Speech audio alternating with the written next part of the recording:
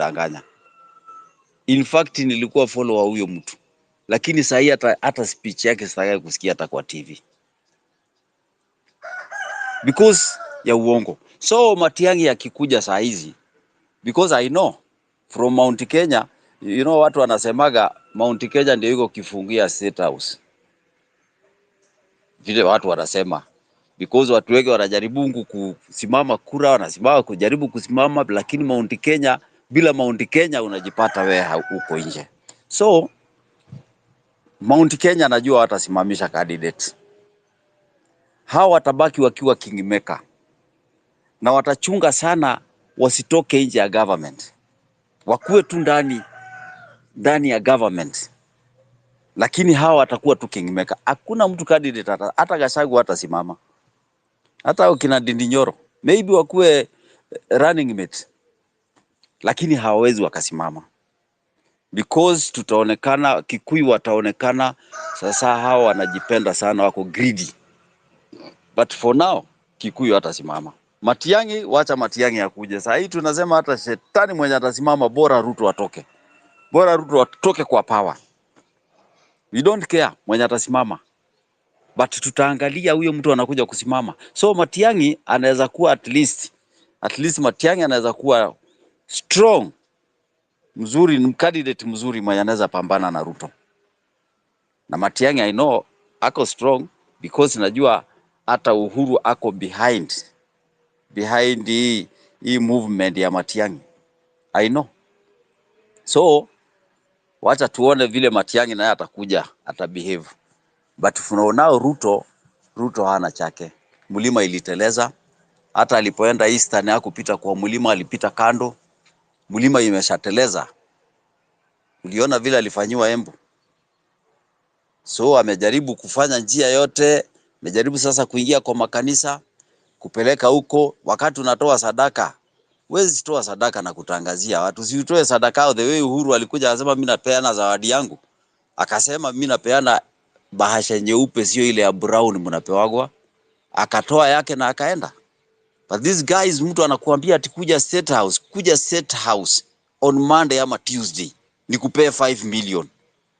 Hata kama wewe ni bishop, wewe mjinga kiwango gani, utaenda State House? Si ukienda State House you are finished. Because sasa ulienda kuhongwa. Tutaona mabishop mlikuwa mnapiga kelele ndio mpewe tokens. So hata the way bishops wanasema watarudisha hiyo pesa, watazikataa. Hata huyo mwenye aliambiwa aende asiende State House, wacha wakae na pesa yao. Although hiyo pesa ni yetu, lakini wacha tuonyeshe tutaki hata hiyo pesa yenu. Hizo token mnatoa, then msaidie watu wengine. So pipi, mimi naunga mkono mwenye anaanza campaign saa hii ya presidential candidate. Mimi naunga yeye mkono. Nimeland. Asante sana kwa hiyo bwana Shusho.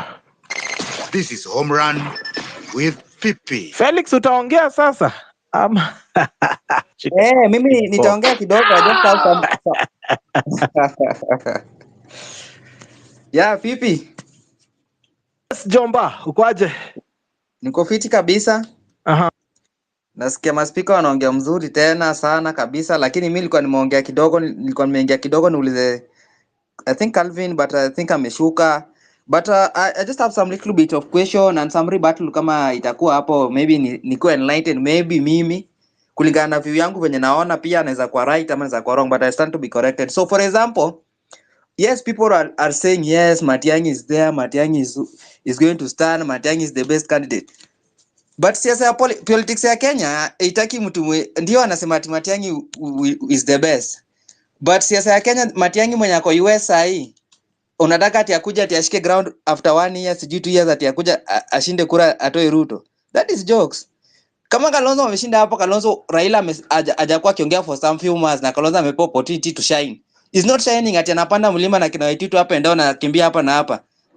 Is expecting to get those votes as ati akwe president. That cannot happen. Kama mtu anataka kiti atoke akuje kwa ground. People time ya Azimio even before Uhuru joined Raila. Mukisa Kitui came. Watu wakaona sasa ndio tumepata the right candidate you have been longing for. Somebody who is smart, somebody who is from where? Mukisa Kitui hata kumaliza miezi 2 ya campaign alikuwa amemalizwa na ground. So hii mambo ya Matiang'i ndio watu wanamsukuma. Don't think that government pia imenyamaza ati wana intelligence ama wana venye wata counter attack Matiang'i. Matiang'i anaingia hapa anaanza kuwa na makesi mingi zenye hata venye ataanza hata campaign itakuwa ngumu kwake. The last time you saw what happened to Matiang'i, juzi hapa nyumba yake kibomolewa hapa karibu, mpaka Matiang'i ametoroka ameenda America. Hata kurudi kwake hapa sijui atakaa atarudi venye watu wanapiga kelele sijui Matiang'i. So we have to look somebody kama wenye wako hapa, somebody who is ready to stand to die for Kenya. Even Kalonzo si ati ako ready. Kalonzo kuna watu wako nyuma yake wenye wanamsukuma. Na let me tell you, watu wanasema ati Mount Kenya watasimamisha candidate. Mount Kenya will simamisha candidate. I'm assuring you that Gachagua is working out on building a party. And that party will be launched very soon, probably by February hapo Raila akisha fail ama akipata hiyo kiti yake hiyo anapigania. So after that is when we will know the direction ya Kenyan politics where it is going. But as it stand, Mount Kenya will atasimamisha candidate. Na mimi kulingana na mimi venye naona kulingana na mimi. Ndio wenye wako Mount Kenya atasupport Kalonzo dakika mwisho kama vile Uhuru alikuwa anasema Mudavadi. Dakika mwisho alisema Mudavadi ni shetani. And that's how he lost those votes from hiyo pande nyingine. But sasa hivi ukiona sasa hivi venye wana support Kalonzo, itafika dakika mwisho they will drop that Kalonzo. Ama mtu mwenye akona anasimamisha sisi tunaenda na huyu. Na hapo ndio utasikia Kalonzo amepenya na akaungana na Ruto na akasema Ruto tosha. Na hapo ndio kiti watasema ati tena watamelo na wamepitia katikati. So we have to look for that strategy. Unajua tusione tu ati tunataka tu tuone ati ndio Ruto si ati ni mzuri. Mimi mwenyewe naona amenifinya kulingana na kitax na kipayslip yangu imejifinya. Lakini watu wanataka kuja kumtoa kwa kiti lazima wakuje na strategy mzuri. Si kubweka kwa internet juu Matiang'i kwa US, it should be in ground fighting. Anafaa kuwa na mobilize watu wake, anatengeneza marafiki. Do you want to tell me after atakuja 2026 ndio mobilize akue president? Ama tutamkampenia hapa kwa Twitter ndio akue president? We need to be serious. Hiyo ndo maoni yangu. So I stand to be corrected maybe, but venye mimi naiona bado hiyo ni jokes. Hii ni jokes. Bado hiyo ticket iko chini kabisa. Lazima akuje na nguvu kwa sababu ticket yenye Ruto anatengeneza pale si mchezo. Ukiangalia hiyo ticket yenye Ruto ako nayo ameshachukua, for example, kama Oparanya ako pale, Mudavadi ako pale, Wetangula ako pale, ako na Credit Baraza, akina Aluale. Alafu huko akakuja ako na timu ya Raila pia amejiunga naye hapa, ako na Joho, ako na Mason Kingi, ako na Salim Vuria, ako na kina Aisha, ako na Jichopevu nani, hiyo ni Mombasa. Sasa you need bana, it's not just talking hivi. Strategy inatakana pale. Imagine kubiti hiyo team, lazima ukuje na pesa mingi na mtu mwenye ako serious. Na ni thorax. Ruto ati siasa safi. Ruto hata kama ni kuua atakumaliza. Siasa yake si ati ni safi wenye ati atakumembeleza kama Uhuru ati anasimama juu ya gari na NDP. You saw what he did to Gachagua. He was very active na hata he doesn't care. Gachagua juzi amekuwa Embu. You saw where he was. Hata kumsalimia jina yake itu kwa mkutano. So siasa yake si safi venye watu wanachukua. He is rough. So mimi hiyo ndo naona. Maybe mwingine anza ribato lama kama kuna issue anaweza sema tu. Asante sana Felix for that submission as well.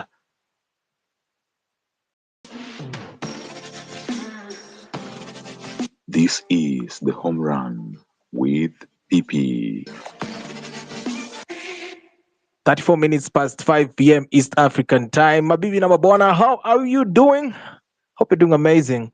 I see Mau Mau is in the building as well. Jambo, Mau Mau. Jana nilikuwa nakutafuta sikuoni mzee. Sijui nani huyo alikuwa amekataa Mau Mau asiongee kwa home run. Can you hear me, Mau Mau? Yes, Peter, I can read you loud and clear. Hope everyone is fine. Good evening, good morning from where you are listening to me and to the space. Yes, I can say that it's a good topic today. We are just asking ourselves, when is it too early?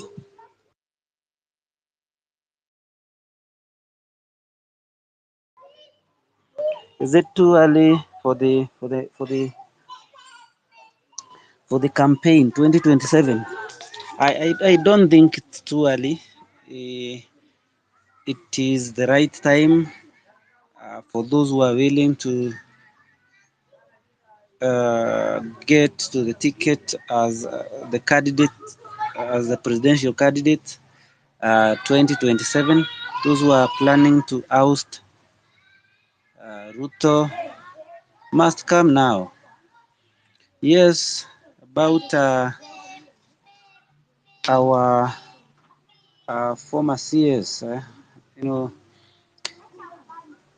Matiangi can become a formidable and a strong candidate if he can avail himself well enough, and I believe he can give Ruto at a tough time.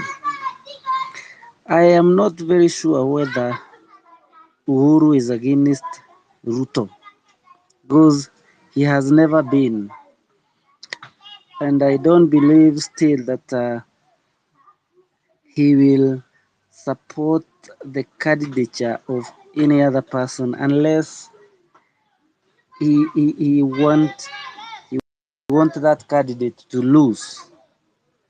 I do believe that probably this time round he gonna support Ruto uh, full time. Last time he was supporting Raila because he wanted Raila to fail, and because Kenyans were not, a majority of Kenyans were not ready to support any candidate, to elect any candidate who was being supported by Uhuru then, because of the policies of the day then. You could see that the life, uh, you know, uh, the living standard then, the cost of living was so high. Cost of living was so high, and this guy was so reluctant when he was being asked, "What can you do about the skyrocketing prices of commodities?"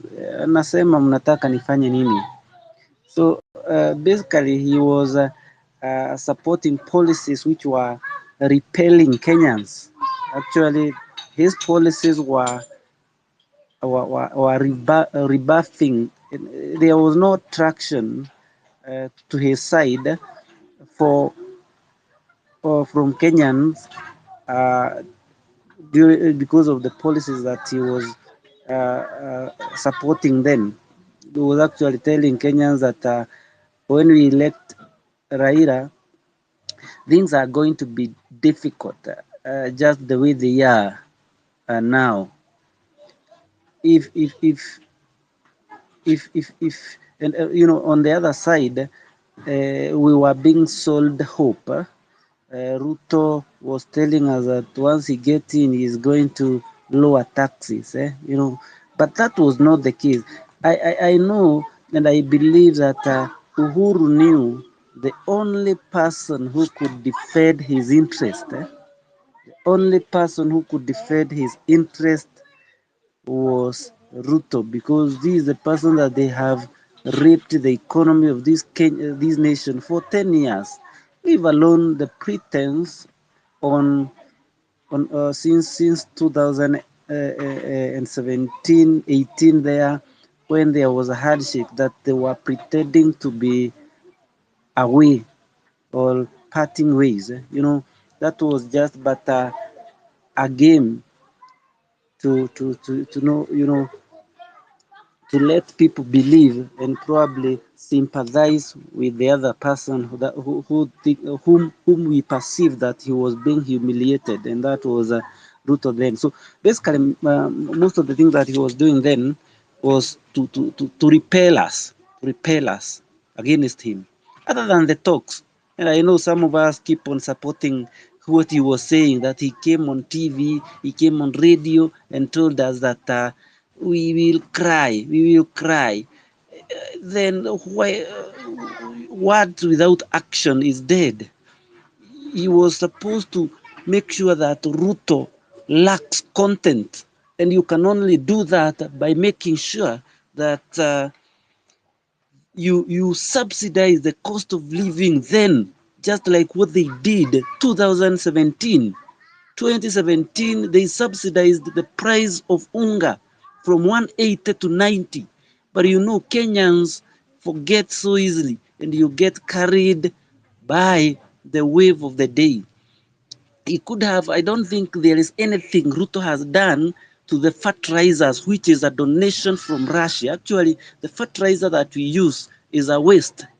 Russia discarded in Africa, and it's not only Kenya where this fertilizer is given for free. The African states are only told to go and pick it and you know, do shipment fee. So the expenses that they incur is only for shipment. You know, Uhuru, and this does not start with Ruto. It was also there with Uhuru, the free fertilizer from Russia, donation. So if he wanted to tell, to make Uhuru lacks content, to make Ruto lacks content, it was possible. It was possible because the only thing that he could have done was to make sure, uh, was to make sure.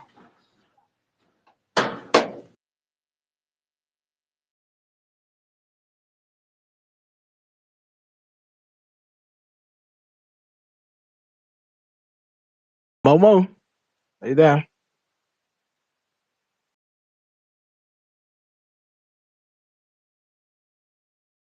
I can't hear Momo. Momo seems to have dropped from the space. Simon, how are you doing? Simon Mideka. How are you doing, Simon? Can you hear me? Okay, I have some news, ladies and gentlemen, shared right there on the Jumbotron. While I'm trying to reconnect more speakers, you can request the microphone and talk to us. Welcome to Home Run with Pipi, ladies and gentlemen. This is Home Run with Pipi. Na kama kawaida hapa hivi kwenye Home Run with Pipi tunajikazanga kufanya mambo different, yani mambo mwax.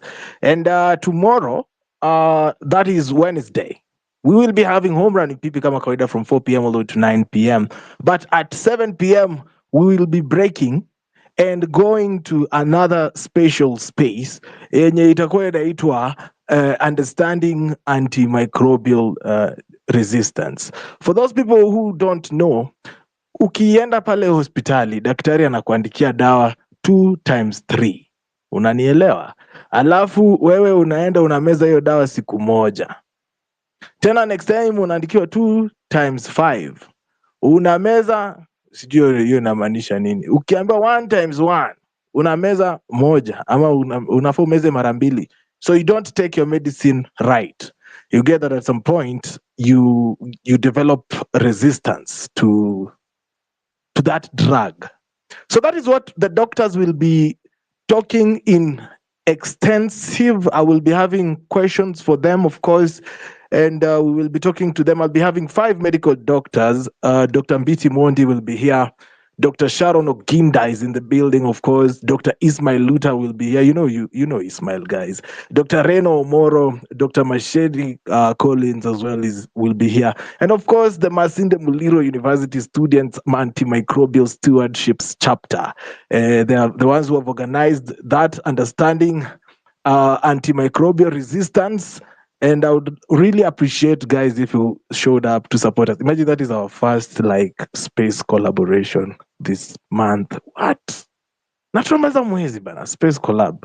Thank you so much as well from the MUST chapter for that honor of recognizing the work that Home Run with Pipi is doing. And of course, you guys showing up for Home Run with Pipi has made us a brand that people want to associate with. And of course, the level of conversations that we hold here on the show have made us noticed. So retweet that tweet yenye nimeekelea hapo hivi kwenye Jumbotron, of course, where we are telling people that tomorrow on Home Run with People we have a special edition after the trending topics from 4 p.m. to 7. Social conversations, engaging topics on your phone anywhere. This is Home Run with Pippi. It's a big thing. It's a big thing here for Home Run with People, you know. Yeah, because right here kwenye Home Run with People, we have been having what we call Wellness Thursdays. And Wellness Thursdays, we basically talk about health, mental health, and all that. So for us to have actual doctors in a full speaker panel, it's just something that I like. Nimefurahia sana, by the way. I'm going to enjoy it tomorrow, of course, with questions. Of course, we've had Dr. Mbiti Modi speak, very powerful speaker here, Ismail. So yeah, it's going to be big. So make sure you find time and tune in kama kawaida. But right now today kwenye Home Run with Bibi, siku hii ya leo tunafanya kazi gani? This is Home Run with Pippi. Kama kawaida mnavyojua Tuesdays tunakuanga na kitu ambayo inaitwa State of the Nation.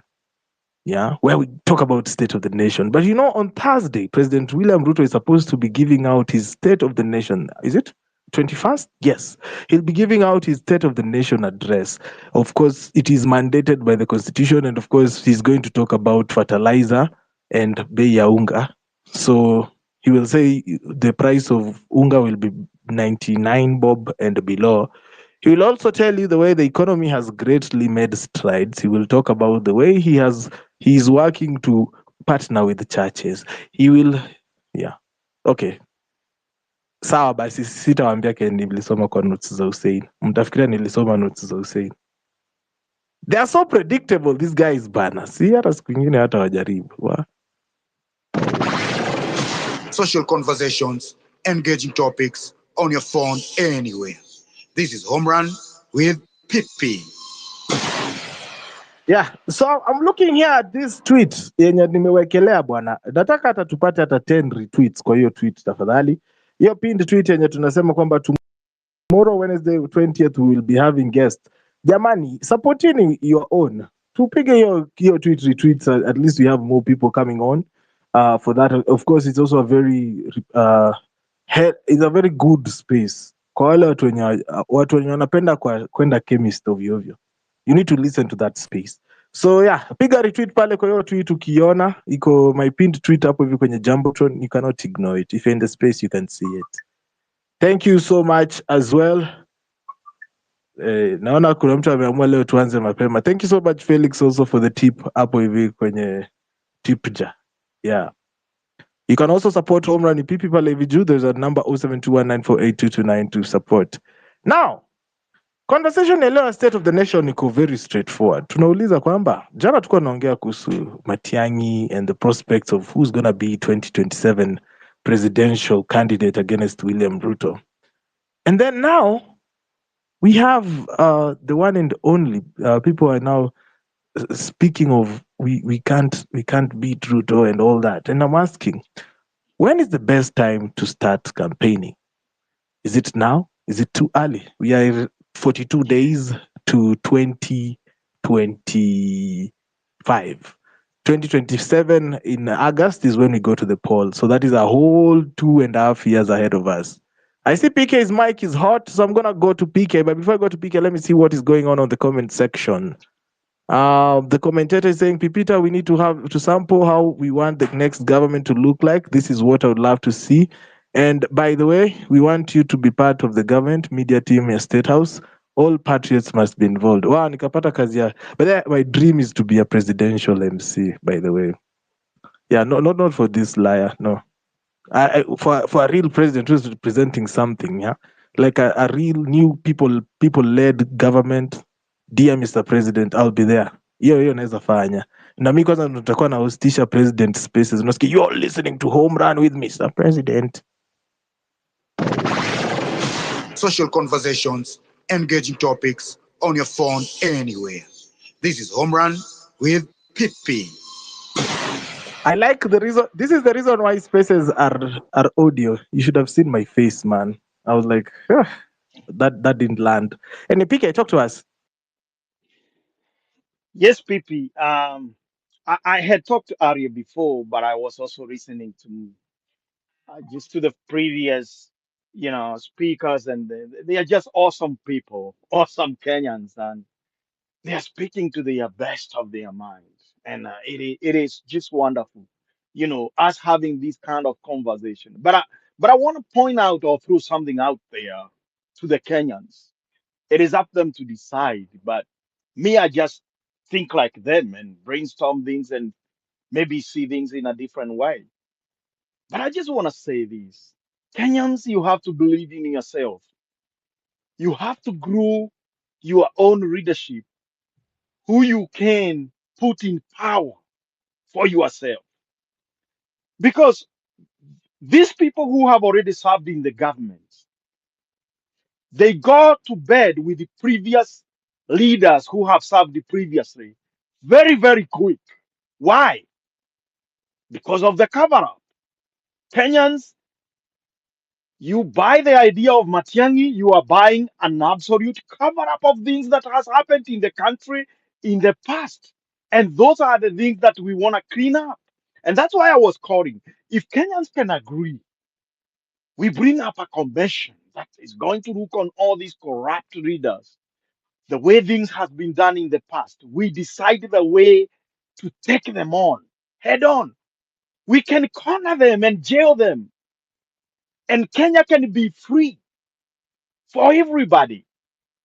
We can compensate the country by taking up the wealth they have acquired through these corrupt deals, even if we don't jail them, just to set a precedent or an example how the people should use power, you know. But I feel Kenyans are always excited to see somebody who has been there before, somebody they feel they can connect them with, but they are not conscious about the things that has happened to the country that are bringing them to the knees. Now they say they are suffering. This is this, this is the way of thinking I want to bring up to people. I mean, young people, come on. If a brand new leadership that is going to agree with the public that we are going to overlook at these ailments of corruption, bad governance, you know, and unworthy delivery of services to the Kenyans. We are going to look to them holistically and we see the reason why. How many signatures has been paid by the president for deals from people outside the country that is crippling the economy? We look at things holistically in every dimension. And we want a president that will be there for 5 years, not to do any development. I mean, not to bring anything new, but to fix what has been wrong in the past so that we can be able to ask ourselves to the present. But I like your passion, I admire it. Yes, Matiang'i is good. He was speaking his mind. He was the man who was putting the chest forward when he's putting up the policies. Yes, he was a good man on that in that way. But understand, once Ruto came in power, the very first person they tried to pursue was Matiang'i. You don't understand or know the deal that was put in place for this regime not to pursue Matiang'i the way they could have tried to obliterate politically, him politically. I mean, we have to open our eyes in a 360 angle. We are looking at every dimension of this country and how things can be and how they need to become. We don't just to close our eyes and dimension ourselves in one way. Oh, Matiang'i is good. He was walking in classes. He was doing yes, he was a Kenyan and was doing good. But is he contaminated? That's up to the Kenyans to prove. And I know he is. I know he is. He knows things that went wrong in the regime he was serving.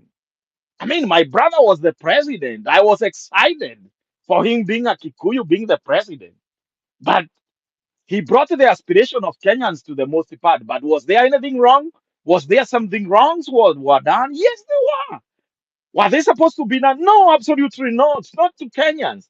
I don't care who tribe the president you come from. But what I know is that you bring justice and equality to Kenyans. When the life is good in the mountain, the life should be good in Eldoret. If the life is good in Kisumu, I mean, the life should be good in Mombasa. You know, Kenyans, let's not close ourselves to the way of thinking. Let us look things in a wider way, and we look things in a posterity way. The president that we are aspiring in 2027, we don't want any development. Kenya don't need any development so far. It need a correction of wrong from the past. You put a country to the trajectory of ushering to the new country that will be moved by the rule of law and the policies that make common sense. You know, I'm just bothered. I just listen. I mean, Kenyans, you good, but don't forget, don't forget, we were told after 2 years, you guys, you are going to cry. It is happening. Oh, the guy we did not listen. Today he's an angel. He's doing good. He's behind the guy we are trying to push right now. I have heard Kenyans saying that. Well, Kenyans, are we going to fix this country in a better way using the old version? I mean, come on, give me a break. Give me a break. You know, we can't be putting old readers on our on our chest. Then we tend to live in the abdomen, and anything they puke we swallow. Come on, Kenyans, get out of the way. Understand your future is contained by the decision you make today. Come on, this economy, this country is great, has got good things, hardworking people. I mean, I like the energy of the population. But when you go to the ballot and the way you think who should start, I mean, you lose the way and you lose it terribly. You lose it. This time, Kenyans, just understand you are not going to be a close minded population. You are not going to be a close minded people when you are going to the ballot. Look at the country today and in the future. We don't need any development that will be sung in the podium on top of the cars. That's not what Kenya needs right now. Kenya is sick by the past. We can get to the balls of these guys through a lawful way and squeeze them through the law, right? We get the stuff they have accumulated, the wealth they have accumulated. How do you tell me? And this question is asked by Kenyans all over on the internet here in Pipita's show, that show us what you have invented. Show us what company you are running. Show us the background of wealth of your family for you to be a billionaire in Kenya other than serving the government. I mean, we have made government to be the only source of accumulating wealth. And Kenyans, you tend to understand and appraise that. Come on, if you can't afford a packet of unga, and you are still singing the song of people who have been there in the past in the government, or you can afford to feed yourself, but you can't afford to pay the school fees for your child, right? Either way, or you can afford your to pay for your sickness in the hospitals, for your health. Understand there is a wrong thinking in you when you come to the ballot. I mean, I am not of the person that is going to buy these old people shenanigan ideas. No, I know young people have the energy. They have the power of the vote, right? They have the brilliant mind and young mind that are going to think in the modern ways, not the past, right? And they can take up the mantle and put this country for all generation to enjoy. And tell the old guys, hey, you did wrong. We are going to do the right thing for the country. We are going to put you on a task to make sure where you acquired your wealth, We are not going to harm you, but we are going to follow the law. And we can be happy to see the tug of war with Kenyan people, with these billionaires that have acquired wealth in the government. We can do that. I mean, Pipita, I don't want to take much of the time. I want other people's to come, and I just want to yield this mind. I can talk all day long. I mean, it is good we can go together and usher the new day for this country through the young people. Believe in yourself. Continue to see good in yourself. Don't see Luther as an animal or as a monster that will crush everything. Do not buy that. That is fear. Come up and say, I'm strong, I'm a citizen. I can vote the way I want. I can choose the leader that will bring to me a bright future. And I can say no to corruption. Pipita, I just want to yield the mic. Thank you so much for that submission, PK. I see Luca Matoke has joined us. How are you doing, Luca? Can you hear me, Luca? Ala, ni kama Luca aliingia na akaenda meeting zake.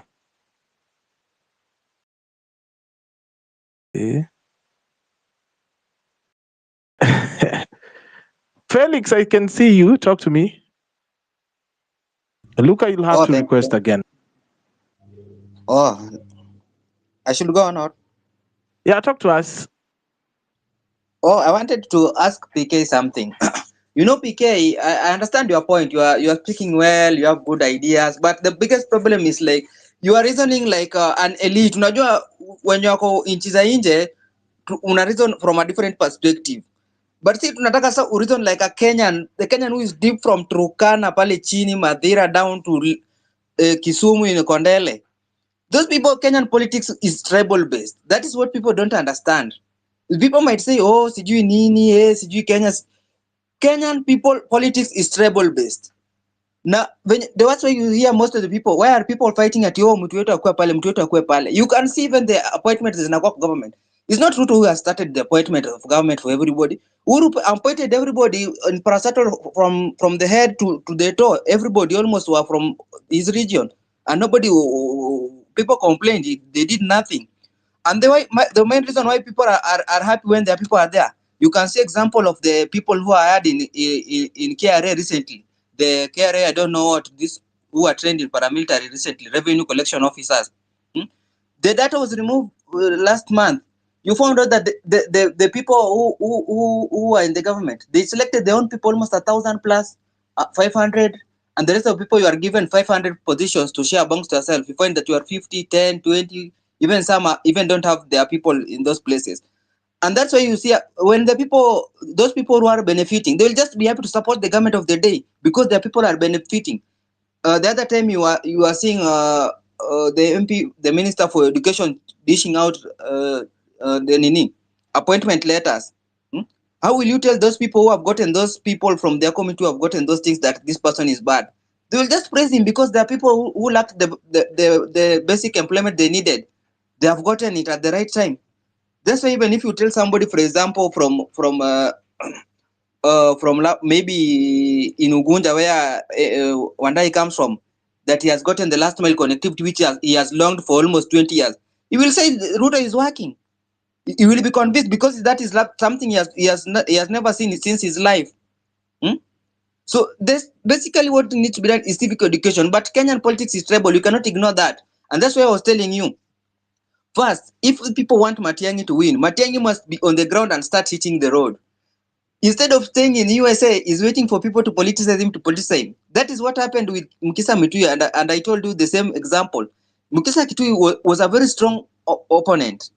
And somebody Mau said something here, which I see is which I didn't see it coming. Uhuru, the way I see Uhuru, he might join Ruto hand in 2027 to support his interest. You know that currently they have not been in good terms because some of his companies have been in sham with the government of the day. But for him to achieve those and the things he is doing in Northland City and so forth, he must support the government of the day. So I see his hands coming there. The way he came on in Embu, I see the same you will support Ruto in 2027, and that might also change the demographic of voting pattern.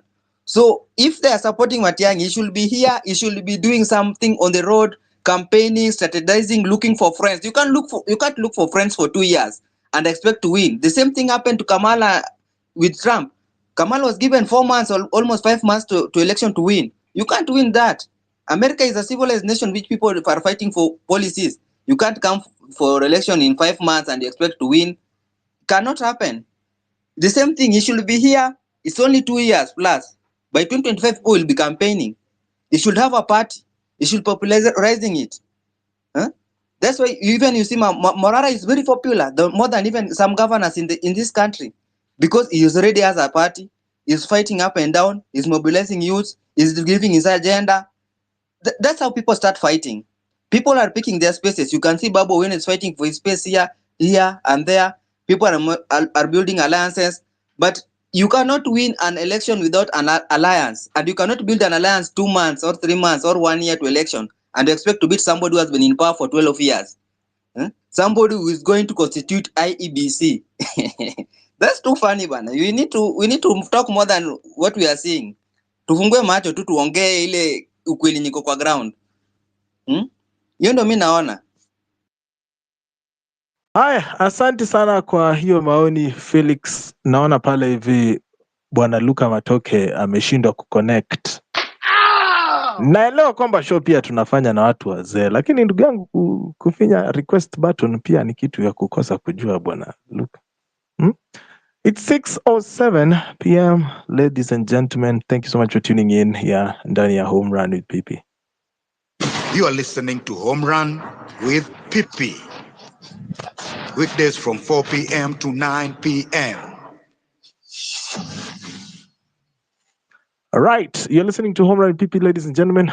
You can support us here on the tip jar 0721948229. And of course, we are having a very important space tomorrow. It's called Understanding Antimicrobial Resistance. Yeah, and I'll be having a panel of 5 medical doctors, and of course, I have pre-med students from Masinde Muliro University. Hey, and today I'm nice with the words. Masinde Muliro antimicrobial. Where PP? Yeah, antimicrobial will be in the house, of course, and they will be here to talk about what is microbial resistance, and of course, well, come on, end hospitali, and the importance of completing the dose, and what are the effects of overdosage and underdosage, and all those things. You know, medical jargon. I have the questions, of course. I'll be dropping them for them, but make sure you retweet that tweet so you can have as many people as possible to come. Mambo ya wellness is very important. Now that Shah has shared, we need to be taking care of ourselves. So make sure you retweet that tweet. Iko hapo hivi kwenye pin so that many people can see. I can even read you the doctors that I'll be having on the panel. I have Dr. Machete Collins. I have Dr. Reno Omoro. I have Dr. Ismail Luta. I have Dr. Sharon Oginda and, of course, Dr. Mbiti Mwendi. So, yeah, make sure you tune in tomorrow at 7 p.m. all the way to 9 p.m. Of course, Home Run PP will run, as usual, 4 p.m. all the way to 9 p.m. So we'll be breaking for that important space. I really want to hear. You know, most of these times we try to get experts. We can't get them. Today, Mungu ameniekea nyota. We have 5. So tomorrow is going to be an amazing day. Make sure you show up for that. But today, we are on State of the Nation, and we are asking the country politics. We cannot ignore the political landscape is boiling in a chemuka. The political landscape in a boil, and that is the truth. Question here is it too early for the politics? Because yesterday we were talking about the possibility of Fred Matiang'i also becoming a presidential candidate, you know, and the people are there who are saying no, there are people who are saying yes. Of course, social conversations, people went home at the end of it all. But today we are back here again. I see Malia Davis is here with us, but Mau dropped before he finished his point. So I'm going to hear from Mau, give him like 2 minutes, then I'll go to Malia Davis, of course. So Mau. Yes, Pipita, I hope I'm audible. Yes, loud and clear. Yes, loud and clear. Uh, Good. Yeah, I was making my submission and uh, uh, uh, unfortunately I dropped. You know, there are people when we were approaching 2022 general election who are for the opinion that Ruto can't become president because historically we have never had a vice president vying for the first time and becoming president. You know, all manner of philosophies that, you know, you saw what happened to Uhuru Kenyatta in 202. He attempted and failed. You know, Kibaki had tried severally. The reason why Uhuru became president in 2013 was because he had failed earlier in 202. You know, but to the contrary, Ruto defeated all those myths and narratives that were being adduced by those that were against him then, because they were only doing that out of sheer hate, and because they didn't want him, there. And now uh, we have a situation where people are now bringing some other narrative that Ruto cannot be ousted.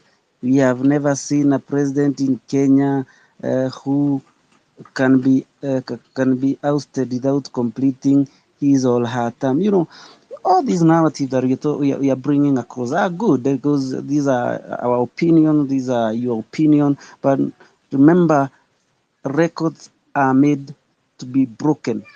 And there is no way you can tell us that Ruto cannot be ousted out of the position without being there, without attempting, telling us that Ruto is putting up some, a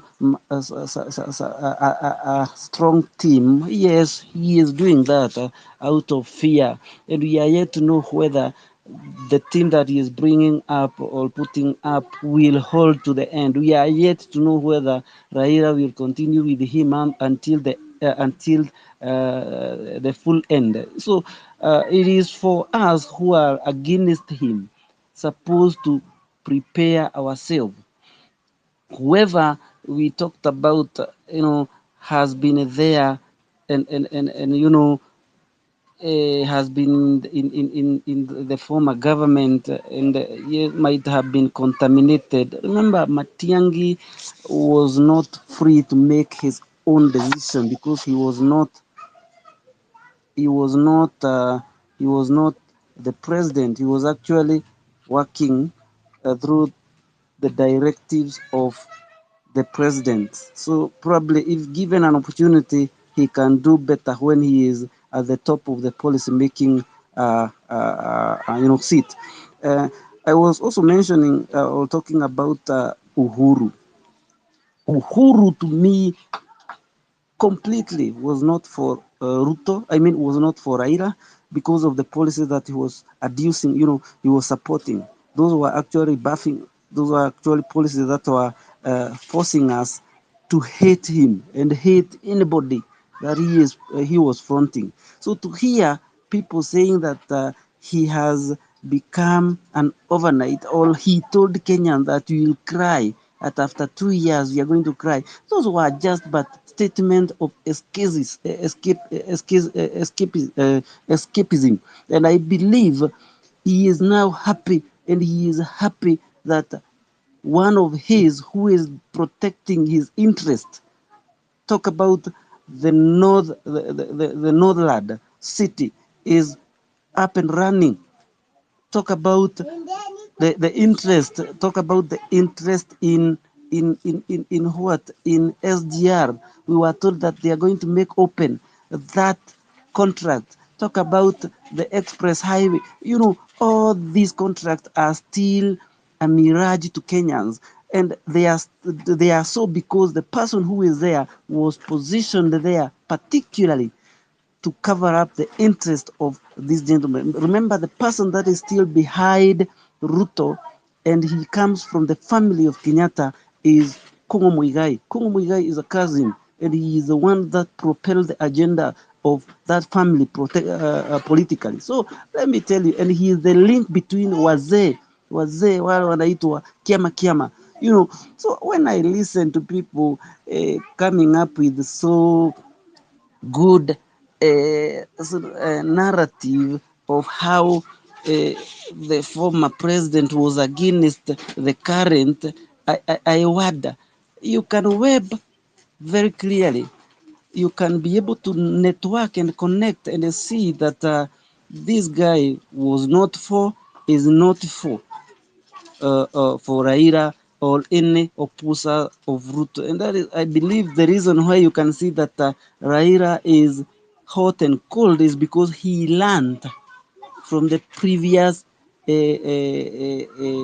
era that he was duped, and therefore he cannot manage to put his eggs, all of his eggs this time round, in one basket, like he did last election when he was expecting that the deep state and the system is gonna work for him, and that was not the case because the deep state was working for the opponent, Actually, who they say that overanalysis create paralysis. So I might be analyzing too much, but from my analysis then, if you go through my Facebook, I did it in 2012, and I said that, no, in 2021, that going with what Uhuru is doing and what is saying does not end up, and probably these a plan to dupe Raila and his team and campaign for Ruto. This time round, we must be very vigilant. We must not buy to this nonsense of people telling us that this guy needs to come early, or this guy has been in the government and he can't make it. That is somebody who is working together or working for the government. Any person that is showing that he can be able to fight and do good, and 1 minute, Moma. if that person has had a good track record, like what we saw with our friend Matiangi, before we talked about being contaminated, and those who are saying he was contaminated because of the lad saga, they are the one now who are in the government and they have done nothing to him.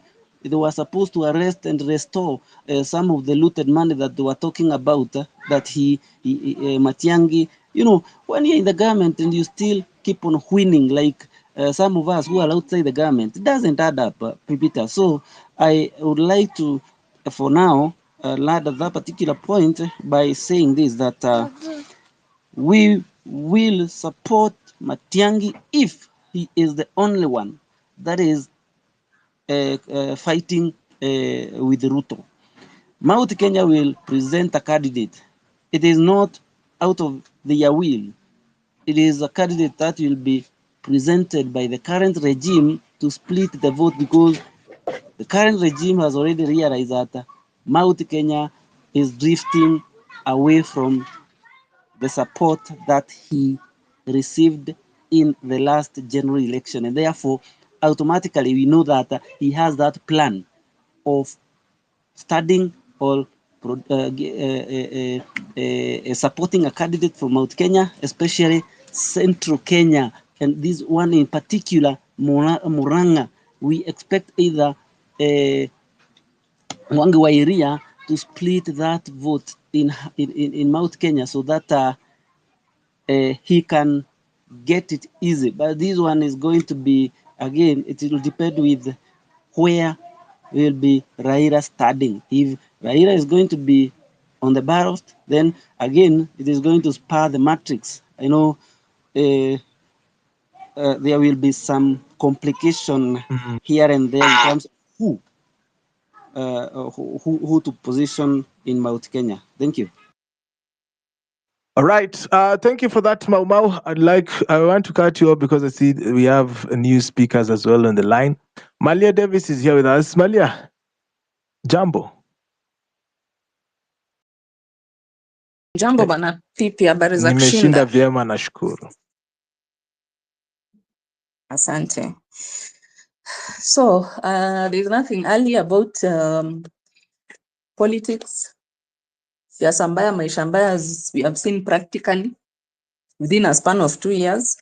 Somebody who was campaigning for a good 10 years has brought us to a law which we have hardly seen in this country. Kenyans are in despair. Kenyans are dying.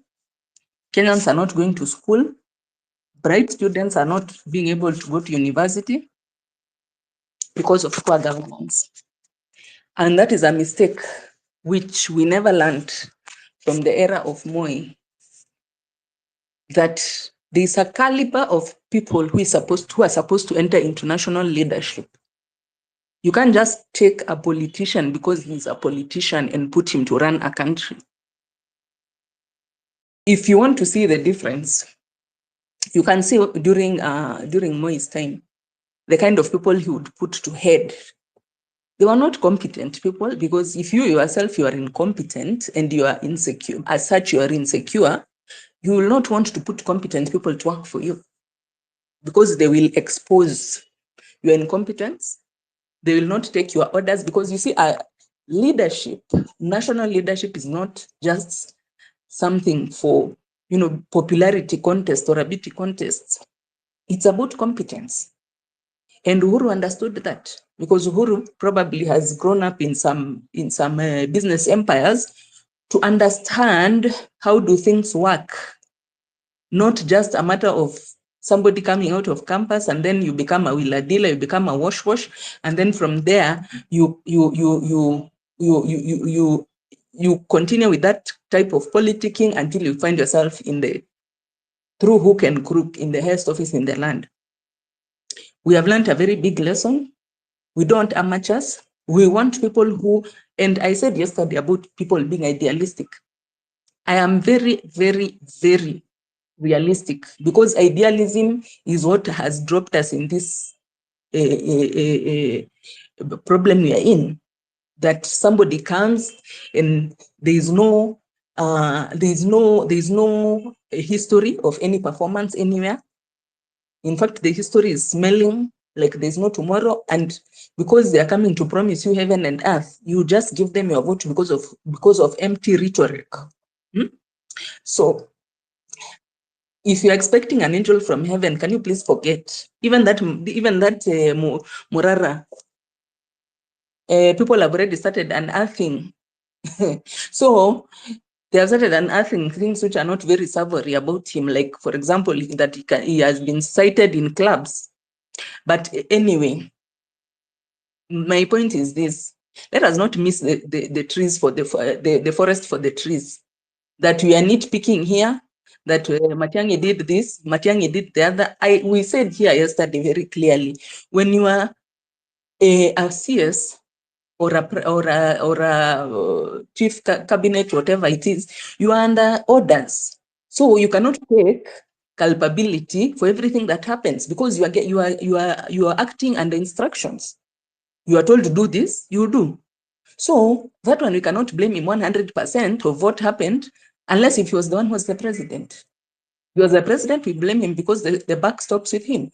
But as I told you, in some of these dockets like security, sometimes, or even other cabinet posts, you find that the CS is not even the one who's being given the orders. He could have been, he's the one who is there as the head, but Kibishu is getting orders directly from Uhuru. That's very possible. It happens very much. Those who have worked in government know that. You can be a CS and the president is working with the PS. We unakuwa tu ceremonial. So we have to come out of that mindset that, oh, he grabbed Ruaraka. I don't know. No. If you're looking for an angel, my friend, you better die and go to heaven. Here we are on earth, and Kenya for that matter. So there's no angel who we are waiting for to come and take over this seat. But the thing is that Dr. Matiang'i has proved over and over his competence. and that he's able to deal with cartels. He's able to deal with the very big problem we are having in this country of lots and lots and lots of cartels and deeply entrenched corruption, which is affecting the whole country, which is affecting every sector in this country.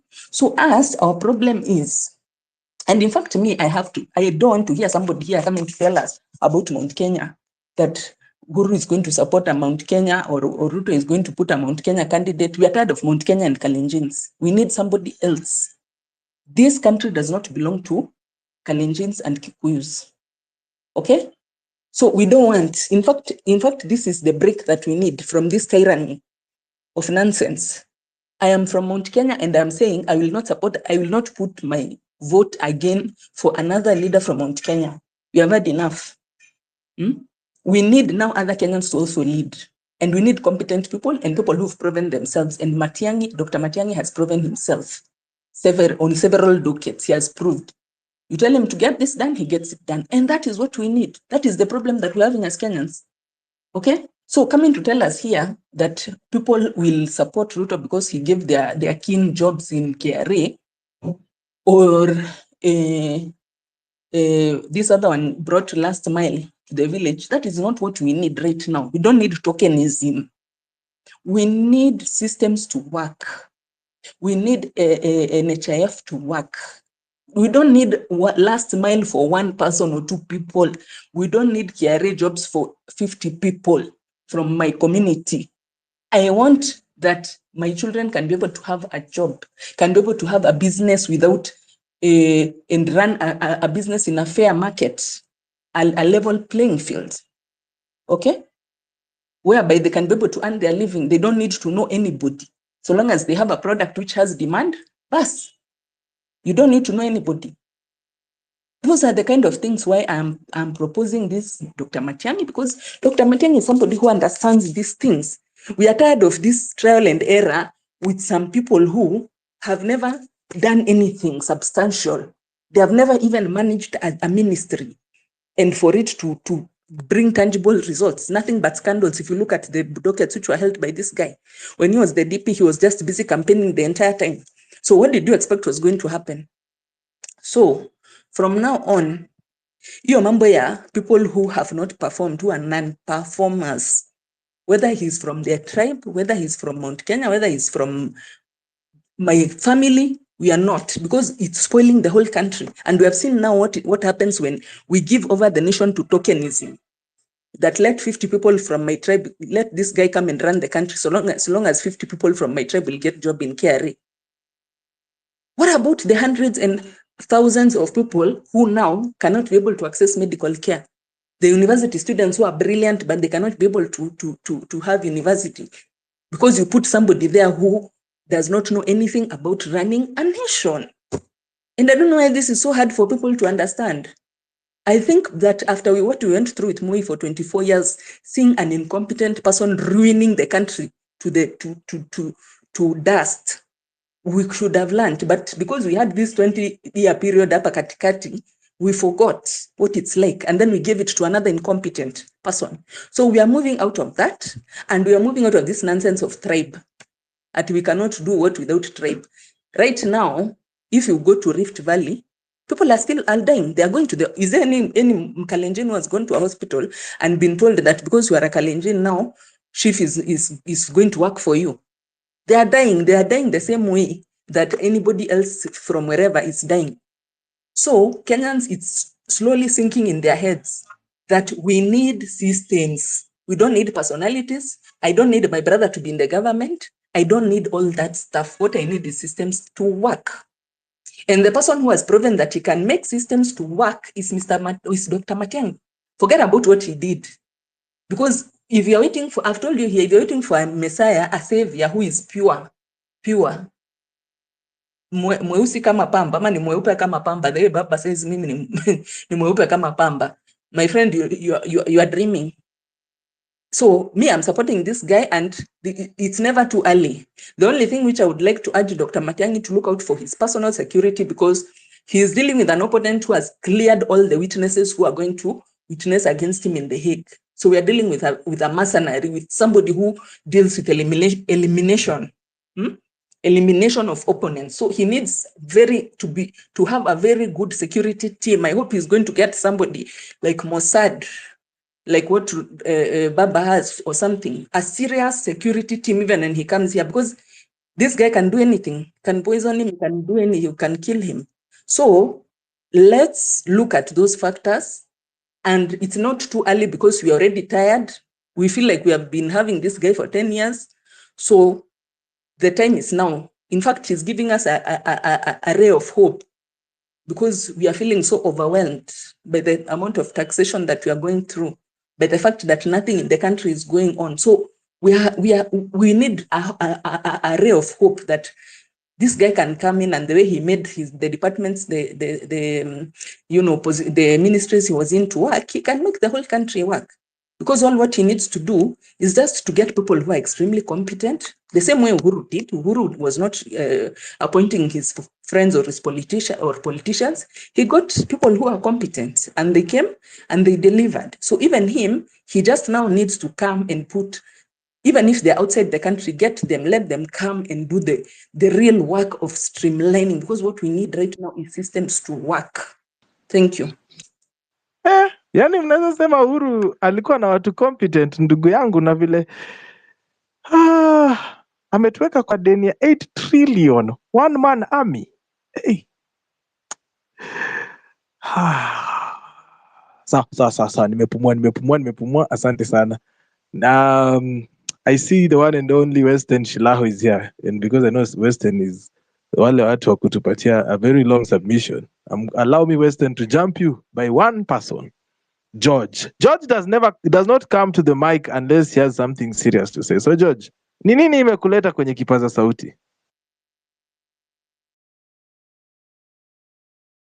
Are you there, George? Unmute mic. Yes, I'm there, PP. How are you? I am well. Karibu sana. Asante. It's been a while.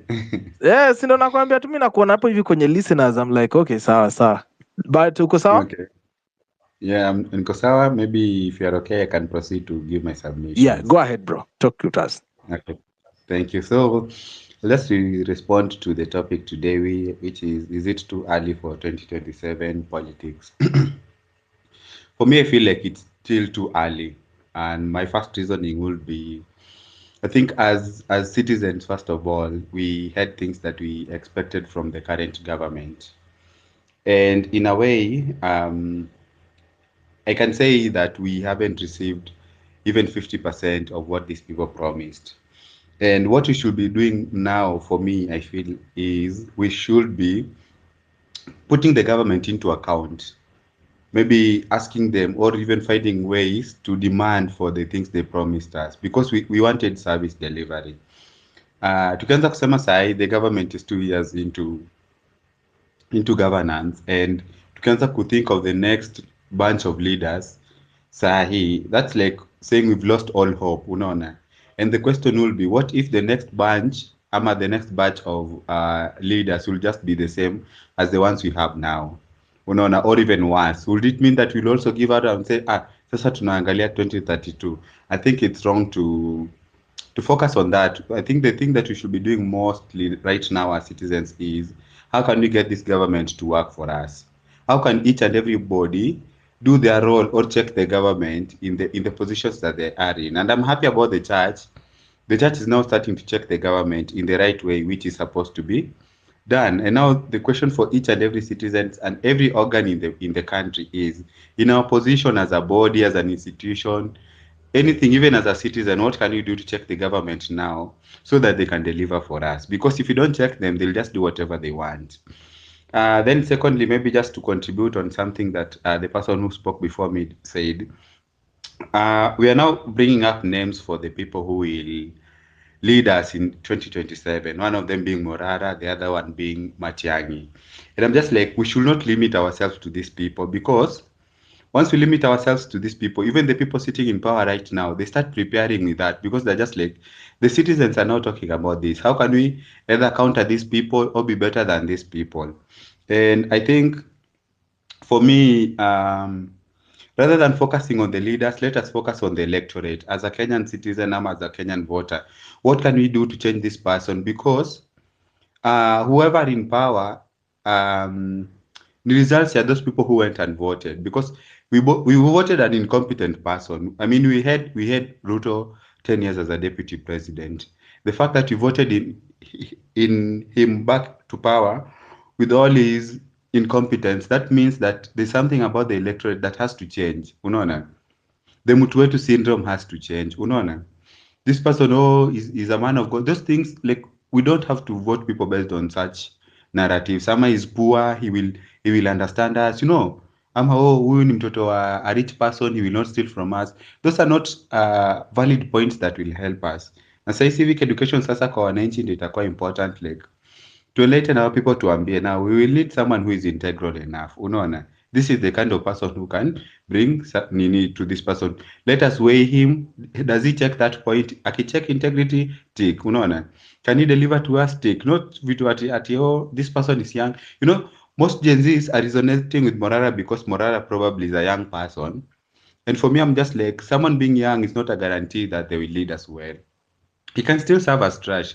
I mean, in the parliament, we have young parliamentarians who went there and still never delivered as we expected. So I feel like maybe CC as an electorate now, we have to start thinking of what can we do to change the leadership. Ama hiyo wakati ikifika, are we really prepared for that moment? Tusifike ati tena 8 million youth hawana voting cards, they won't vote and won't make any change. Those are the things we should be changing now. Now, how are we going to vote for these people? Do we want what kind of Kenya do we want by that time? Unaona, those are the things we should be discussing now. Unaona, si ati nini ya 2027. Thank you sana, PP. Thank you for that submission, Bwana George. Of course, it's always a pleasure to have you here. Naona Bwana Weston Shilaho is here with us. Talk to us, Weston. Thank you, Pepita. Thank you so much. Greetings to your audience. Pepita, you're asking, is it too early for 2027 politics? Pepita, have you ever seen these people abandon campaigns and do something else? Have you ever seen them? These people campaign 24/7 from one election to the next election. In fact, after the Supreme Court has pronounced itself on the presidential petition, they start talking about the next election. But they're back on top of SUVs and addressing church functions and funerals and barazas all over. Have you ever seen them working? So the question is a moot one. These people campaign non-stop. In fact, a visitor coming to Kenya at any one given time will be mistaken to think that an election is happening tomorrow or next week.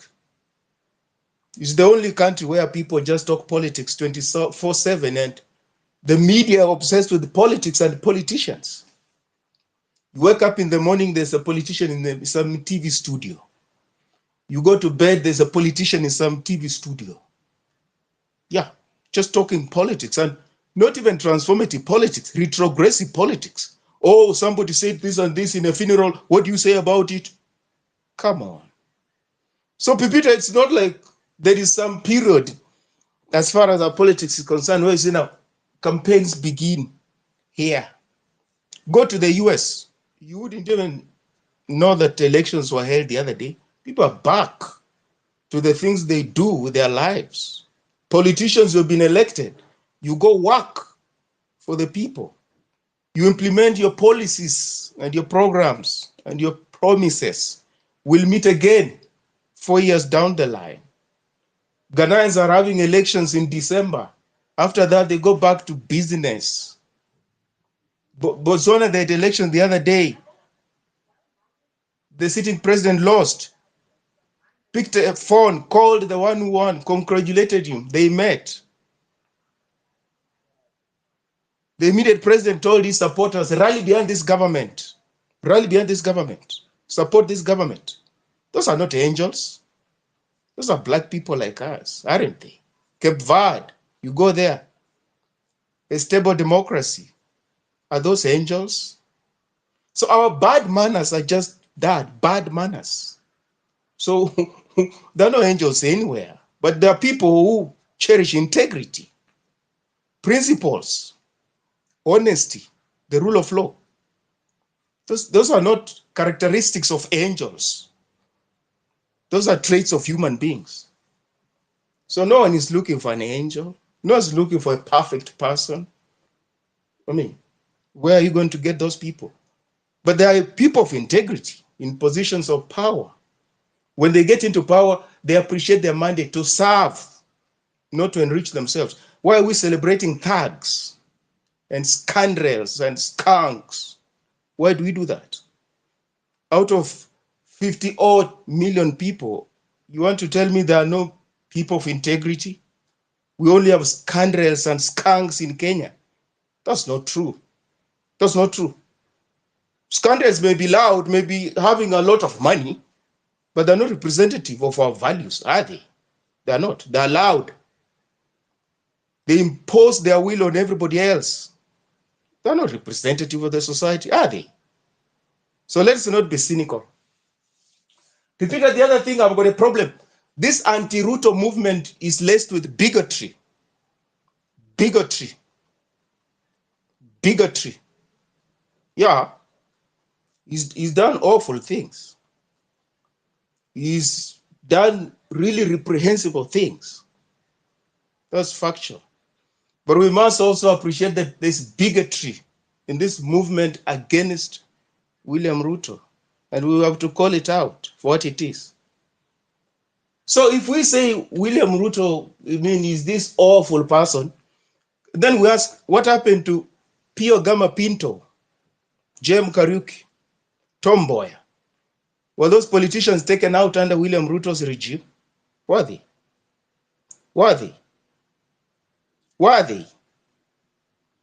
What happened to victims of post-election violence 2007, 2008? And if you see the reports and the statistics, majority of the victims were taken out by state apparatus. What happened to those people? Were they taken out under William Ruto regime or Daniel Moi? Were they? Were they? What happened to the elections of 2007, which was stolen and we almost dissolved into civil war? Did that happen under William Ruto? Did that happen under William Ruto? Did it?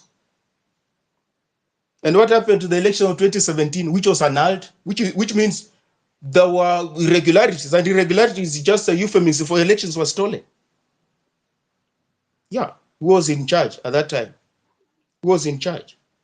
Okay, we can say William Ruto stole because he was the deputy, but who was in charge? Let's be honest. Who was it? So this revisionism is not going to take us anywhere. For us to think that Kenya was working from 63 until 2022, that's when we fell into the abyss. It's not true. It's not true. It's rewriting history. We're cherry picking. That's what we're doing. It's not going to take us anywhere. We're cherry picking. The country was just as atrocious under Jomo Kenyatta as it was under Daniel Moi, as it was under Mwai Kibaki, as it was under Uhuru Kenyatta. Yeah, and we must admit, for that is what will enable us to get the country working. But this cherry picking that, oh, we've got some, individuals who worked for Kenya and there's, well, Daniel Moi came and destroyed. What did Daniel Moi destroy? What did he destroy? Who was subjecting people to oath and saying you can't vote for this person and that person? Was that Daniel Moi? And these things are written in the history books. Was that Daniel Moi? Was it? Was it? It was not. It wasn't. This polarization we see in the country, when did it start? Harmony, this ethnic disharmony, where we define one another as mortal enemies.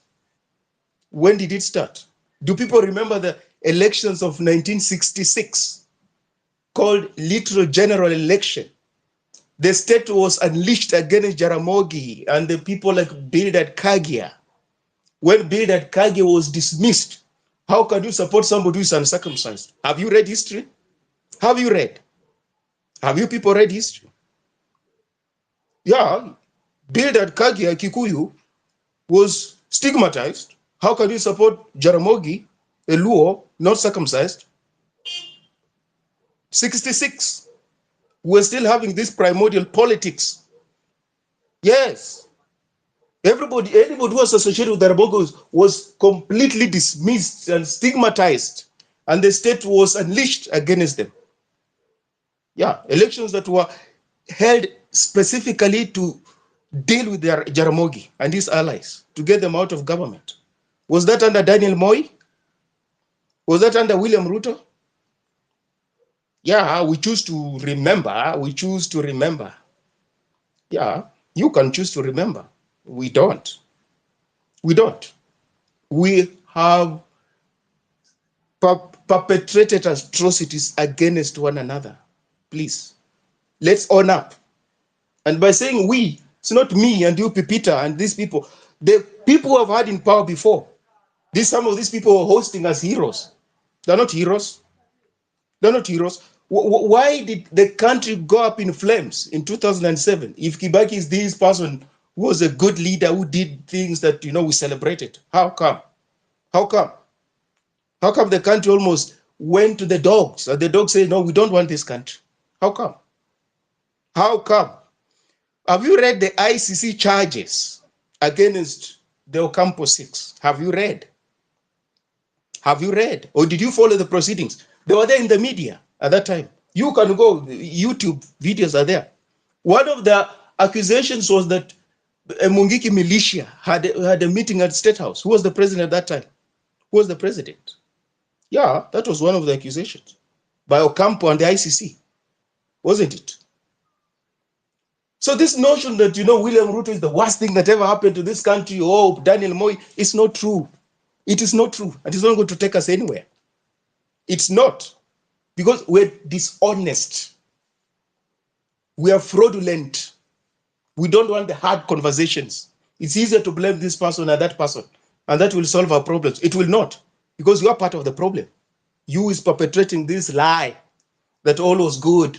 From 63 to 78, the country was working. From 78 to 2002, there was chaos and barbarism. Everything went to the dogs.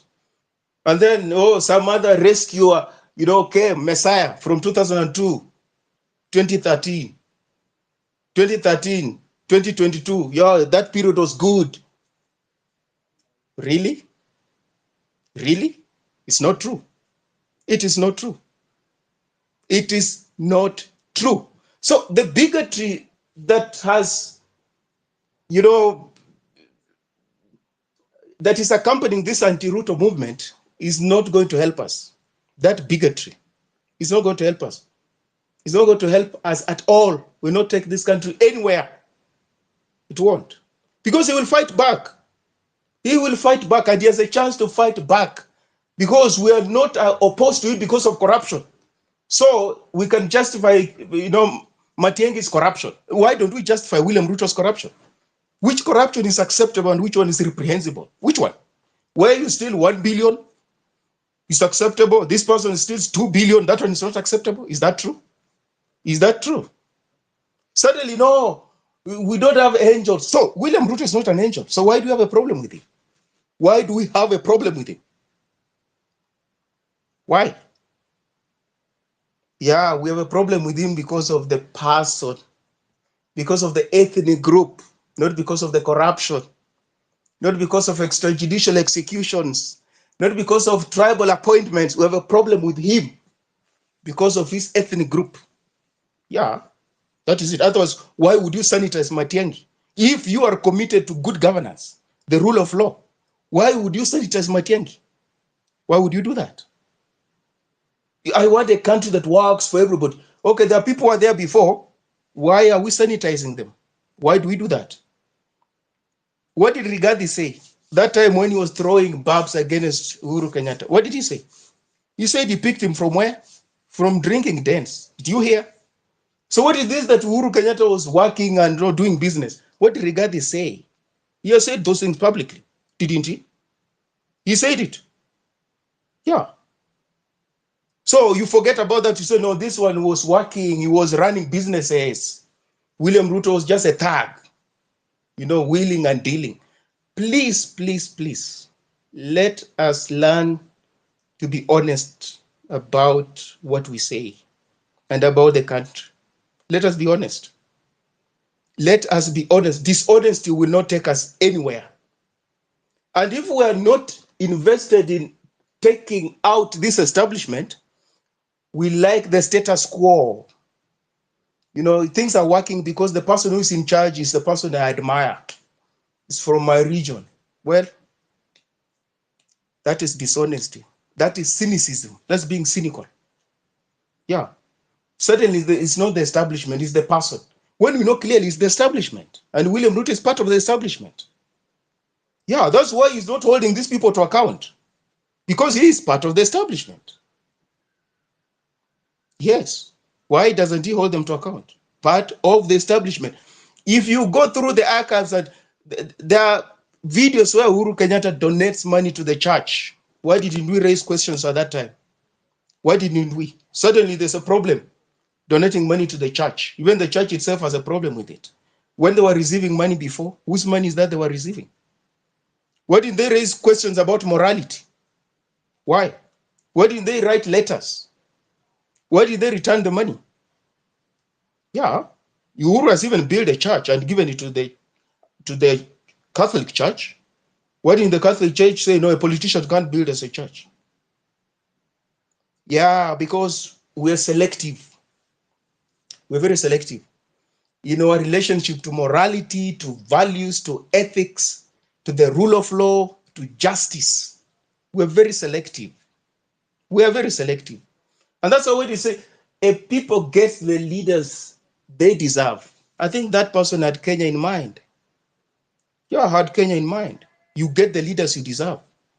You had Kenya in mind. Others wouldn't be somersaulting like this. Gymnastics. When it comes to fairly grave issues, we can even try to justify, and that the people will hear us and think that we're making sense. Which sense are we making? Which sense are we making when we're justifying rot?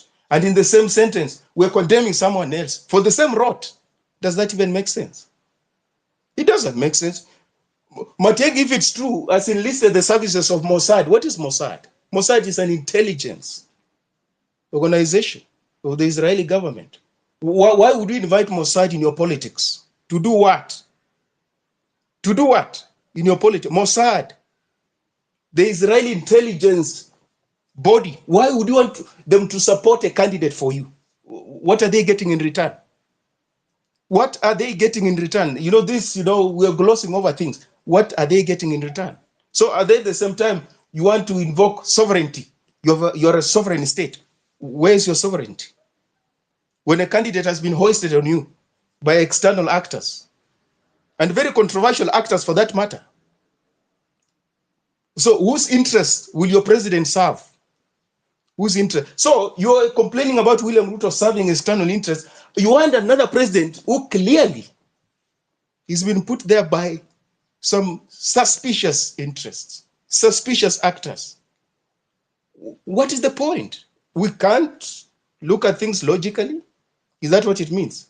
So you say, oh, Matiang'i didn't have a choice. What choice? What choice? In criminal justice, for them to establish that you've committed a crime, they look at three things. Did you have free will? Did you have knowledge of what you were doing? Did you have freedom? Then they can establish you committed a crime. Matiang'i could have resigned. If the instructions he was given, he couldn't agree with them, he would have resigned. He could have resigned. He should have resigned. He did not. So how do you blame the president? How? Read the European Holocaust. Read. Those who took Hitler's instructions were tried. You could not go to court and say, no, Hitler gave me instructions. I sent these people to the gas chambers. No, you had a conscience. You knew what you were doing was wrong, morally reprehensible. Taking people and gassing them. That's wrong. They were tried, weren't they? They were tried. individual culpability. Your mind was working correctly. You know, it's not like you are a mad person. You knew what you were doing was wrong. So why would you blame the president? Why would you blame William Ruto? When a minister carries out clearly reprehensible and illegal instructions, why would you blame the? Was he mad? Was he mad?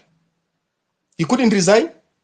He couldn't refuse. You see how we justify the wrongs that are happening in our government, and at the same time we want to blame people. No, there's a lot of corruption or extrajudicial executions or tribalization of the state. But the same things we can find reason to justify when they are perpetrated by other actors. How is that normal? It's not normal, is it? It can't be normal. It's not normal. So why are we not consistent?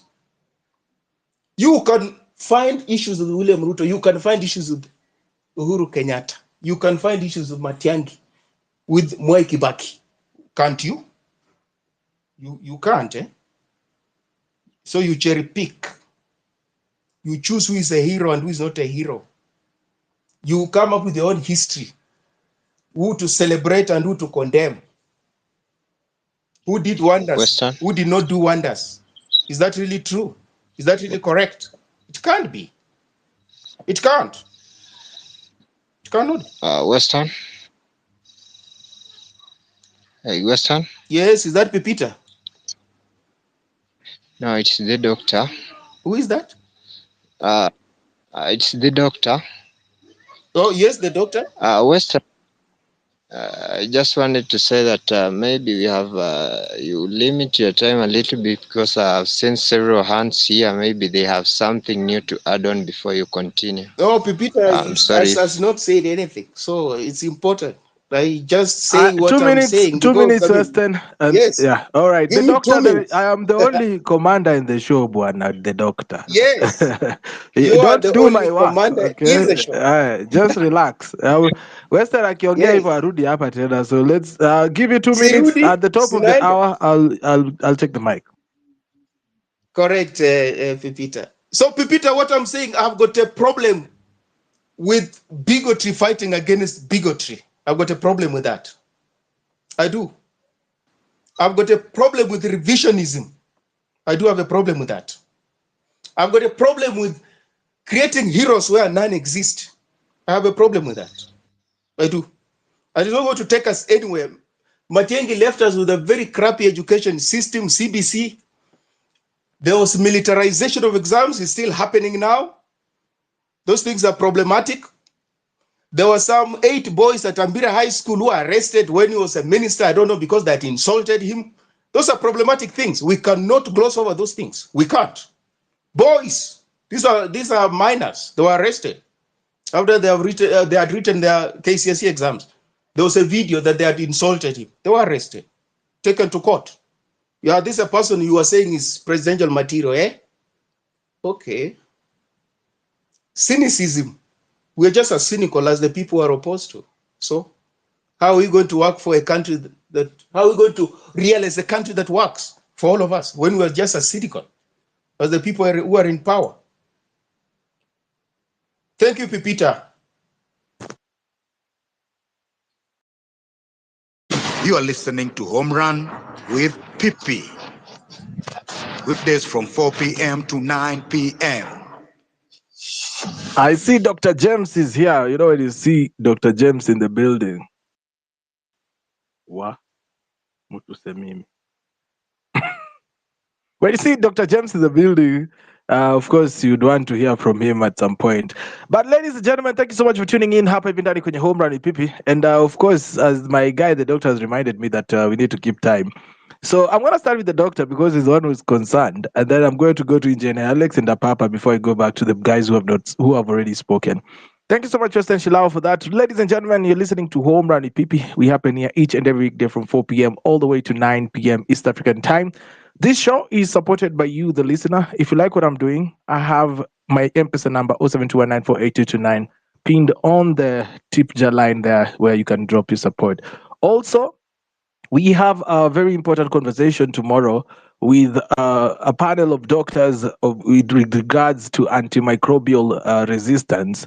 And of course, I have a panel of 5 doctors who will be seated down with me here on Spaces from tomorrow 7 p.m. all the way to 9 p.m. And I think it's a good thing that you tune in for that and listen in, of course. So otherwise, let's keep on interacting. Retweet the tweet that is there on the pinned. I see the doctor. Talk to us. Thank you, Pipita. I want to somehow disagree with what Western was saying, that we can just correct this regime of William Ruto rather than coming with issues like the foreign government was zilikuwa mzuri or whatever. But Western, I would like to ask you a question.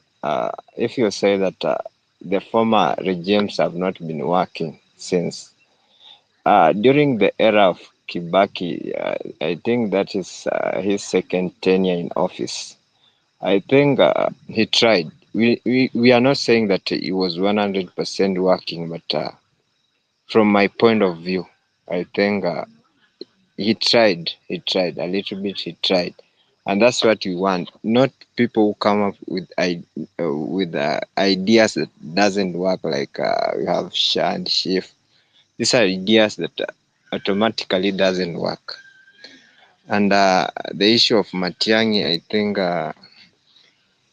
Matiang'i has been one of the secretaries from the appointment of President Uhuru Kenyatta. And to me, I see he's the best candidate for this to vie for this presidency 27. He's a man who is strong, a little bit strong, and if he can get some support, he can make very good presidency, because we cannot say he's 100% sure or he doesn't make mistakes, but he made mistakes, and we acknowledge that. But to my point of view, Matiang'i is the best as per now. I'm not saying that he's the only person that we all should line on and totally agree with him, but we can correct him, because this, if we look at William Ruto, if we say we can start by correcting this government of William Ruto, William Ruto has been corrected severally, and these ideas of coming with different things, yes, maybe to his opinion, he think they might work, like Sha, the funding model. Different, you can come up with one thing, you try it, you see, you implement it. If it doesn't work, then you know how to correct yourself before bringing other things up. Because if he could come with the funding model, try it up.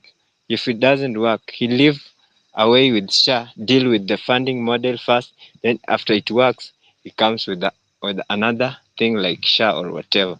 So I think President William Ruto is not bad, but from my view, he doesn't listen. He doesn't listen. Yeah, I think. Thank you. Thank you, Papi. All right, thank you, the doctor, for that. You know one thing I like about you guys, when you support someone, and that is why your relationships don't work. Mute your mic. That's why your relationships don't work. Kwa sababu wakati mute your mic, baba. When people decide to, when you decide to be with someone, you choose to forgive the mistakes. I think that is what Weston was telling us earlier on here. Like, oh, wacha tuangalie tu, and that is we have seen it even with the kina activists wenu hapa hivi, the way you treat them. But anyway, that is a story for another day. Engineer Alex, how are you doing? Thanks, Peter, for this chance. I would have a few sentiments to add on, starting with the question that you have, is it too early for 2027 politics?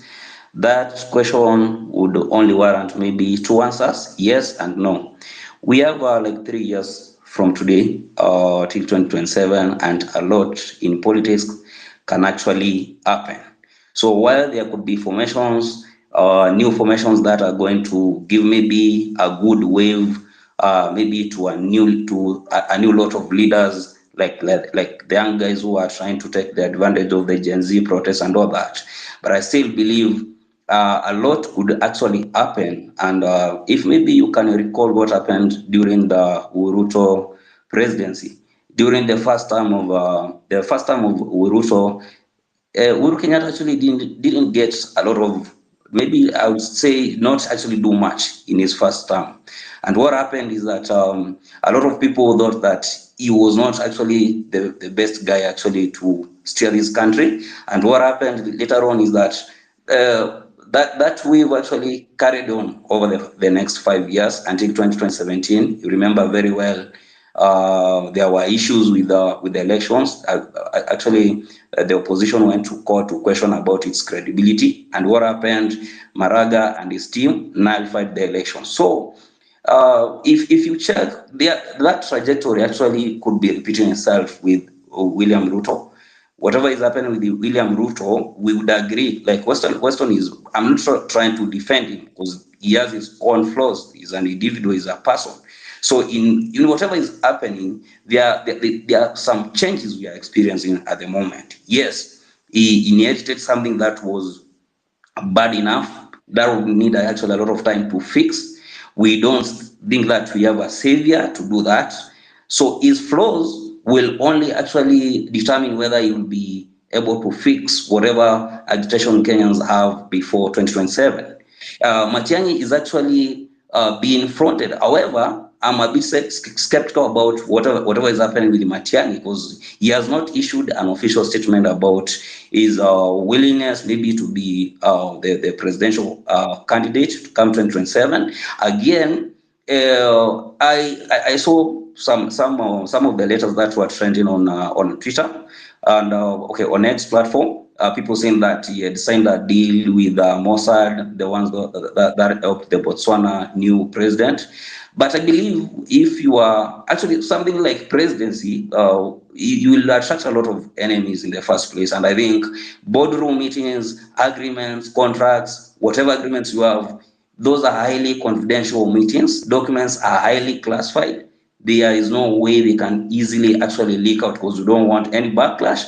It's actually too early if you say, I'm going for presidency. Then you see William Ruto and his team, they were not actually fronting themselves only to serve one term. They have their own plans. On the other end, you may not know actually. Well, information right now is actually being shared on social media. Mainstream, if you check mainstream channels, we don't have a lot of information there. People actually on TikTok, on X, where there's a freedom of speech and all that. But however, these are large scale misinformation. People are being swayed away with a lot of information that cannot be verified, that cannot be classified.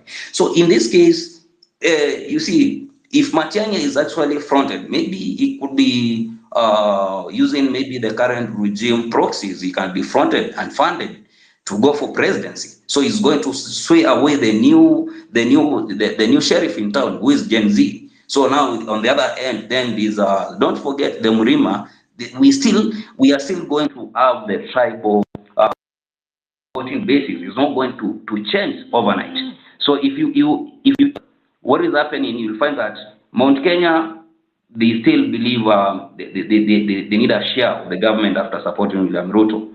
But again, they will have their own formations. So we have demographics that are not going to see what the young people are seeing. But now I'm happy the young people out here, and actually they are saying enough is enough. We want also to be heard, but they need a plan.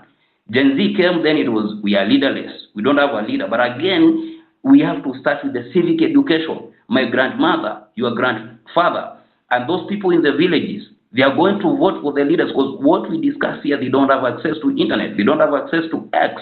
We have to take responsibility and do the civic education, we can't carry over the civic education to the villages. We have to talk to those people in the villages, explain to them why good leadership is important today. So at the end of the day, there are very many things that are not in place.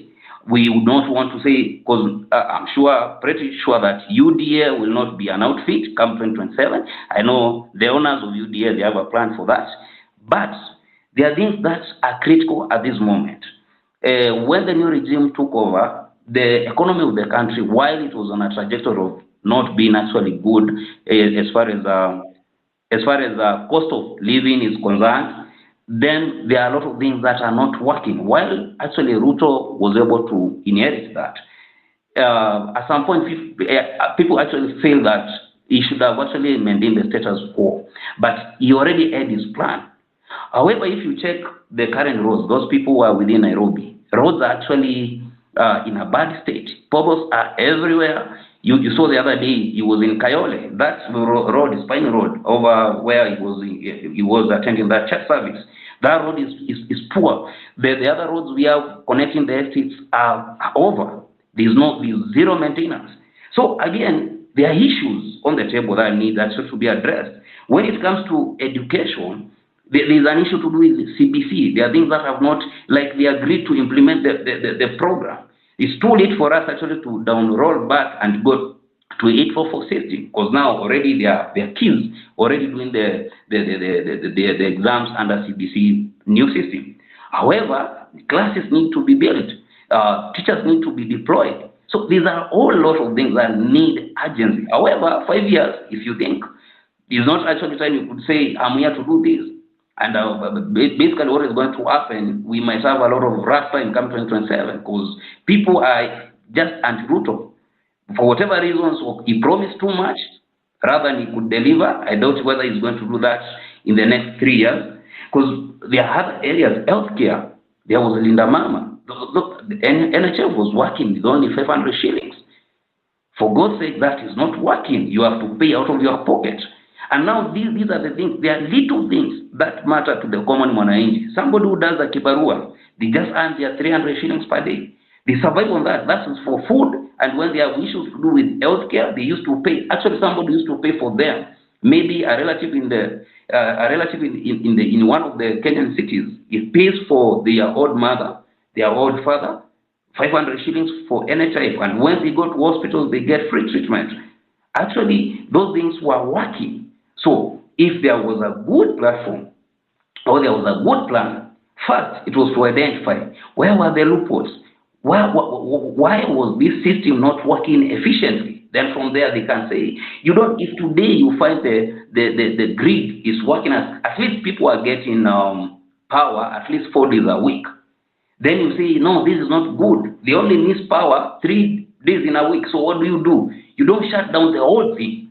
You have to make sure you improve efficiency from 4 to 5 days until you get it 100%. You don't say, now this is not working, I have to bring generators. Then at the same point, you don't think about fuel. You bring generators, they need new connections. So everything about William Ruto regime is something that is in a critical moment, and it doesn't have time. Just like in football, you are in a dire situation. You have only 3 added minutes and you are down 2 goals by 0. 90 minutes is over. You have 3 minutes more. So there's a lot of things that need to be done. But the thing that we have been doing is politicking, a lot of politics. But now there's a catch here. There's a wave that is coming across social media platforms, more so X and TikTok. These young guys who are actually being babysitted by the year 2000, those people are the adults today and they have a choice to make. So it will be Ruto or someone else. So if they are not about believing what they need, these people actually need faster results. They don't have the patience to wait. But while they'll still be making some mistakes here and there, finally they'll be able actually to get it right. The whole political class must be able to admit that things have changed. Their mothers, grandfathers, and the old guys with maybe over 70 years and above, they will be having less influence to determine who their next leader is. We want to see a working agricultural sector working. If you can see, 10 years down the line, there was coffee. Kenya was an exporter of coffee. What has happened? Those farms have been cleared, and we have real estate coming left, right, and center. And those people who are investing there, again, they are forgetting that the same product they are offering in real estate, the same Kenyans who don't have extra money to spend, they are the ones to pay rent, or they are the ones to own those buildings. So at the end of the day, we are having a lot of resources that are being disposed at a point whereby we don't have anything that is working at the moment. Economically, Ruto and his team actually they need to get something that is working.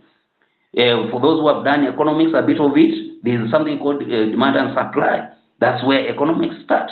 What is it that has demand from our country so that we can export? Because at the moment, Kenya is a net importer. We import almost over 70% of everything we consume here. And that's why we cannot be able actually to put the cost of living down. If the rain season that is being expected this year and towards the part of next year doesn't do well and farmers don't produce enough, then next year we'll be facing famine in our country. So just to wind up, what is going to happen is that we'll not be having enough money to buy food from outside.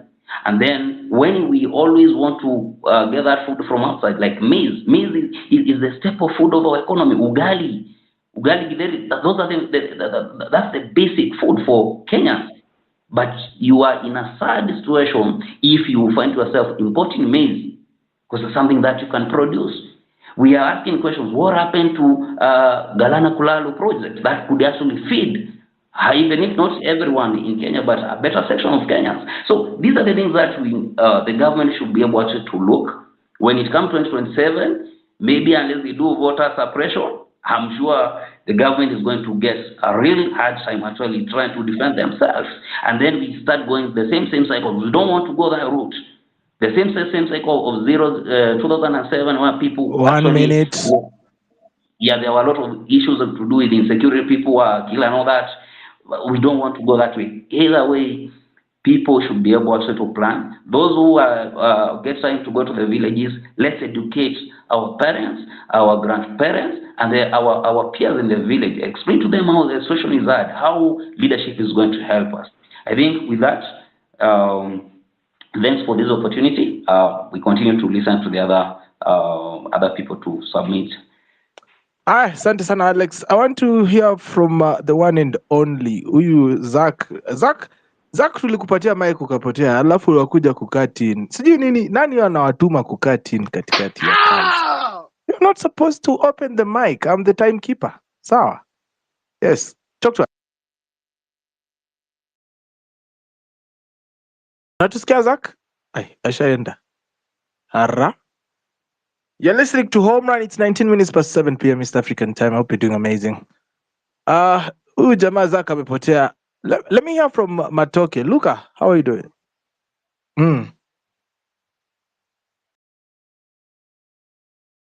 Get the hii nini vizuri ifanye.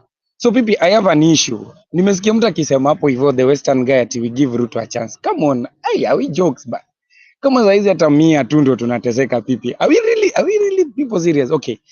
Tell me, I want somebody to explain to me 10 things hii mwaka tumeanza that this guy has done that we can stand and say okay, kuna hii 1, kuna 2, kuna 3. Because me if I said somebody was talking about did I say Ruto be given a chance? I mean, that's a misrepresentation. I didn't say that. Kwa factual, Zach. Western did not say that. I did. Okay. No. Let me finish. Let me finish. Nimesikia sijui we should correct him. No. You know when he was speaking nilikuwa na feel like, hey bro, are we not seeing what is happening? Let's come to a reality hapa. Hapa if we don't make the right choice, we are going to cry. Remember mali tumefika saizi, if we don't now sit back as a community, because now we don't want to look about tribalism. We sit as a community, as a Kenyan community. Na tuseme, yes, if it is Matiang'i or because so far tuoni mtu wako ruthless enough mwenye anaweza simama akasema this has to be done. Let me say this people, and I will take it very short. You see Matiang'i came with some policies. Kumbuka Michuki rules came back. I don't know kama mnasahau hizi. Kuva helmet. By the way, mnaona vile accidents zinafanyika huko nje every day because CS mwenye tumeka kwa transport is not doing anything. And we people can see. barabara ndio hiyo juzi amepitia, anasema atatengeneza. Tutachukua mpaka lini? We need Matiang'i who knows the law, who can follow the law and who can follow the truth. Regardless of what we are going to do leo ama kesho, we need to make sure Matiang'i needs to come in. He needs to come in regardless of what. Not, by the way, people, I want to say this. Hatuendi kuitafuta ati tunaenda kutafuta because of any chama. Tukitengeneza chama, leave alone easy some other seats, because people, I think you have seen this thing, and first were here. Kuna time there's a governor who came to, I think it was a governor or an official of a county, alikuja kwa nini assembly na anasema alinunua crate ya soda sijui pesa ngapi. You people, are we still joking? We don't only need reforms in Ruto's government. We need the entire administration, from the president, deputy president, speakers, governors, counties, because looting is even done even in our own counties. Mimi ninakwambia nimeka mahali nasikia ati hii tenda imepewa 10 million, nyuma imetengenezwa na 10 million, unaweza kaa ukacheka, because maybe if I give you 1 million you can build a very good house for your mom, but sasa hii yetu ya 10 million na ni choo. Seriously, I can't give you an example. Go to Kisumu Day, a house was built with 20 million. Cho, yeah, 20 million people. You people, do you know we need to sit down as a nation? Tuanze kureconcile, tuanze kusema okay, kuna policies, this thing we used to say, tunataka tutoe hizi positions mingi. Tell me what a governor, a women rep and a senator are doing in the same county. Are we not wasting? Kumbuka who governor has a bodyguard. This governor as an office, this governor is being given allowance, is giving our to what 3 people, and they're doing literally nothing. Sasa hebu niambie, how are we going to change? Leave alone hata tukianza kungangana, yes, we have to take out Ruto, but turudi hapa pia, we need to make sure that I was really meaning what Okiya Mtata was saying, that by the way, we need to sit down, tukaeni chini, then tuseme what is the function of the, kama MPs wako pale na kuna MCAs na kuna governor na kuna senator na kuna women rep, then ukimaliza hizo, you see governors are crying that hawapewi pesa. Ask me, MP anafanya nini pale National Assembly kama haizi kuja akasema why is it that the governors are not being allocated money to work? Nakuja. Second thing, we need also to look at this. Hebu niambie ni nini kina masenators hao watu wanafanya kama si kuenda tukupiga story. Pale nilikuja nikashtuka, but hao watu wanalipwa hadi kukaa kwa parliament. Then these are the same people wenye tulikuja, they're supporting some stupid bills that are making Kenya suffer. Because now, yesterday we were talking about the executive taking total control of the entire nation. I'd like to ask you people, unadhani hii judiciary yetu tangu ianze kufunction, si ni huyu mama tu ndiye ameiwaste kabisa? Why? Because people, we don't want to sit as a nation na tuseme it's wrong. Nasikia anakuja sijui Thursday kutuambia uongo. People, can we sit down and say okay bro, we hakuna kitu unatuambia?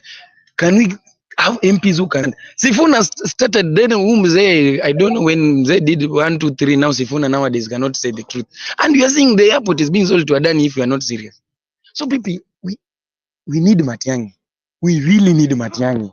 We need Matiang'i in the education sector, because ndio kwa maana CBC inakufa.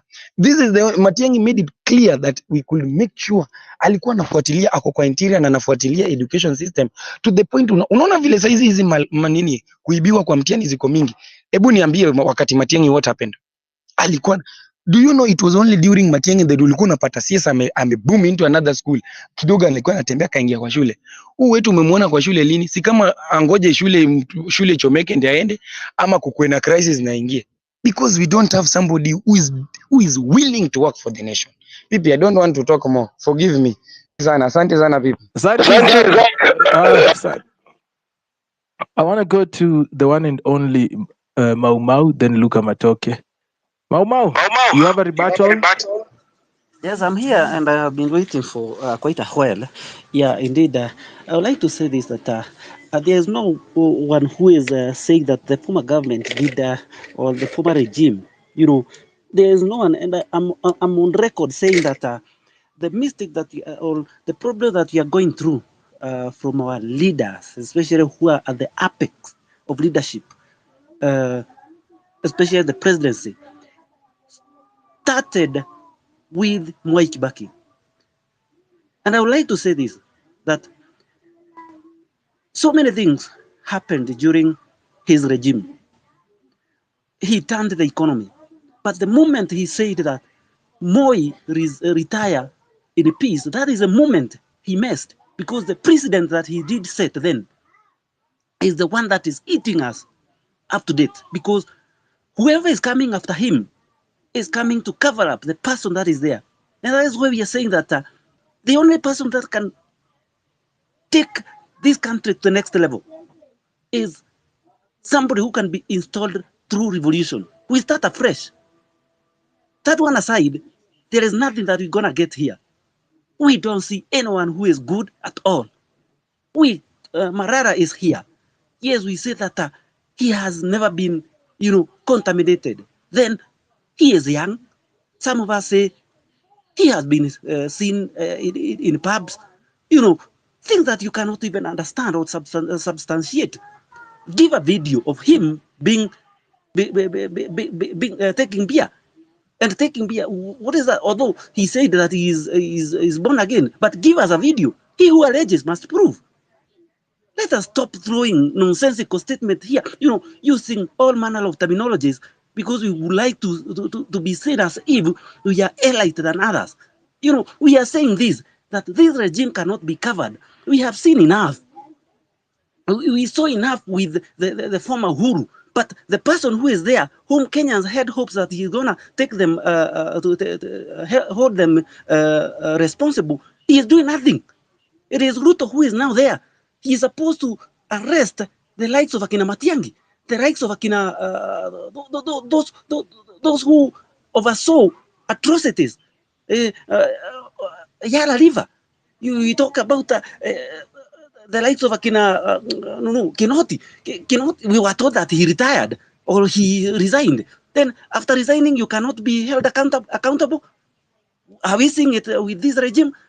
Who is supposed to follow? Who is having the mantle? Who is having power? He is doing nothing.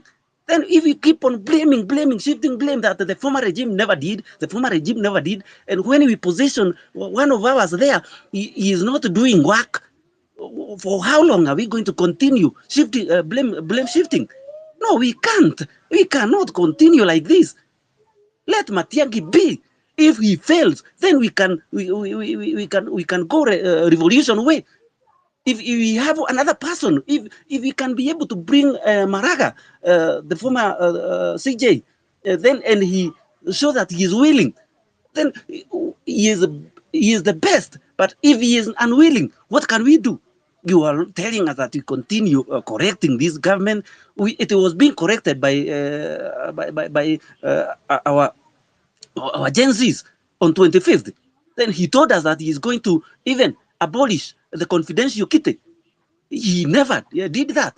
We saw them saying that they are not going to be holding Harabes. We saw them doing so last weekend. Telling us that the former regime, Catholics, because there was a wrong then, we justify another wrong. Two wrongs cannot make right. We call evil evil. If there were killings then, they cannot be justified by killings now. We need somebody who can hold responsible those who are killing now and those who killed then. If we cannot get them now, then what are we justifying here? Let us stop this pessimism. Let us stop trying to justify something that cannot even hold water. This government cannot, if you are defending this government, unless you are drunk. I was part of it, and I can remember last year, I defended this government because I was thinking that we are attacking it so quick. We thought that they have not been given enough time. Yes, they are now 2 years down the line. Anything that they are touching is collapsing. There is nobody who is siding with the Rigathi. I cannot side with him, and I cannot side with Uhuru. I'm not siding with anyone. The only thing that I want is service delivery, and this government has proven that it is lies after lies. Tell me a single thing. We are talking of project like housing. You want to tell me that we went to school, did sped 4 years, other 8 years, and you're telling us that you are going to do hiyo kazi ya mikono, and that is why they are making this education so difficult for our kids, because wanataka kutengeneza a workforce ya kuenda kufanya kazi ya mjengo. They don't want us to get to those offices. They want those offices to be occupied or preoccupied in advance by their sons, sisters, their wives, and sidekicks. That is what they want. And we continue there trying to defend. There is nothing that we can talk about this government. This government is as rot as it is. The former government was a rot. They borrowed and borrowed. In a single term, they borrowed 5 trillion. In 10 years, they borrowed over 8. This government, Uhuru took over when the debt of this nation, the public debt was at 1.6 trillion. Now we are talking of 13, almost 13 trillion. And the person who is at the helm lied to Kenya that he is going to reduce tax, he is going to reduce borrowing. Yet, when we interrogate, they are telling us now they are paying interest. For how long are we going to pay? If you cannot affect the principle, it means that you are going to continue paying this interest for eternity. So stop lying to Kenyans. We know much. We know that budget start with executive and stop with executive. You cannot tell me that Ruto was not involved in budget making. He was. Even now, Kidiki and Rigathi, they are also being involved in budget making. They know what is happening. Stop lying to us. All the members of parliament know, because it must go through there, and they know how much is going to be borrowed, because they know how much tax KRA is going to collect. So what are you telling us, my friend? That we are living in a fallacy, we are living in a lie. We keep justifying something that, it makes some of us feel that we are still mark timing. We are still going in round, in circles. If we cannot discuss things and say that the current regime is wrong, let's put any other person there. If he is not going to perform, we'll change him again. Until we get the right person who is going to work for this nation. Whether it calls for a revolution, we start afresh. Yes, Ruto is protecting interest of Uhuru because it is Uhuru who installed him in pretense and guise that he is supporting Ruto, he is supporting Raila. Who didn't know that if Uhuru was to support Ruto publicly, Ruto was to fail? Why did he decide to support Raila? There was NIS intelligence. Anyone knew that everybody is against the policies of Uhuru. Why? Why did he decide to support Raila? Because he knew that the side that he is going to support is going to lose. And that is what happened. He has happened now. He has happened now because he knows the person that they have been together for 10 years, looting SGR, looting everything. We know they are still there. Yes, Northern City is up and running. We can see that the likes of Akina, I don't know whichever cities that were started by the former regimes of Kibaki, they are still hanging out there. Yet his is running quick, fast. Yes, who are these investors who are doing that good work? Yet the one that is supposed to benefit public is not doing so. Let us stop these hanging on one of ours. Yes, ati huyu ni mtu wetu. Mtu wetu namna gani? Ananisaidia na nini? As we speak in Mount Kenya, we have so many CSs. Who are they gaining? Who are they helping? They are only helping their families. They are not being, as we speak, coffee is not, coffee farmers are crying.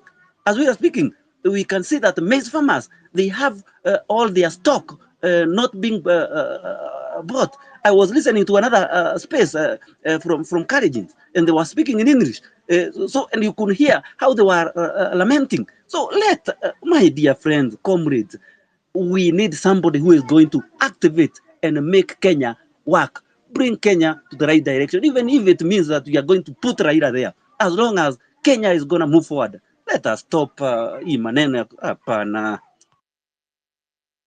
Thank you, Mau Mau, for that. Mau Mau is worked up. Look at my talking. Excuse me. Hello. Jambo sana mzee. Uko poa? Mi niko poa, and I hope everyone here Let's keep is these fine. submissions under 5 minutes. Okay, thank you. Now, leo kumewaka. A lot has been said, and a lot is still being said. Okay, kitu mimi naweza sema, we live in a democratic country. And as a democracy, everyone has their democratic right to vote for whoever they want. So, I'm saying this because my father fully supports William Ruto.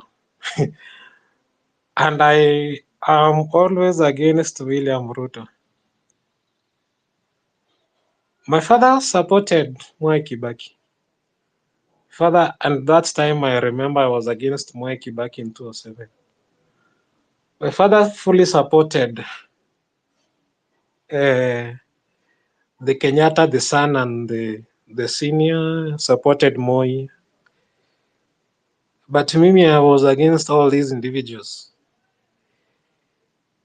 It's a democracy. So, if you as an individual umeamua, you don't want to vote for Matiang'i, it's okay.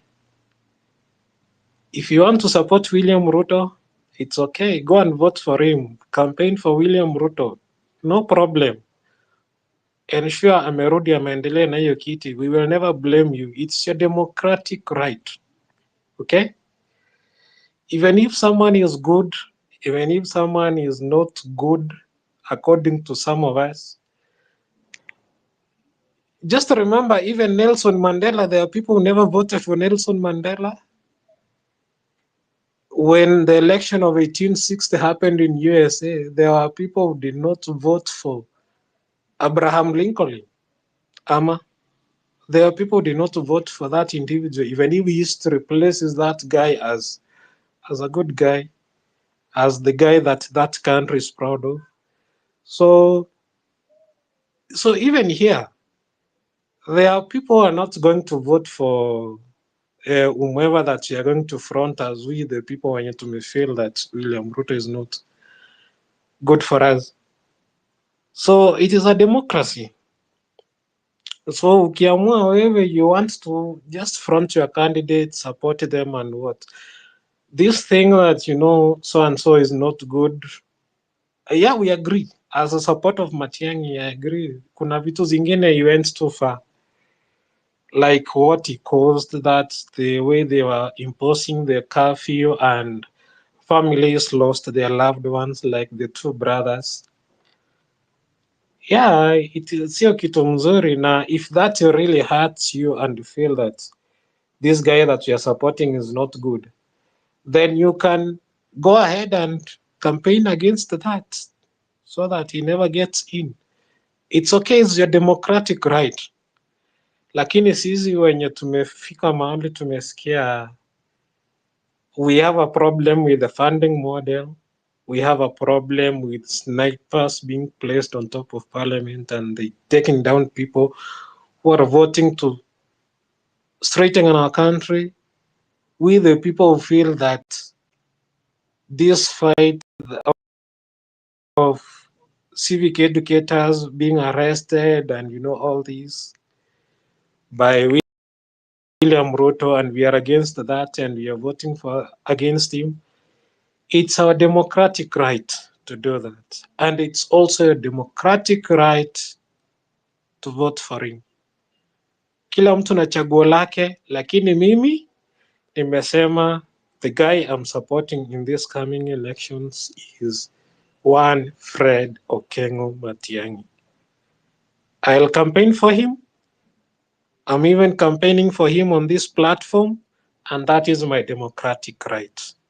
Thank you. Jamani, tena mnaanza kupiga campaign kwa show ya wenyewe bila hata kuuliza kama tunapiga campaign. Shika hii kiboko. Unapiga it is our democratic right. Hapana, hiyo ni live. Hi. Let's hear from the one and only Generali. How are you doing, Generali? Na tumeacha hapa so after Generali go to hapa. Yes, thank you so much for the chance. It's been a long day. Nilikuwa nimepanga kuingia your space at very early but nika branch TikTok ikabidi niende huko ni inject mpaka nikaachwa peke yangu kwa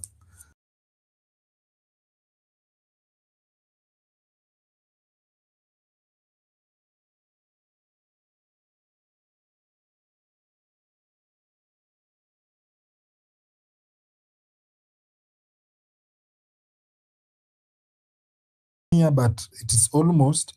We just have to bet our cards right, like tufiche kadi yetu kwanza kidogo, we embark on putting this government on toes, like kuwafinya venye tunawafinya hivi.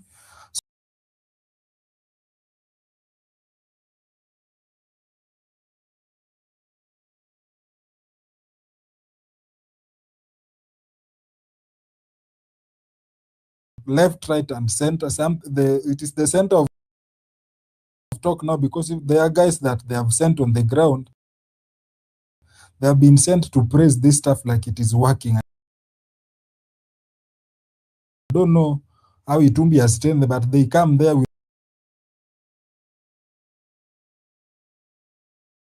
on this health stuff because they have known that it is not working.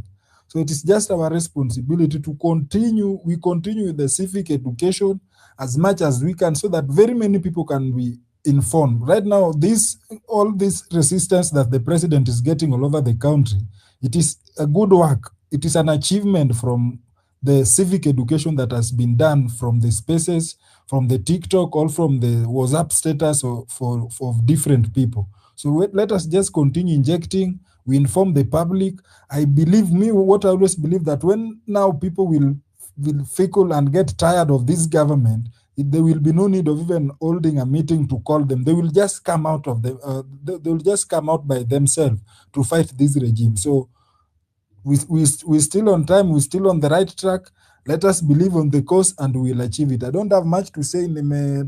Nimetumia nguvu mingi huko mpaka I just feel worn out. I just want to refresh. Thank you.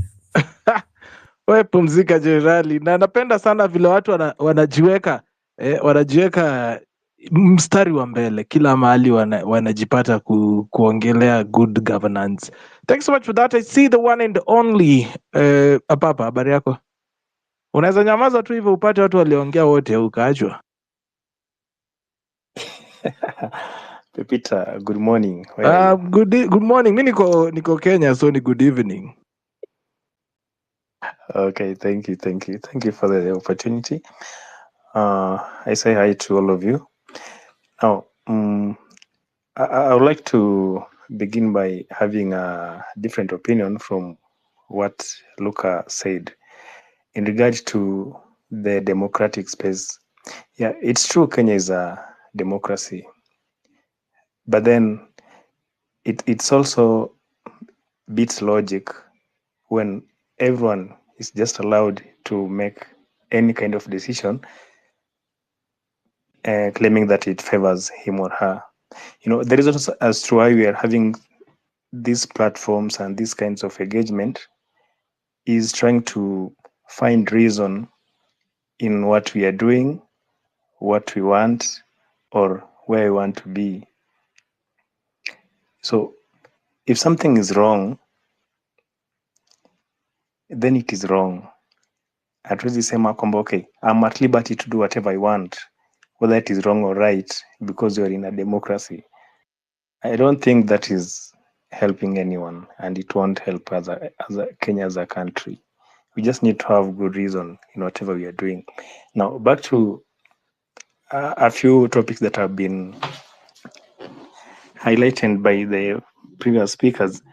Yeah, in regards to Matiang'i as a person, guys, I believe some of the reasons why we are failing greatly is because we either forget too fast, or we are sympathizers, and in that cause pathetic sympathizers. How can we just forget what Matiang'i has done to this country in a few years earlier? And these are the same sympathy we gave Ruto, and here he is. We are all over crying about him. You know, once we can track the record of someone and we found such grievous mistakes, we can't allow such person to be any near office of high position. Personally, I'm very much against Matiang'i because of what he has done to Kenyans while he was serving as a minister. Yeah, we can talk about education for what he did, but then I want to mark him correctly when he was that high position in the Ministry of Interior. Because even in the education docket, he was bullying people all over. The same thing he did in the Office of Interior. That one is aside. I want to repeat what Momo said. Anyone sympathizing or talking anything good about must go. That person must be sick. I agree. We are not perfect. We cannot do everything to perfection. And also there is some degree of errors or wrongdoing that everyone is supposed to make. That one is normal from the human being perspective. But now, it has never been a time when Kenyans were crying about a president like we are doing now. We have never seen a lying president like Must Go. We have never seen a thief in the position of a president like Must Go. We have never seen a murderer in that position like Must Go. So why should we continue begging him? Why should we continue sympathizing with him? He's collecting taxes. Anapeleka wapi? We can't see anything good from what he's collecting from us.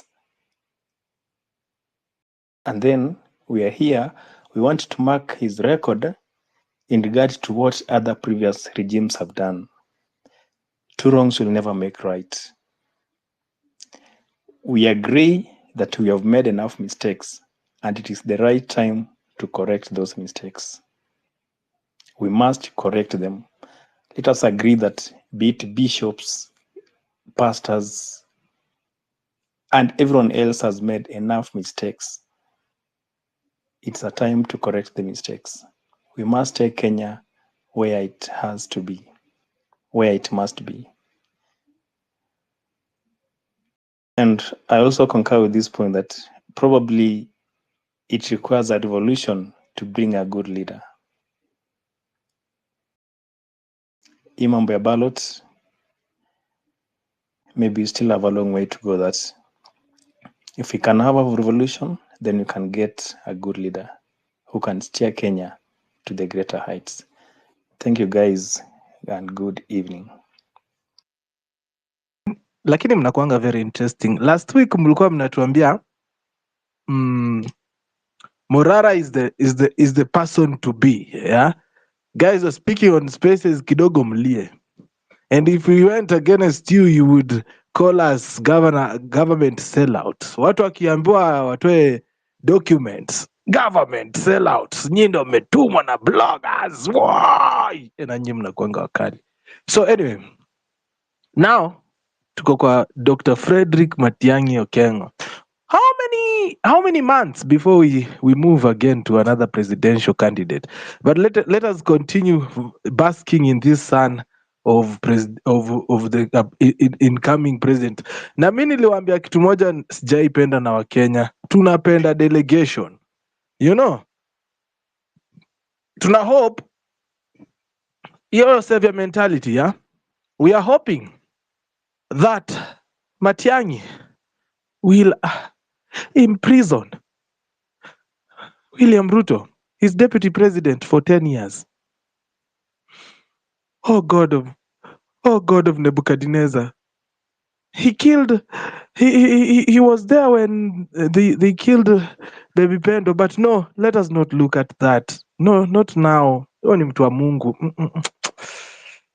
Na mmeanza kuwa na hiyo tabia ya the Morarans wenye walikuwa wanafanya hiyo ya amtaki aulizwe maswali. So this guy comes and he says it's actually psyops. Mmewekewa hapo hivi that probably this guy is going to run.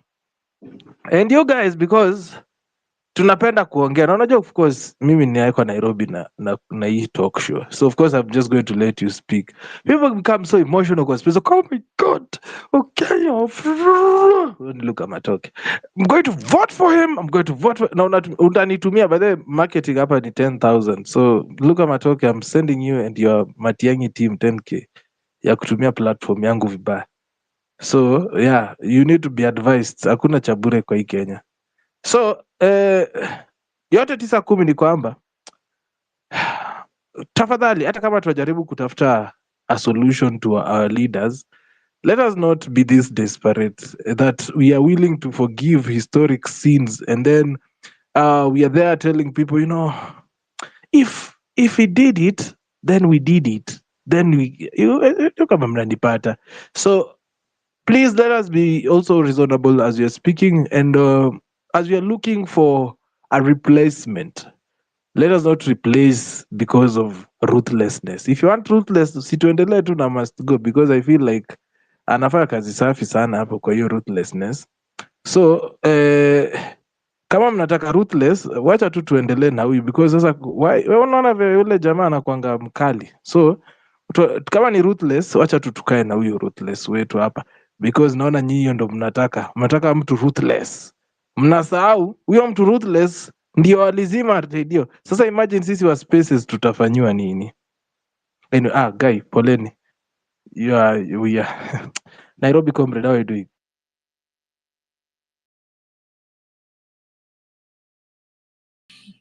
Hi, Hi, how are you doing? I'm fine. Uko karibu sana kwa show. Talk to I'm us. fine. Yeah, so mimi nimekuja. I've been listening all along since the space started, but what I want to tell you guys is that Kenya kuna I don't want to call them wajinga. I want just to call them wachawi. Ni ule mtu anakuroga alafu akisha kuroga anataka after amekuroga anataka umsaidie. This is what these guys did in 2022 because they were looking at sympathy ya Ruto. Ruto cried. Ruto sijui alikuwa anafanya nini, anaenda kanisa, he associates himself with the women and ladies. Watu wakamwonea huruma, akapigiwa kura. Here it is, kila mtu ako street, Ruto must go, Ruto must go. Now mimi naona the same person mwenye alikuwa anaua watu akidump watu Ribayala. This guy from Kisii anaitwa Matiang'i. Ati sasa ndo mnataka ati naona online kupechacha jana ati Matiang'i sijui ameweza sijui Matiang'i nini, not knowing that Matiang'i, Uhuru, Ruto is one thing. Matiang'i worked for Uhuru. Uhuru is the one person who installed this Ruto because Uhuru was afraid that there are some people wakichukua hii power watamshika with all those Eurobonds and everything. Now nyinyi mnataka kutwist story ati must go ni mbaya. Wacha tulete mtu mzuri. Ateza mtu mzuri ni Matiang'i. Ai guys, kwani tumefika hapa? Matiang'i akiingia tu kwa power hivi, the first thing Matiang'i will protect Uhuru, Matiang'i will protect Ruto and all those people mnafikiria they are ni ma enemies wake. These are the same people who have been sleeping together, eating together, partying and everything in State House, Mapi, Inje and everything. So if you think that there is some wisdom yenye mnatumia to vote somebody who has been in government kitambo in the past 2 terms or maybe 3 terms or 4 terms, atatakuja kuwasaidia, you are hallucinating. There is nothing you guys are thinking about. These people will wake up and will just continue from where this person who is the current president stopped.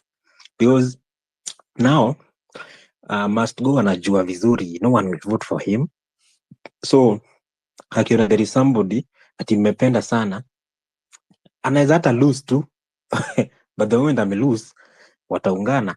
Juzi mkiwa Embu simliona nani Uhuru na Ruto wanasalimiana. You guys thought that hao watu wamekosana, sijui Ruto sijui ako na nini, sijui Uhuru. Nonsense. What happened later on? Immediately Ruto was sworn in, the first person alipewa kiti ni nani? Ni Uhuru. Then came a year later, they are now working with Raila. Nyinyi mmepigana, mmefanya nini? And hizi vitu tusahau. Currently, let us look for somebody who can transform this country.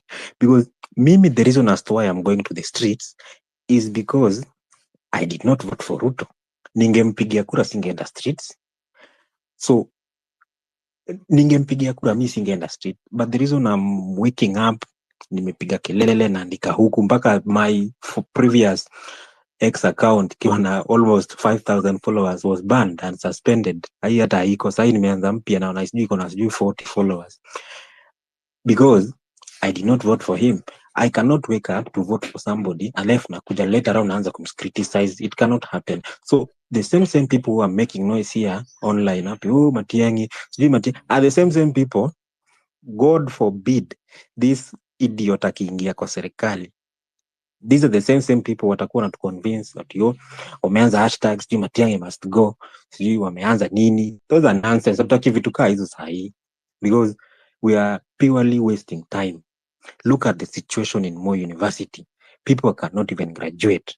The system is corrupt. You look at people like Mandago who scammed people kwa pesa ya scholarship. Sasa ndio ako kwa committee ya kureview what is happening in Moi University. You look at some things which are happening in this country na unashangaa tu, right?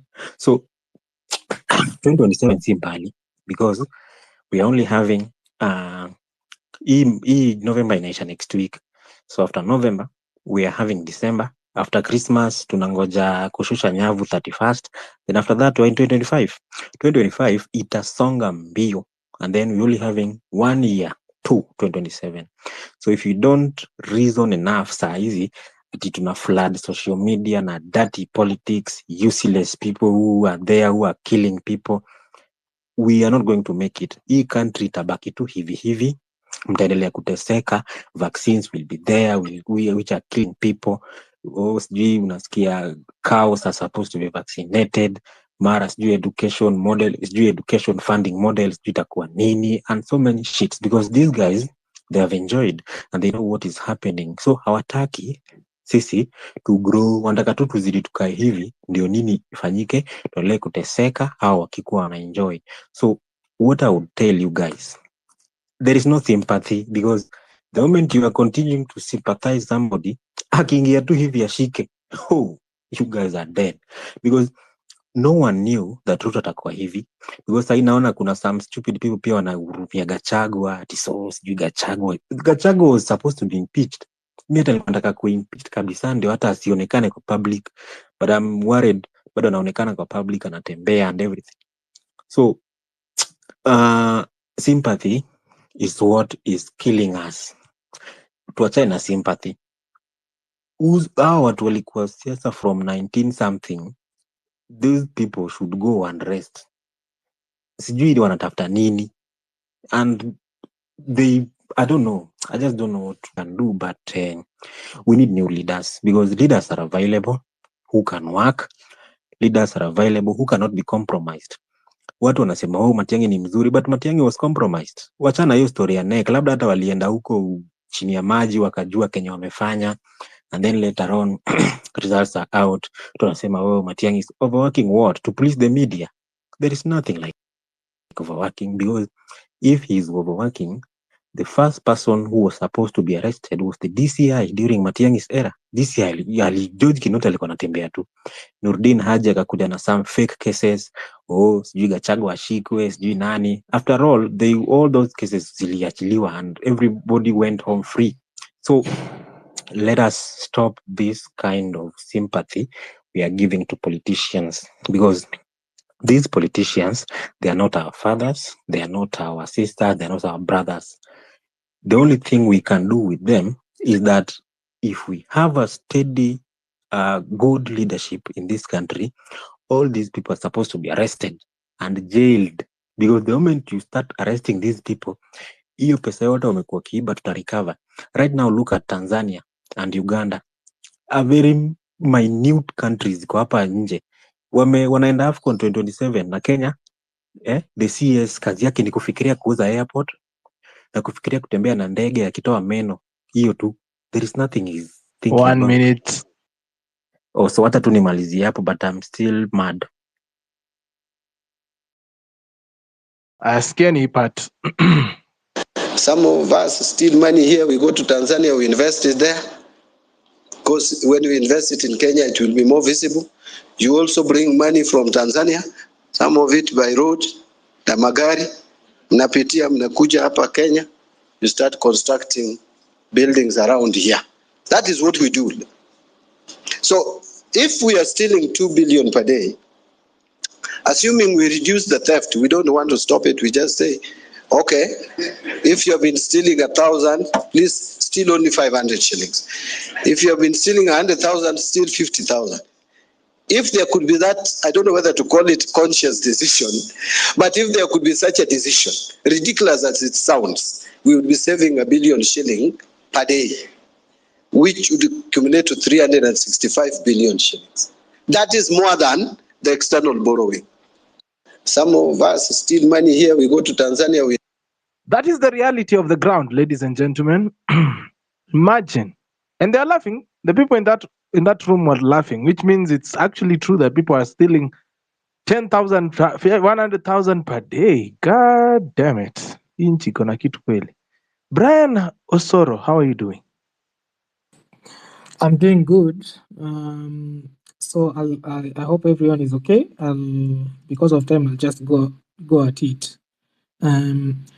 I feel there was a time, I think I even tweeted it. I thought the internet would make things like information, critical thinking, reality, facts disseminate more faster than what we used to have back in the days. But I've come to realize that it's like we are heading back in the wrong direction.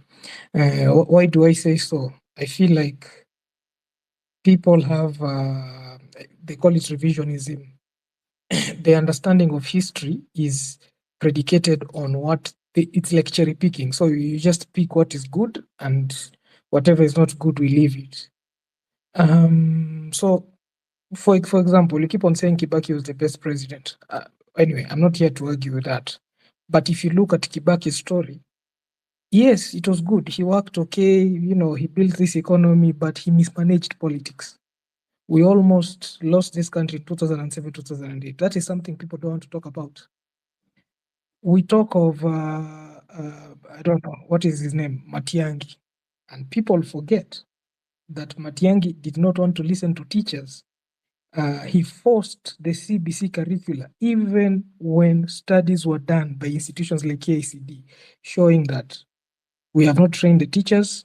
CBC requires stationery that we might not be having. It imagines of a village that has printers and the internet.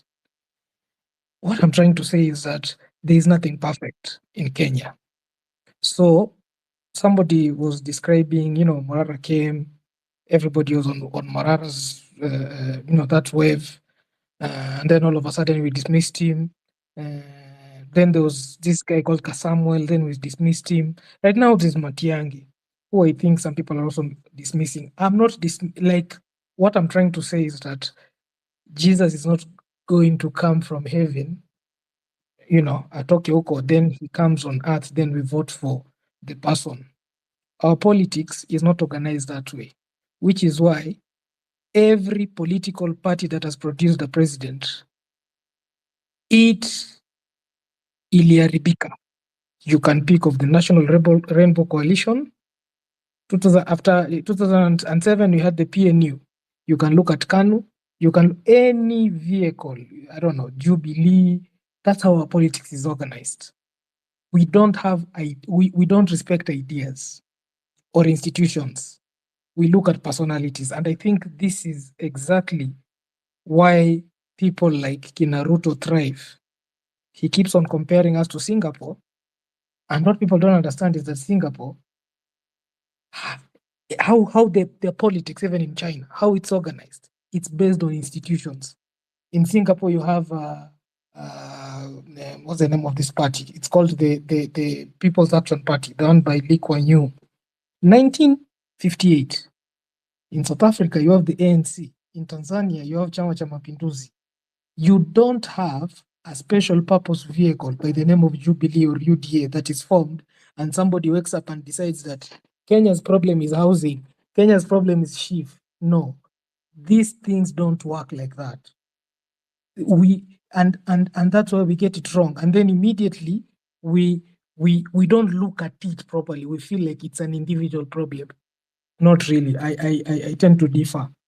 At the moment, there's William Samoei Ruto. And we can be here, we can be trying to paint a picture of this perfect leader that is better than William Samoei Ruto. And I can tell you, it will always be a losing battle, especially with our current setup. You can pick Kalonzo, you can pick whatever it is. It will always benefit Ruto, because Ruto knows he only has to make Raila Odinga happy. Yes, anaweza kuwa amepoteza hapo Central, but if these people are divided, Moi, 1992 repeal of Section 2A, what happened? Some of us imagined that you're supposed to lose. Matiba akashika akaenda, Kibaki akaenda hivi, Jaramogi akaenda hivi, kura ikidivaidiwa mara 4. Then what happened in 97? The same thing. It is only in 2002 when people decided Wamalo had issues with Raila, Kalonzo had issues with Ngilu, Saitoti, like all these people had issues with each other. So they decided, niaje, let's come together. Now wakaform what is called the National Rainbow Coalition. Achana na hii rainbow ya sahi. I'm talking about the party. So there is nothing like perfect. I would say the kind of language that we are going to use in making everybody understand, because me, I feel like language is important. I don't want to stand here and say that we don't need to vote for Matiang'i, we don't need to vote for Kalonzo. No, I feel like that only benefits the current regime, because that will be me sort of creating boundaries and differences between each other.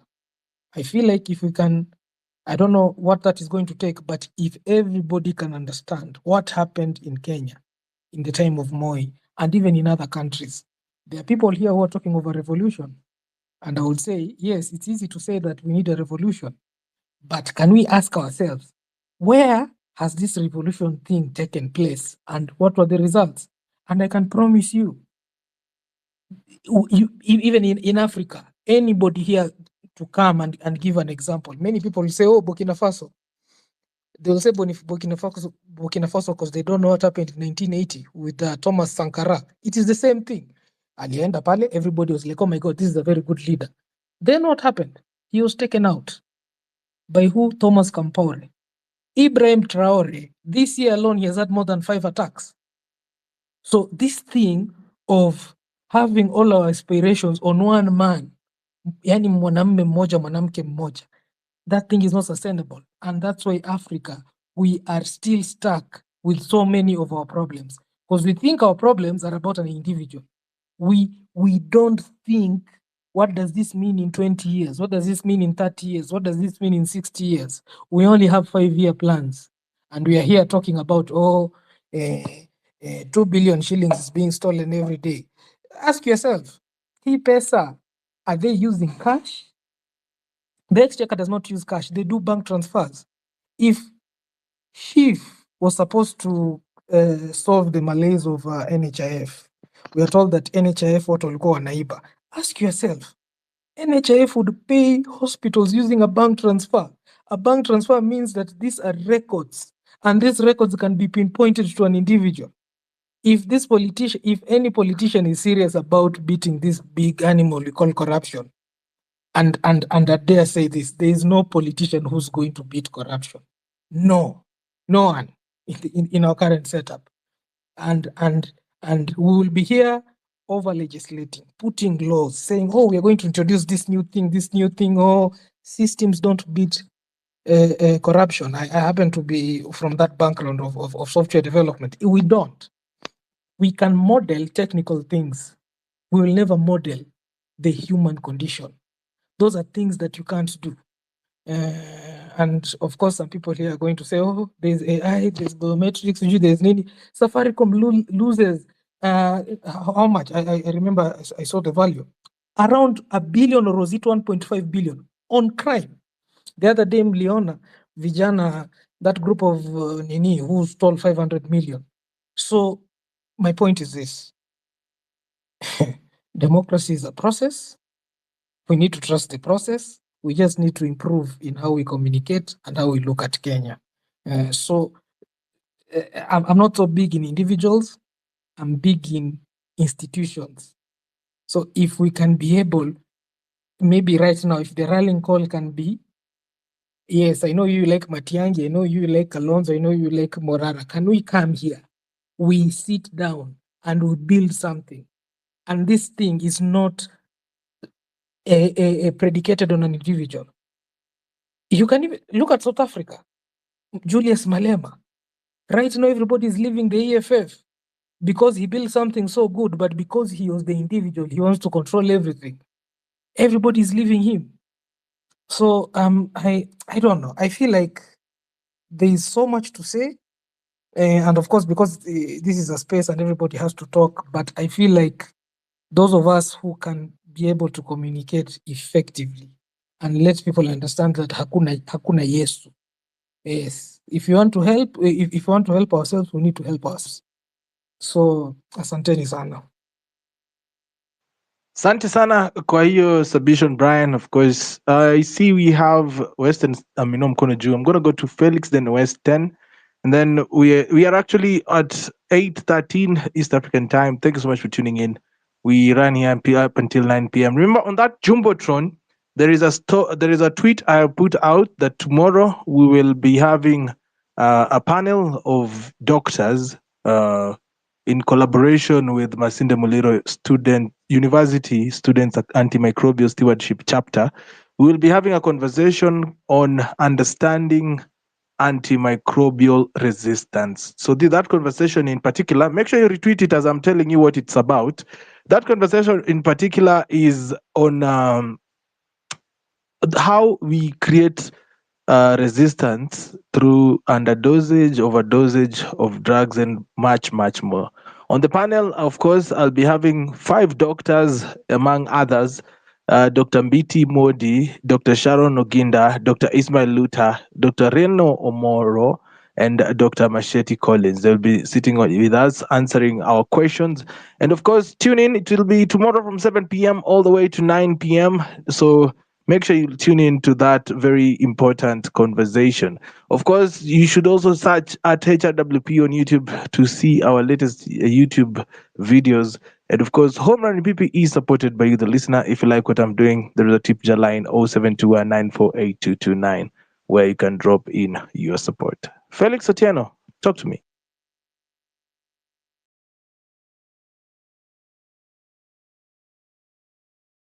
Hello, are you there? Right, Weston. Thanks, Pepita.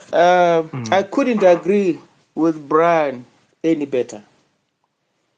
But one thing is clear, Pepita, I will not rehash what I said because those who listened to me got me. Because I'm aware that no matter how well you explain yourself, someone will misunderstand you.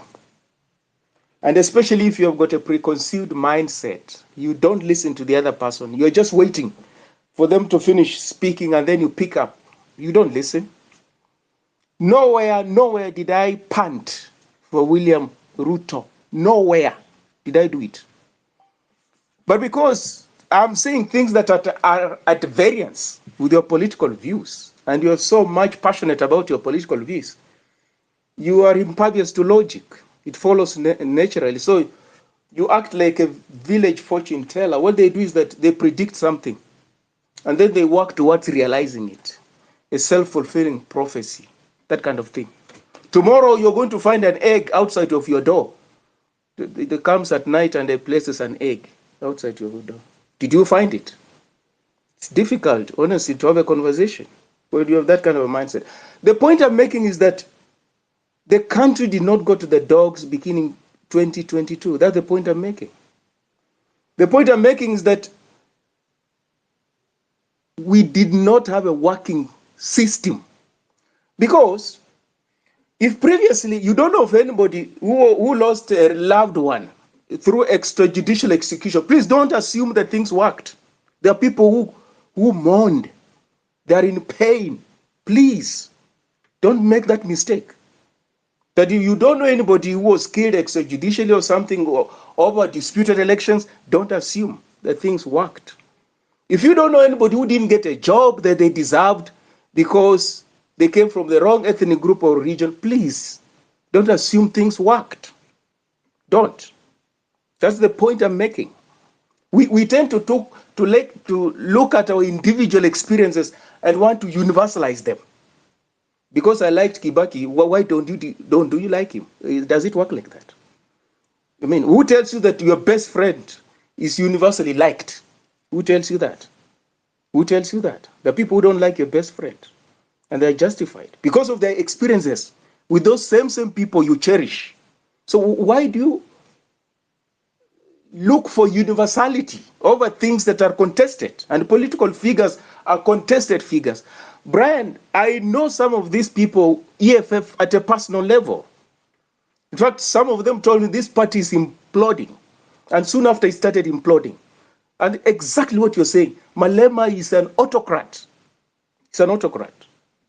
You have no voice. You can't go against him. They've been forced to leave. Going where? Joining a party led by an 82-year-old, Jacob Zuma. 82-year-old. They are leaving a party led by a 41-year-old. So you are 41 young, but you have got primitive ideas. Somebody who is extremely elderly is seen to be progressive. That's politics. So don't assume that because you dislike someone, that person is going to lose elections. It doesn't work like that. Donald Trump was disliked by so many people, and there were equally so many people who liked him. This is very, very candidate Jacob Zuma. For those who read politics, when he was about to succeed Thabo Mbeki, they fought him very hard, including rape charges were brought against him. But people voted for him, and he became president. In our own backyard, this William Ruto here, people thought he could never ever become president. What is he? So what makes you think that if you hold an idea so strongly, that will become reality? When there's evidence that that could just be your own idea. You will dislike this person or you like this person. That's not what is shared by every other person. That's the point I'm making. And we go to school to have that complexity when it comes to reading our environment and the world. This monolithism, this directional way of life, this tunnel vision. It's only what you see in this tunnel. You don't see anything outside of that. You wear blinkers. I mean, come on, we can't do that. We can't. And that's the point I'm making. So for somebody to conclude that I'm campaigning for William Ruto, stuff like that, I mean, come on. In any case, I wouldn't be embarrassed. It's democracy. I would not be embarrassed of my thoughts. Do you know what I told people towards 2022 elections? And I've said this on this platform, that this candidate here is going to win elections. And they couldn't believe me. Say, no, you must be high on something. This candidate is going to win elections, William Ruto. I told them. They told me no. And some of those things are in writing. In writing. I told them no, he's going to win. That is being vilified. That in itself does not say much about elections and politics. It's much more complex. So we're here on Space. This is an elitist forum. That person who is accusing me of elitism, this is an elitist platform. It's exclusive. It's not representative of the generality of the population of the Republic of Kenya. You have to be aware of that. So if I come here and I express my views so strongly, those are just my views. They're not reflective of the thinking of the rest of the Kenyan society. And that's what humility is all about. And intellectual humility for that matter. That what I know is just a tip of the iceberg. It could just be my truth. It's not universal. It's not shared by everybody. So I must be appreciative of that. But to come here and say, no, what? How can you speak this about my thing? What do you mean? What do you mean? This is a political figure. We don't valorize individuals, do we? Some of us don't thrive in a sycophantic environment. We don't. We don't thrive in that. We don't thrive in an echo chamber. We don't. We don't do that. Because that's where destruction lies. It's like a dead body of water. Where there's an echo chamber, where people are sycophantic, there's no life there. There are no ideas there. Where there's contestation of ideas, as I keep saying, that's where there's growth and development. So on one hand, we vilify and condemn William Ruto. On the other hand, we want to support somebody who is exactly like him. Exactly. A political animal exactly like him. So how are you moving? Where are you going? As Pipita puts it, why can't we just make do with this ruthless person? They do their 10 years, and then we get another ruthless person to proceed. Because we're not interested in transformation. We have become cynical. So people who have given up on Kenya are the people who are supporting the likes of Fred Matiang'i, not me. I've not given up on Kenya. I believe we can get credible leaders who are going to take this country forward to where we deserve to be. But you, who just wants any politician to be a president, you have given up. If you don't know, you have given up. You have given up on good governance, you have given up on morality, on ethics, on constitutionalism, on inclusivity. You have given up. That's what you are, if you don't know. So you're saying William Ruto must punish these people. What happened during a Rigathi impeachment? You want to tell me people will not also take sides? They will. In fact, you will be the first person to condemn him. If he was to go against the likes of Rigathi, to take him to court, the likes of Uhuru Kenyatta, you will be the first to condemn him. But here you're saying, no, why hasn't he gone after these people and take them to court? What happened during the impeachment? Wasn't the country not polarized? Wasn't it polarized? So it makes you think it won't be polarized. If he was to go against fellow political elite and take them to court over past corruption, please, let's be honest about our thoughts. Let's be honest. And history, you're not going to wish it away. Because it's possible for protesters to be killed in 2024 because protesters were killed before. If they were not killed before, they would not be killed today. Yes, it works like that. So don't tell me about two wrongs don't make a right. We have got this problem.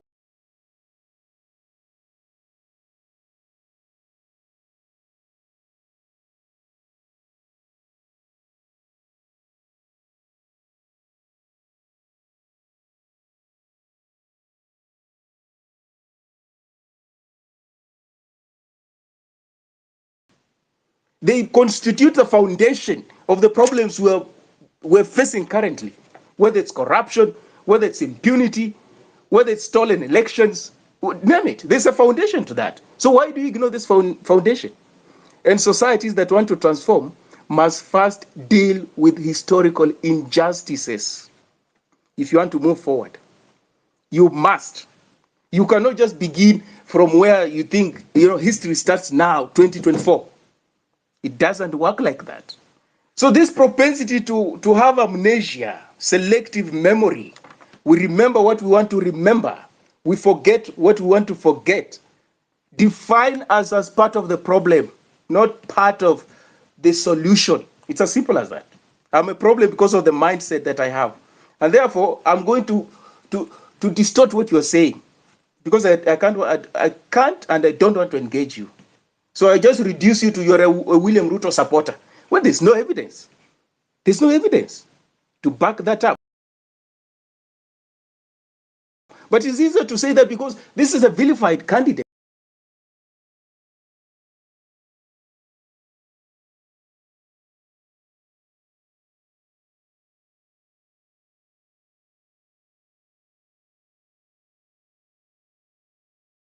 Rationale behind that. No, these are William Ruto.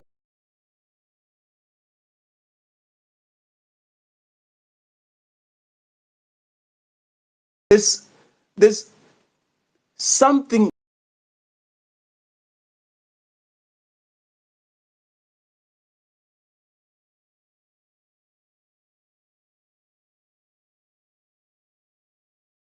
is not their view. It's just one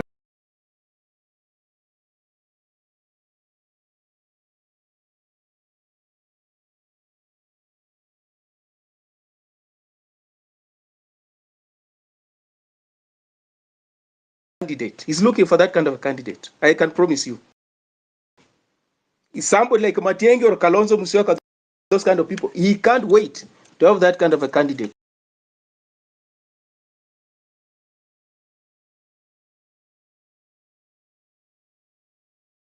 And then we can wake up after those elections.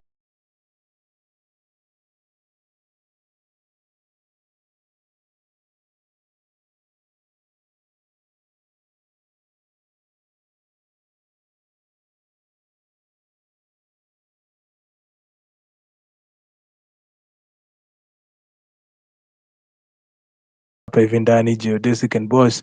How are you doing Japan?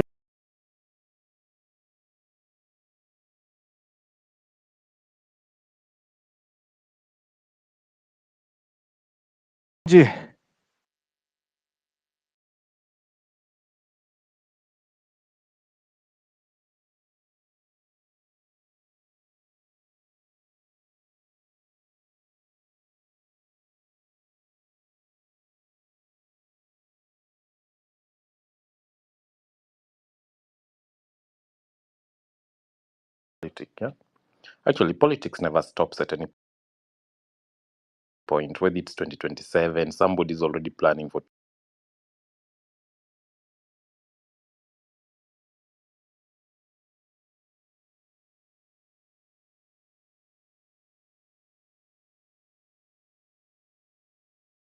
2027 election should completely be different. If an MP is planning to come to the ground, apeane hongo na achaguliwe juu ni mtu wa Ruto, he should not be voted. Let's go for independent candidates. Let's go for candidates who are not puppets to anyone. You know, that's the only way we're going to take over the parliament, so that we can elect independent-minded MPs. That's the first cause. Hata story ya Ruto mwachane nayo kabisa. Whether he wins or not, or whoever goes there will still behave the same way. So the other day we had Uhuru and everybody was complaining. We have Ruto now, everybody's complaining. What's the weakest link? The legislature, you know? Because it's the MPs that should put pressure. They should oversight. They're not doing it. They're all puppets. Ni kukimbia hapa, mara waimbe Ruto, mara wafuate Raila, mara wengine wako na Kalonzo. Yet these people were voted by the electorate wenye wako huko kwa ground. Hawa ndio wanapitisha sheria ya kupeana pesa. They are the ones who should be overseeing things to do with corruption. These guys managed to kutoa Gachagua within a very short period of time. Yet in the same offices, CEOs ama parastatal, all these other offices iko na watu corrupt and they're not doing anything about it because mtu anasema yeye ni mtu wa Ruto, sijui yeye ni mtu wa Raila and such nonsense. And if there's one election that I know is very simple and nobody can rig, ni ile ya ground ya MP, ya MCA na magavana. That's where we should focus, so that ikikuja 2027 mjamaa akisimama na kuja hapo aseme mimi ni mtu wa Raila, mimi ni mtu wa Ruto, those are the people you should not vote for. Don't vote for somebody ati yeye ni mtu wa ODM, akuje pale ground awambie atafanya nini. We've been able to get a very useless parliament because of people voting for parties ati sisi tunapiga 6 piece, such nonsense. If we had independent minded MPs, mtu mwenye amesoma, usichague mtu juu ako na pesa, somebody who understands what an MP should be doing. Because as we speak, hatuna IBC. As we speak, people are talking of let's consolidate hizo basaris zote, watoto waweze kusoma bure. The MPs are against it, you know? And we are here talking about Ruto.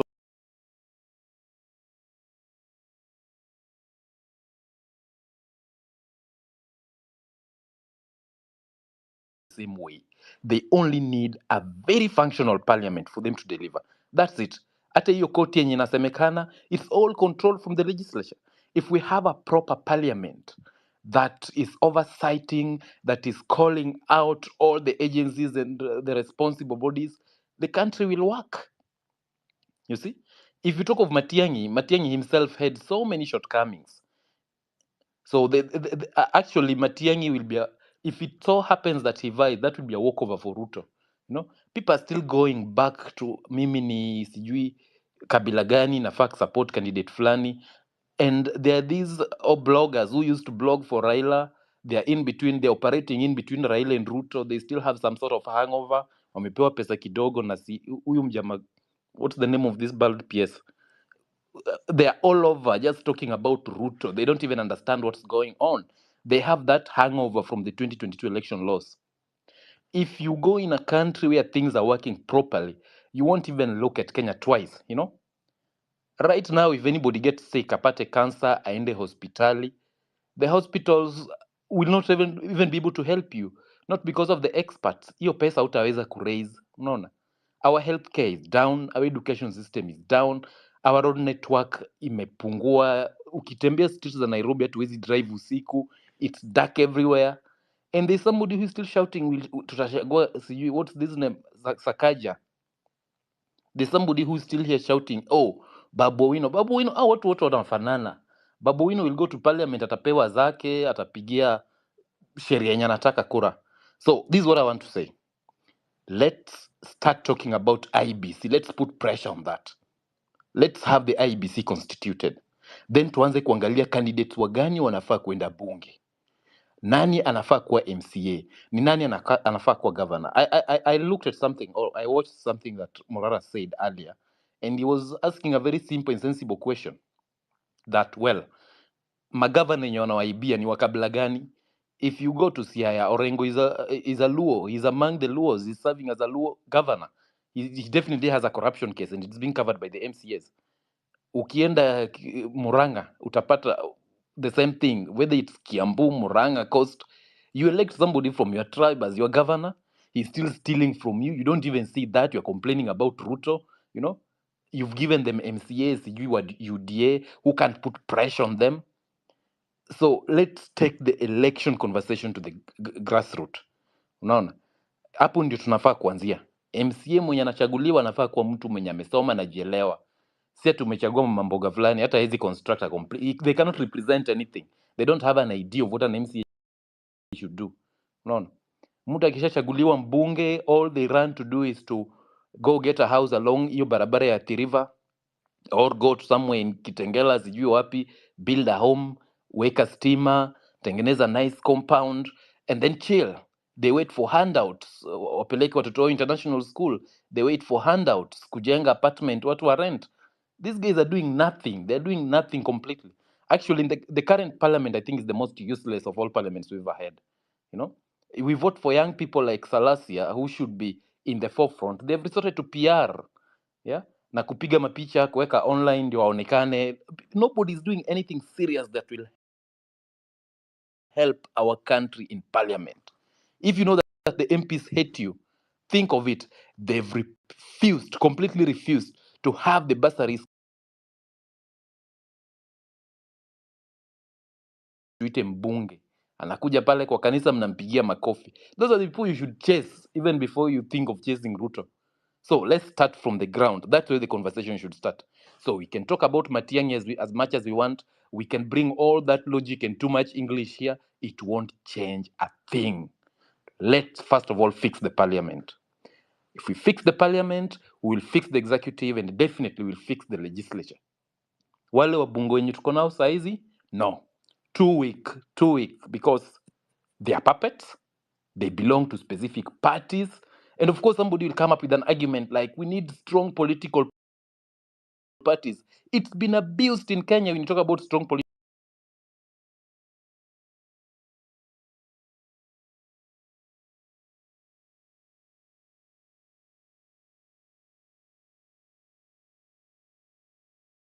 government when they want, if they're not elected. Look at UDA. They are in power. They don't even question Ruto.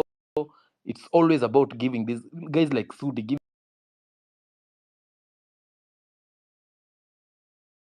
his name. The one who shouts in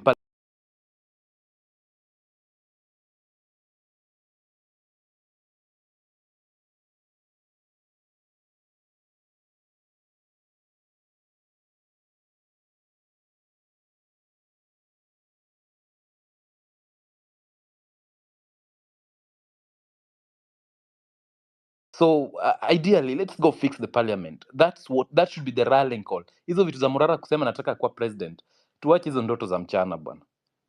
You know, let's go fix the parliament. Hata Ruto mwenyewe ataogopa. If we vote for people that we feel, na huyo mbunge akicheza, those are the people you should go. Wao ndio watu mnafaa kusalamia. Hii story ya kutengeneza memes za Ruto, well, then to what end? He's still the president. I'm not supporting him, but the reality of the matter is we as the population, we are the ones who are taking the wrong approach. We should be putting out posters about constitute IBC, you know? Let's put out posters about the laws that are there in parliament. That's the practical approach. That's the practical. Let's call out the judiciary when they defend wrong laws and do the same to the parliament. Let's call out the police. Let's call out all these institutions, the independent institutions of the government, the office of the auditor general, and all that, you know, instead of making memes of Ruto, putting on caskets of Ruto. It won't change an inch. 2027 will be back on the same spot and mark time. And this is my final shot. If you're a 25-year-old boy today, by the time Ruto leaves government, you'll be 33 years. Another puppet will take over. By the time that puppet leaves power, you'll be possibly 43 years. Part of your useful and productive life will be lost completely. Because one, we've refused to take the long right path in fixing things, but we've resorted to making memes and making jokes out of them. Thank you. Sasa hata umefanya nimeanza kujiuliza kama ukweli I really need to have those memes. But that is activism by art. Yeah, that is activism by art. You are listening to Home Run with Pipi. Weekdays from 4 p.m. to 9 p.m. As I said, ladies and gentlemen, this is Home Run. Pipi comes to you each and every weekday as he said. Nataka kuwakumbusha tu kwamba mwingie pale hivi juu kwenye Tip Jam support show yetu, and of course kuna comrade hapa hivi anasema tumtumie za cabbage. Wekeni tip hapo hivi nimsukumie kitu ya lunch. Aya, 2027 looks like far, but also campaigns are quite expensive, and I think that is one of the things that most political elites spend their time doing. They spend their time amassing their campaign war chest, and that is why you see many leaders, once they fail in elections, they really fall. You know, they really fall. They come down hard because they've literally staked everything. You know, it's like Jake Paul versus Mike Tyson, and they place the whole stake on Mike Tyson, all their money. So that is why you see it's a high stakes game. Politics is a high stakes game. People are willing to do the worst. Yeah, they're willing to do their worst, absolute worst, just to prove their point to you. And as we've heard, we need to also be active more than just trying to be comedians. Yeah, of course, posting that guy should be dead. All right, you're wishing him dead, but you know very well ni kazi ya Mungu. We can take part in active, you know, like this year when we took the initiative of Free My Passport. That one was felt. And I think next year I'm taking up the initiative for IBC, like full time. Ndio itakuwa theme ya Home Run with PP. Reconstitute IEBC. We are going to put all the pressure there. Mpaka hiyo IBC wekwe. Because otherwise, by law, it's going to also delay the election of 2027. So be very careful about that. Naona my guy Geodesic ako hapa hivi ndani. Geodesic, ni aje mzee? Poa sana vipi, uko aje? Niko poa bana, nikusukuma tu. Inafaa bana. Unajua ukikuja late after Western ameongea manze, unashinda utaanzia wapi? Anawavuruga wote. Nikianzia juu, acha tu nianze na taking the poll. Is it too early kwa politics ya 2027?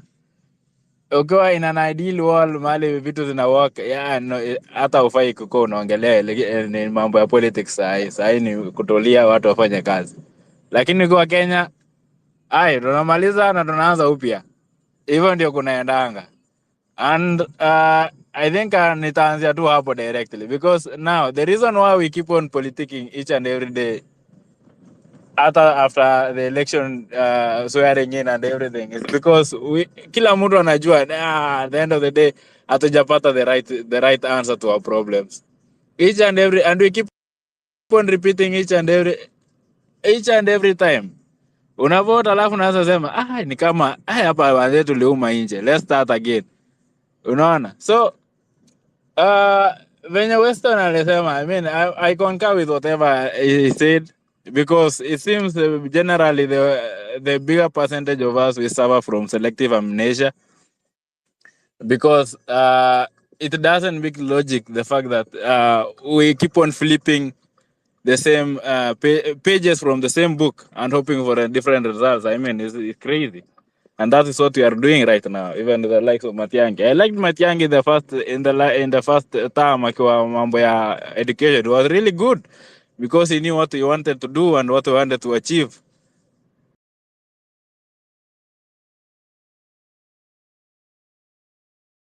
What to hold it. But when at the end of the day the power corrupts,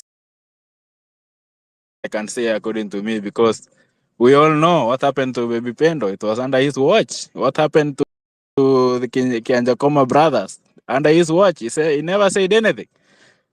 So the same thing we are keep on accusing the likes of Kindiki right now, and even Must Go for killing in the ICC aspect. The same thing we can still accuse of Matiangi. So Matiangi was good before, but at the end the bell got he got.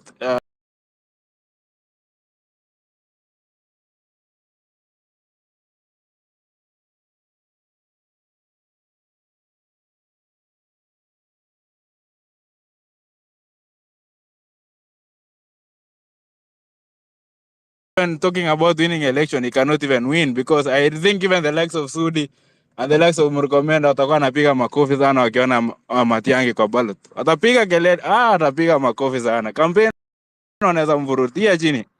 So I don't think it will work looking for a tough man or something like that, as people are saying. It cannot work for people like Ruta because that's what he really wants, as Western said, and I really concur. He really wants that tough guy, or the reason why even he had they wanted Raila is because they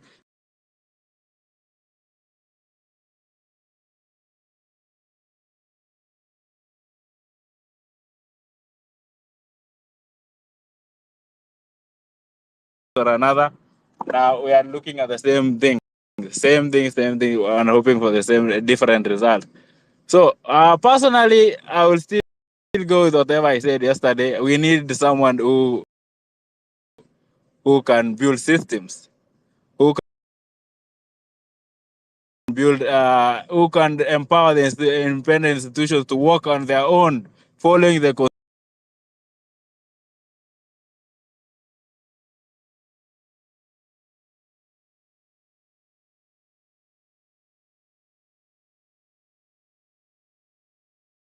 as a president, the constitutions, and what are you able to do, and what can you change, and what can you not change. Sio mtu ana bulldoze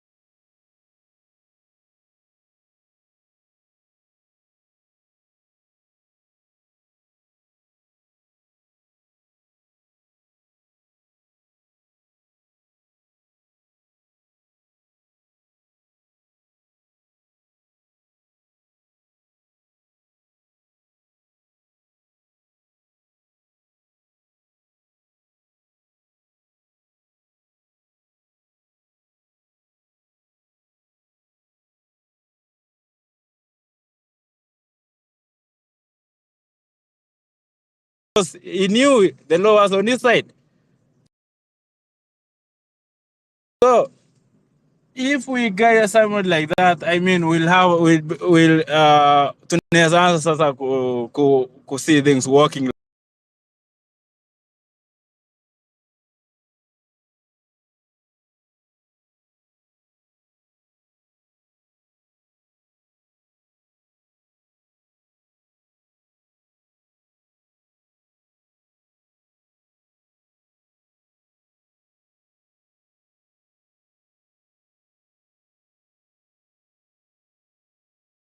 Somebody to aendelee kutumia kifua all through and through, because we'll keep on doing that to 2020, 2027, 2032. Sema ay, ni kama tume overreact, tutafute tena mtu mwingine.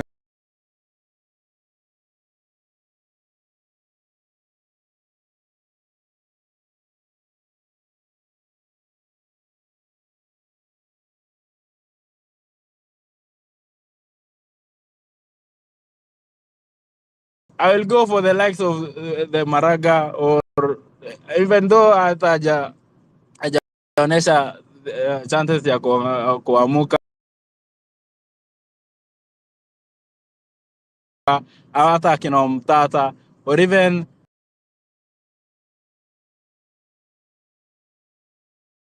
they have shown this, they can follow the constitution. And the problem we have at home is not it's not that we don't have things that can work. Things can work if they really want to work, because we have a very good constitution. In fact, okay, compare with other African nations, I mean, we are topping the list.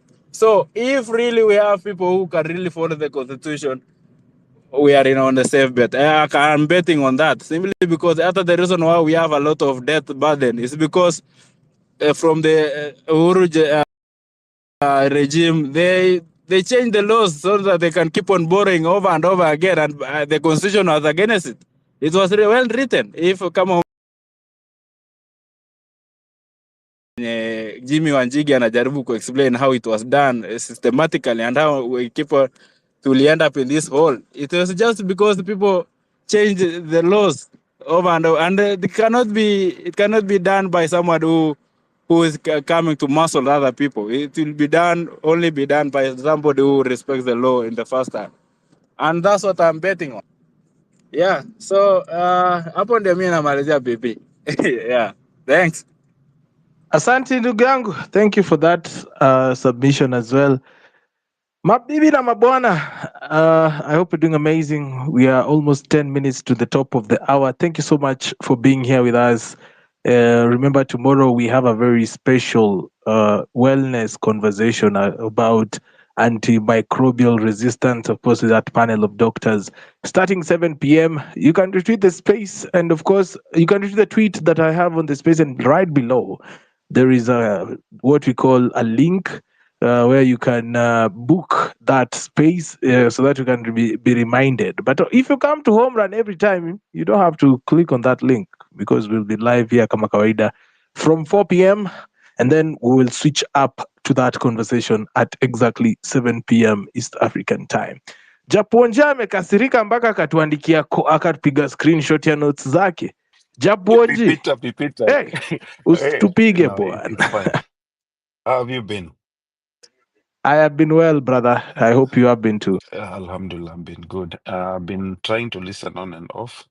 Kazi. Unajua lazima we balance these spaces na work. Okay, True. so yeah, you saw my notes. I was trying to get the mic for some time. I heard what Weston was saying, and Weston I think, is very well informed, and I always appreciate the conversation. And go direct to the point. Like the topic is it too early for 2027 politics? Peter, let me tell you something. In Kenya, one day of politics is a long day. Ebu jaribu kutoka space 1 week urudi after 1 week. It will take you hours kukatch up ndio uone things that have happened, especially kuna watu wenye hawakuwa when Gachagua was getting impeached, wale hawakuwa hata online ama hawakuwa na TV. You can imagine what went through their mind. So one day in politics is a very, very long time. So every day is politics in Kenya, unfortunately. So now I'll go direct to my notes. So, well, you know, I just had I had like these thoughts, you know, like what if Ruto and Rigathi had agreed to each serving no, I mean Ruto had agreed with Kindiki and Rigathi that kila mmoja wao wa serve like half term. I mean it might be possible. This is Kenya, a lot of things huwa zinafanyika, unajua, then they just bring it like a big show and then Rigathi anakataa, alafu yeah, this I heard from an inside. I'm just saying. So what if, you know, Kenya is a land of possibilities. A lot can happen. Okay, now let's look at how we've been voting. I mean, in the Kenyan political system, most regions, all the regions in Kenya, they have been affiliated to communities. Like apart from Nairobi. Nairobi, a little bit of Nakuru, cosmopolitan. So Nairobi is mostly, you will find that opposition always wins because Nairobi has a lot of civic education. People are informed, people are well educated, and they always know, they always side with the opposition, mostly in Nairobi. But if you look at all other regions in Kenya, we always suffer from this tyranny of numbers. So having said that, I think personally, 2027,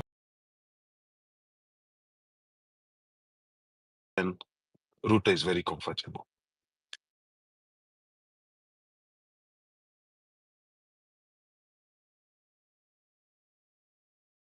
Raila, the character, the person, he will fall for that. He has fallen for Uhuru, for Moi, and all that.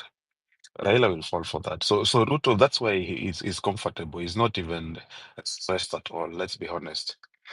Having said that, there was a time we were talking a lot about revolution. I think the first week of November, if I'm not wrong, a lot of people are talking about revolution because if you look at what's happening now,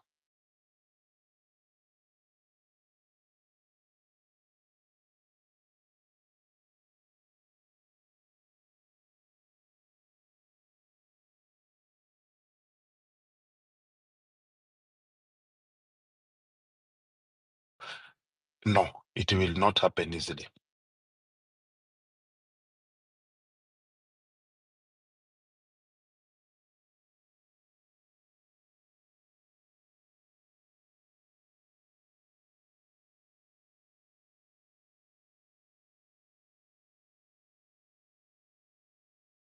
Yani one person too can stand up, you know, and see the way we are suffering and, you know, save us from all this. What I mean by this, a person who can suspend constitution for some time, because doing all those things, going after root and all that, even if you become president, it is not easy. Hii itakuanga tu court battles after battles, and we know the justice system.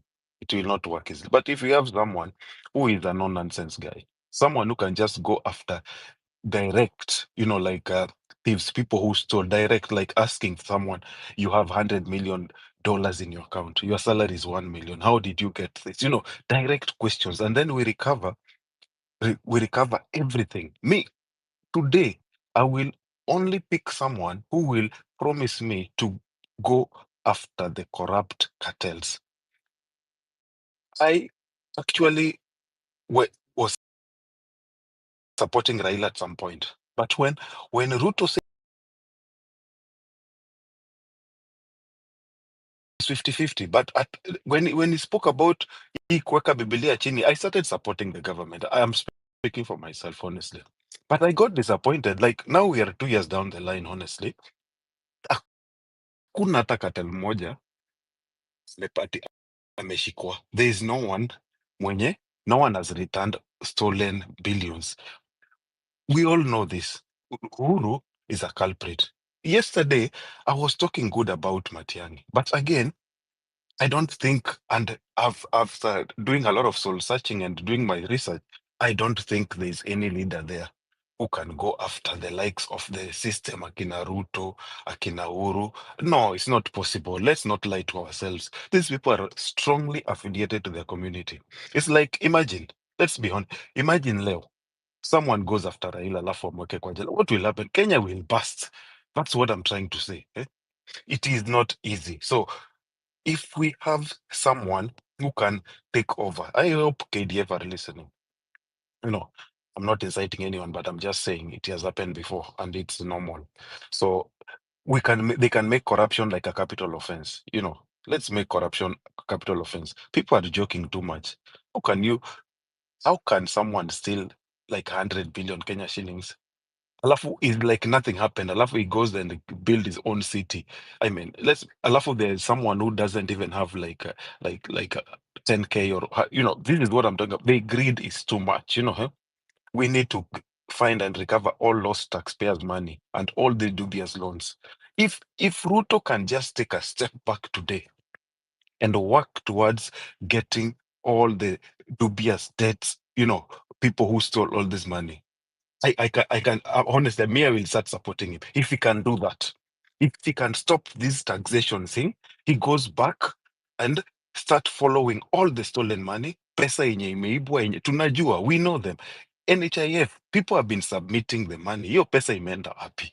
Unajua, before he comes with this shisha, this thing, hii pesa yenye imepotea, where is it? Mbona hiyo kesi iko cold kwa court? Why is the DPP dropping all the cases? Unaona, this is where I have problem with Ruto. Me, I don't care who comes in or what, but if Ruto can do this tomorrow, me, I will support him. I'm being honest. Kwa sababu, if you're losing 2 billion per day, and the CS is coming and laughing kwa press conference and saying, those people who are stealing, please, steal only half. I mean, are we that like hopeless?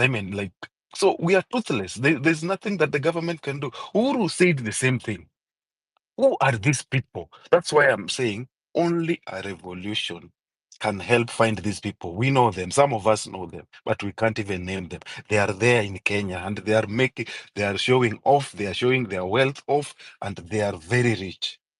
So, me, I believe whoever may win against Ruto in 2027 will still not the advantage of the justice system and the constitution to go after all those historical injustices. And like the previous speaker was saying, we need to do a reset of the past injustices. Let's start from there. Let's not sweep any that under the carpet. Kwa sababu, you will find that someone was saying, like Kibaki started this when he said, Wachana na Moi, let's just pick from there. He could have at least pressed a little bit some buttons to equate a president. So others who are coming waogope. But nothing happened to Moi, nothing happened to sijui nani. So it's the culture. Ni culture tu kitu inaendelea. Unajua?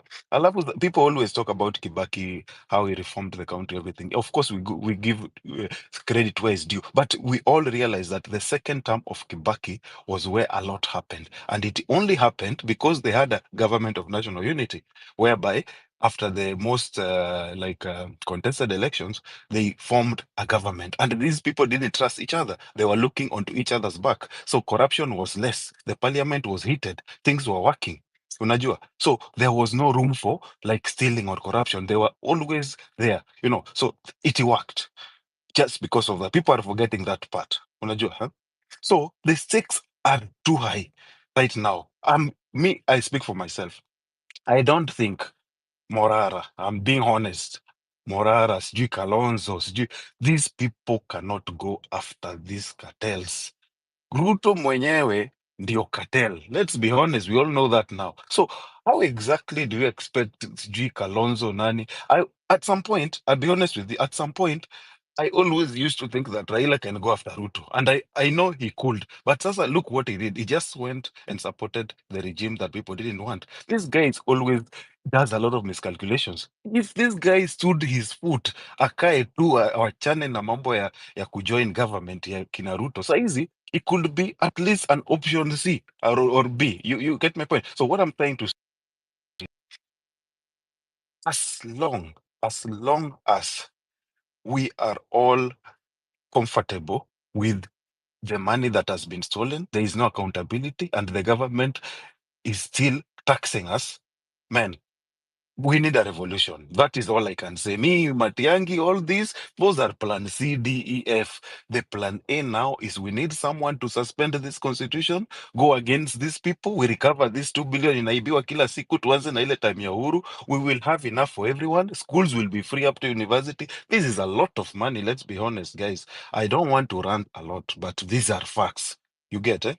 So when Weston was saying that we are the people to blame, and someone also was saying here that we clean the parliament, alafu parliament is supposed to legislate and check after the executive. Okay, I agree with that part. But what makes you think that the parliamentarians wakifika hapo, it will be in their best interest to do that? They will be looking at their own interest. We've seen this before. Look at Selassie, I don't know this guy. They are only there for their own. And for your information, when you're talking about G, we push for IBCs, GIBC is not working. Hiyo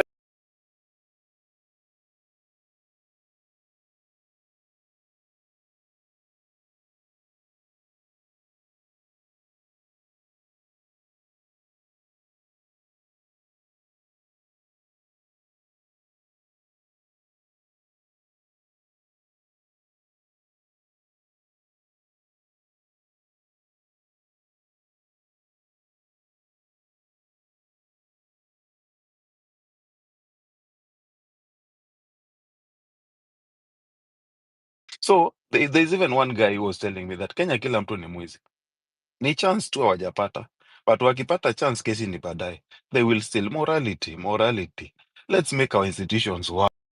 Let's make these crimes you capital offense. Mi mtu akisimama na niambie one of his goal will be to go after corrupt and my card plan A. Plan B is all other people to combine and have a force that can fathom work against Ruto. Otherwise, guys, we will be ranting here, we will be talking, we will be going around in circle, and at the end of the day, we are being taxed again, and all this money that is lost, no one is even asking about it, but we know it's in Kenya. Unasikia pesa sijui zinapelekwa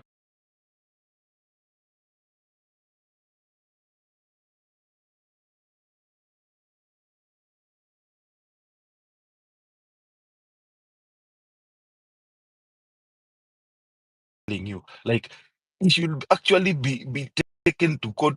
I mean, parliamentarians, they were very serious. Wangemuuliza, leta evidence na ongee juu ya hii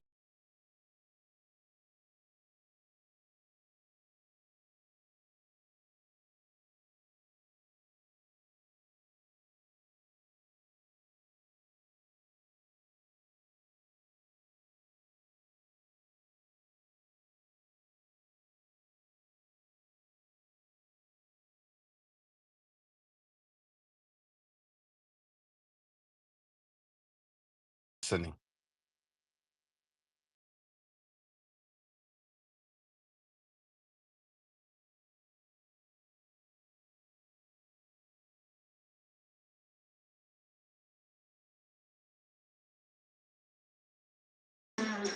Good evening, Pipi. This is the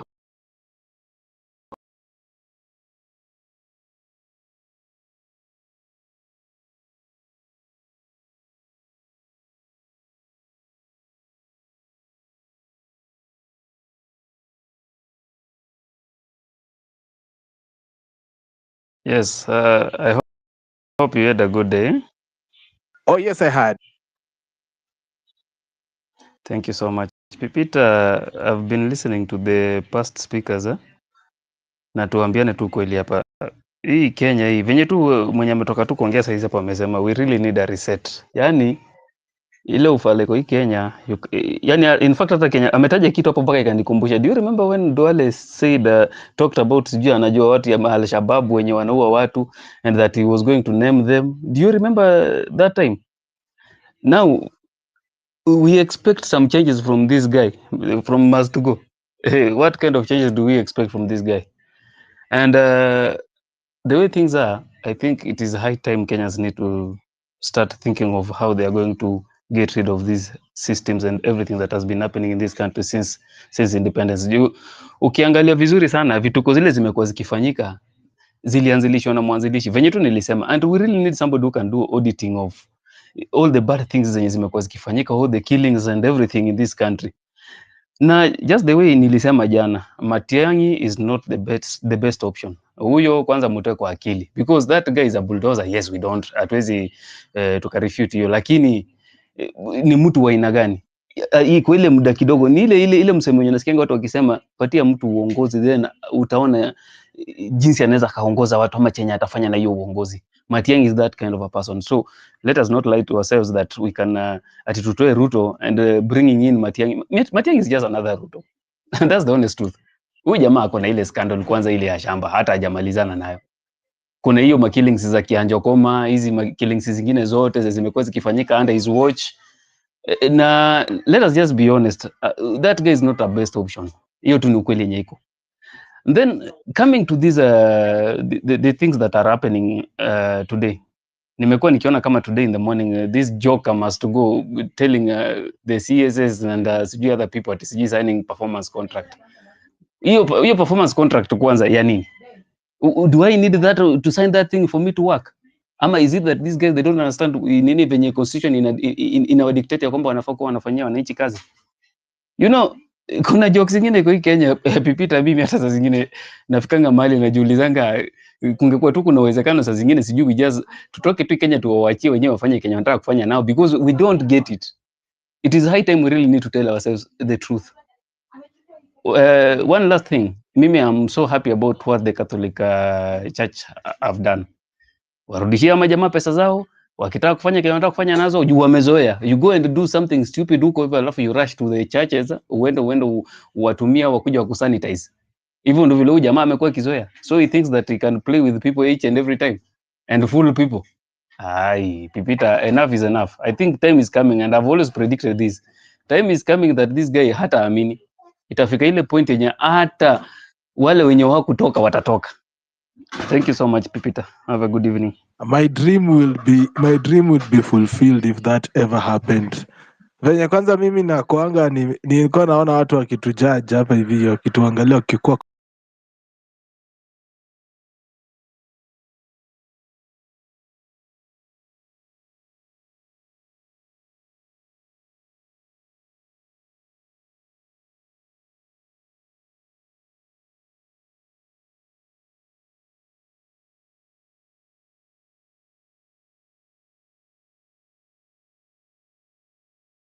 Yes, we actually have the same idea, and the idea we have is to address issues.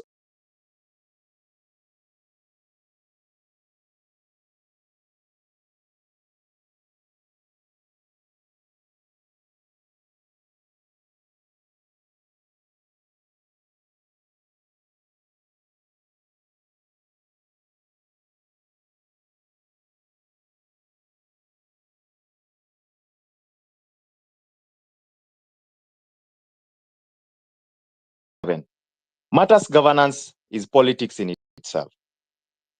Anything to do with the law is politics in itself. Whatever we are doing right now here, we are conversing, and this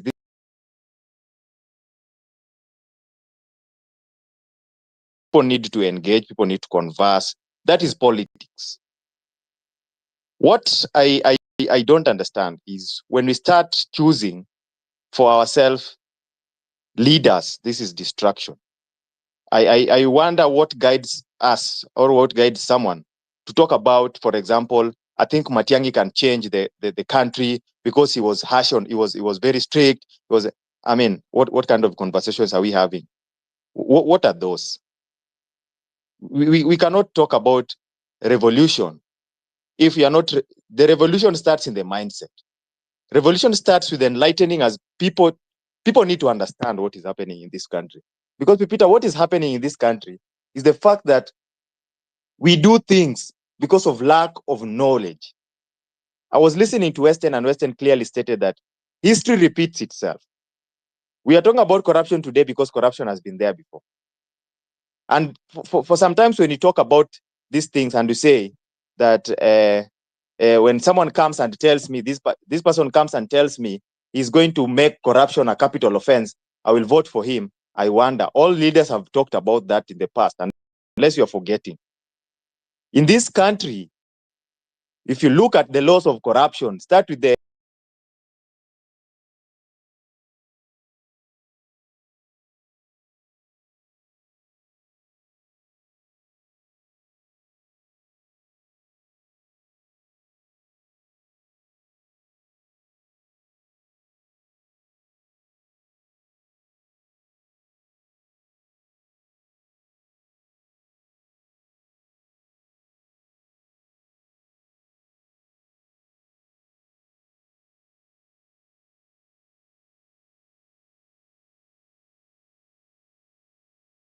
do not understand, do not know.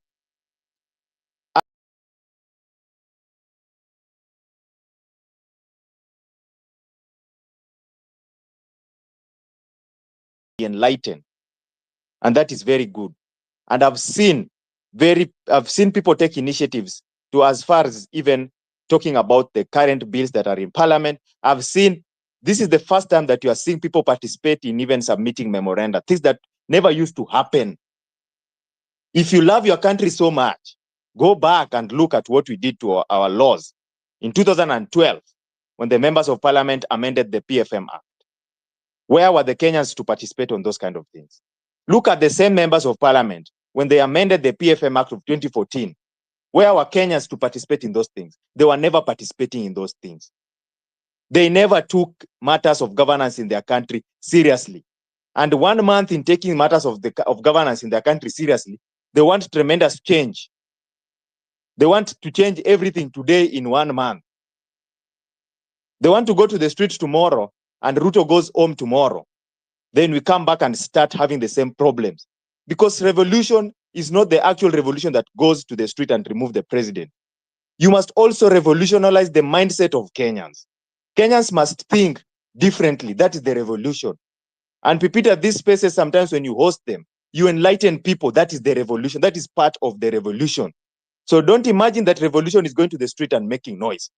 People have been going to the street to picket, to demonstrate. They have never gone to the street to change their country. That is the difference, Pipita. When someone says that Kenyans are joking about making memes about the president, and Kenyans are joking, that is not jokes. That is very important. And Pipita, you said that is media activism. Pipita, that is very important in shaping public opinion. Public opinion is very important in politics. That is why politicians take their time and hire big cars and go and stand in a vehicle and ensure that they have as many supporters as possible and make pronouncements because they want to shape public opinion. That is why the president goes to church the next day after being given sharp criticism. That's why he goes to church and even gives them 5 million. He's trying to shape public opinion. So when the young people who are using those silots to make memes and things like that, don't underestimate the effect of those things. They are now at the talk of town. They are being talked around the whole world. It is important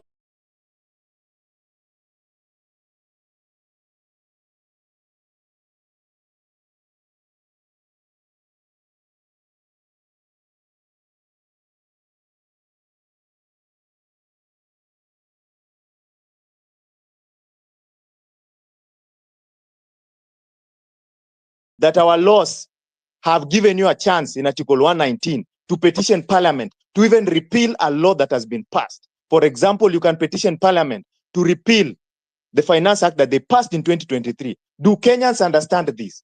Majority do not. If they did, they would go to the street not to protest.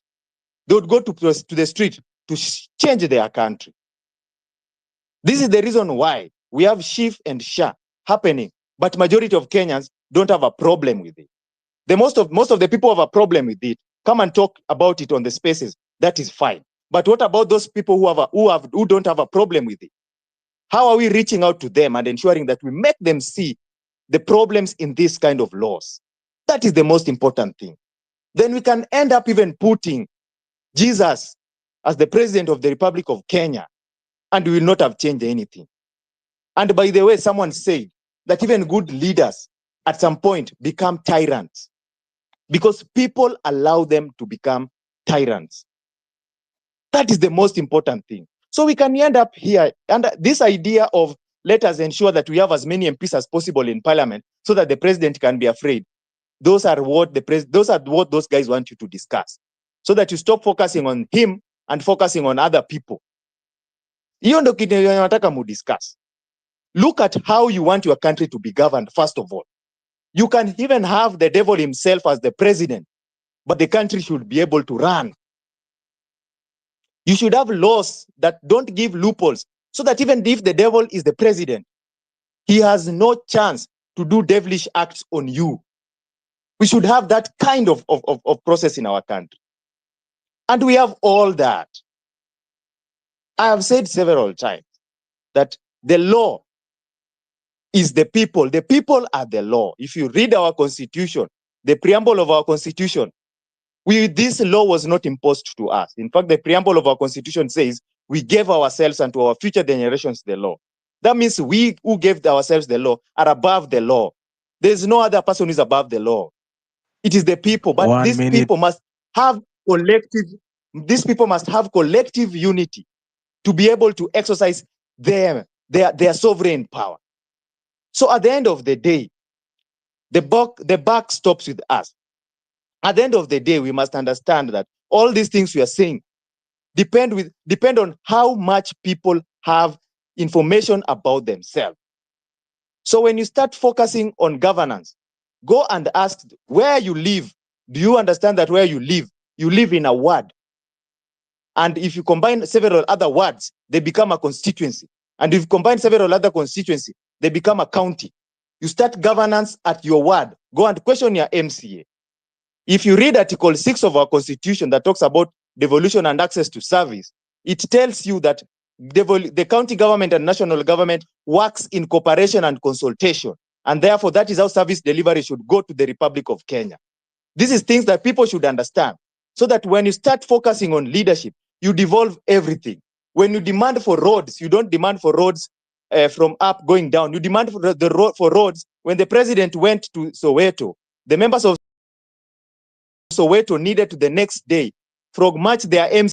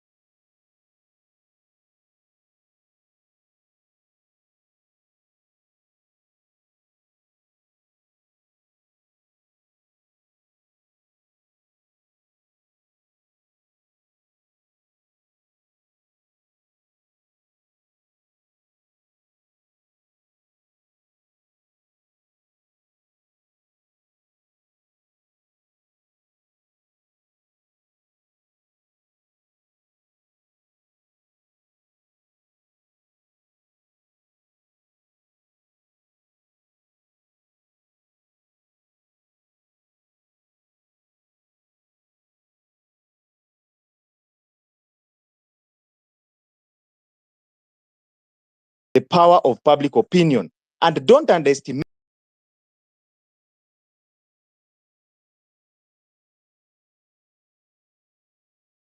nation. It starts here, but it must also spread. That's the most important thing. Thank you very much, Peter. Thank you so much for that submission, Vigilante. I want to go to the one and only big boss, Alafu Ajuoga, as we call it tonight, hapo hivi kwenye home run pipi. Ladies and gentlemen, thank you so much for tuning in. You're now listening to MC Pipita on Home Run with Pipi. Kakangu big boss, mambo vipi? Waendelea vipi? Kaka, nimerudi, nashukuru Mwenyezi Mungu, uhai upo. Nimefurahi kuwakuta bado mko wazima. Nishe kibao na mitihani panda shuka za hapa na pale brother. Nimefurahi kukuta familia bado inaendelea iko pale pale. Baadhi naona wachache katika familia, lakini wengine siwaone. Nafurahi kuwakuta na fursa hii pia, yani ni bonge la fursa nimewahi. Hivi kuna mambo jamaa anaitwa Must Go anafanya. Jua mimi ni mtu wa Kiswahili bwana, siongei sana. na kutuongea sana, huwa nanyosha tu point naziweka vile zinafaa zile. Kitu ambacho kinaendelea kwa sasa, nimesikia watu wakikumbushana za mapaka za Duale, akisema anaweza fichua na list ya majina, orodha ya watu wanaofadhili wanamgambo wa Al-Shabaab, kila mwisho wa siku huwa hawataji. Zile huwa ni jamba tu za kututia sisi mapresha tujue wanafanya kazi, lakini hakuna kazi. Na tuko na serikali moja ambayo inafanya ujinga, hata wao wenyewe wanajua wanafanya ujinga, ila wanatarajia tuwapigie makofi kwa huo ujinga wanafanya. Na tukiwakosoa kwa huo ujinga wanafanya wenyewe wanajua wanafanya ujinga, wanatutumia polisi. Sawa, hayo si maisha. Hawasemwi kwa ubaya, serikali ya Must Go haisemwi kwa ubaya, ila wanachosemwa ni kuwa kipo, hawasingiziwi. Kitu ambacho huwa kinajitokeza tu hadharani baada ya viongozi wetu ambao huwa tunawapa fursa kwenda kutuwakilisha, wanasahau wakifika huko mbele kuwa wameenda kutuwakilisha. Wao wanaamini kuwa sasa wameenda kututawala. Na ndo ili swali unapouliza kuwa ni mapema kwa siasa za mwaka 2027, kwa upande wa wanasiasa na sisi ambao tumeishi miongo fulani hivi ambao imebadilika, hakuna jambo jipya hapa kaka. Hawa watu huwa wanaapishwa na akimaliza tu kuwapa, akishuka pale kwenye ile ngazi akiteremka hivi, kichwani mwake kitu huwa kinamjani, anafikiria uchaguzi ujao. Huwa afikirii tena sasa naenda kuhudumia watu waliomleta huku nini. Na yote inaletwa na nini? Yale mazoea yetu lazima watukatie ndo tuwape hizo nafasi. Ndo yanaleta haya majanga yote. Anajua tu niliwakatia, nirudi tena muhula ngapi? Hii muhula ujao. Matatizo yetu yanaanzia hapo. Lau tukaja hilo tatizo liondoa la kutowaweka hawa mabwana wakaamini kuwa ile kidogo hutupatia mikononi kama nini, wenyewe wanadai kiinua mgongo, kuwa ndo sababu huwa tunawapigia kura, labda watabadilika. Mtu ataingia atapiga kazi kikweli kweli. Na kuna mmoja aliongea kuhusu Matiang'i jana alivyotangaza ama alivyotoa azma yake kuwa anaweza gombea urais. Kaka, yani kwa upande mwingine fulani hivi huwa ni bora muongozwe na mtu katili hivi yani mtu mmoja muhuni tu fulani hivi, yani akiamua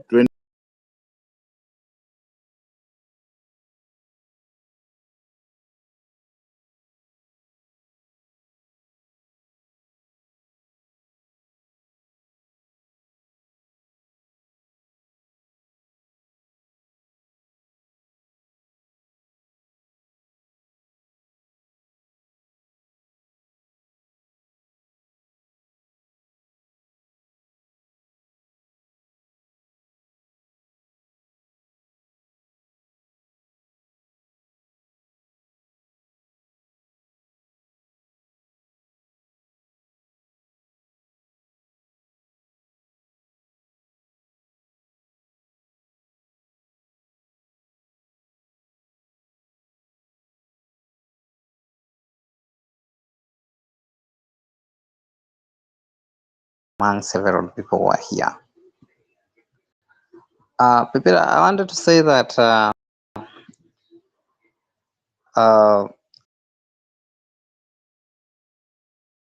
right now as a country,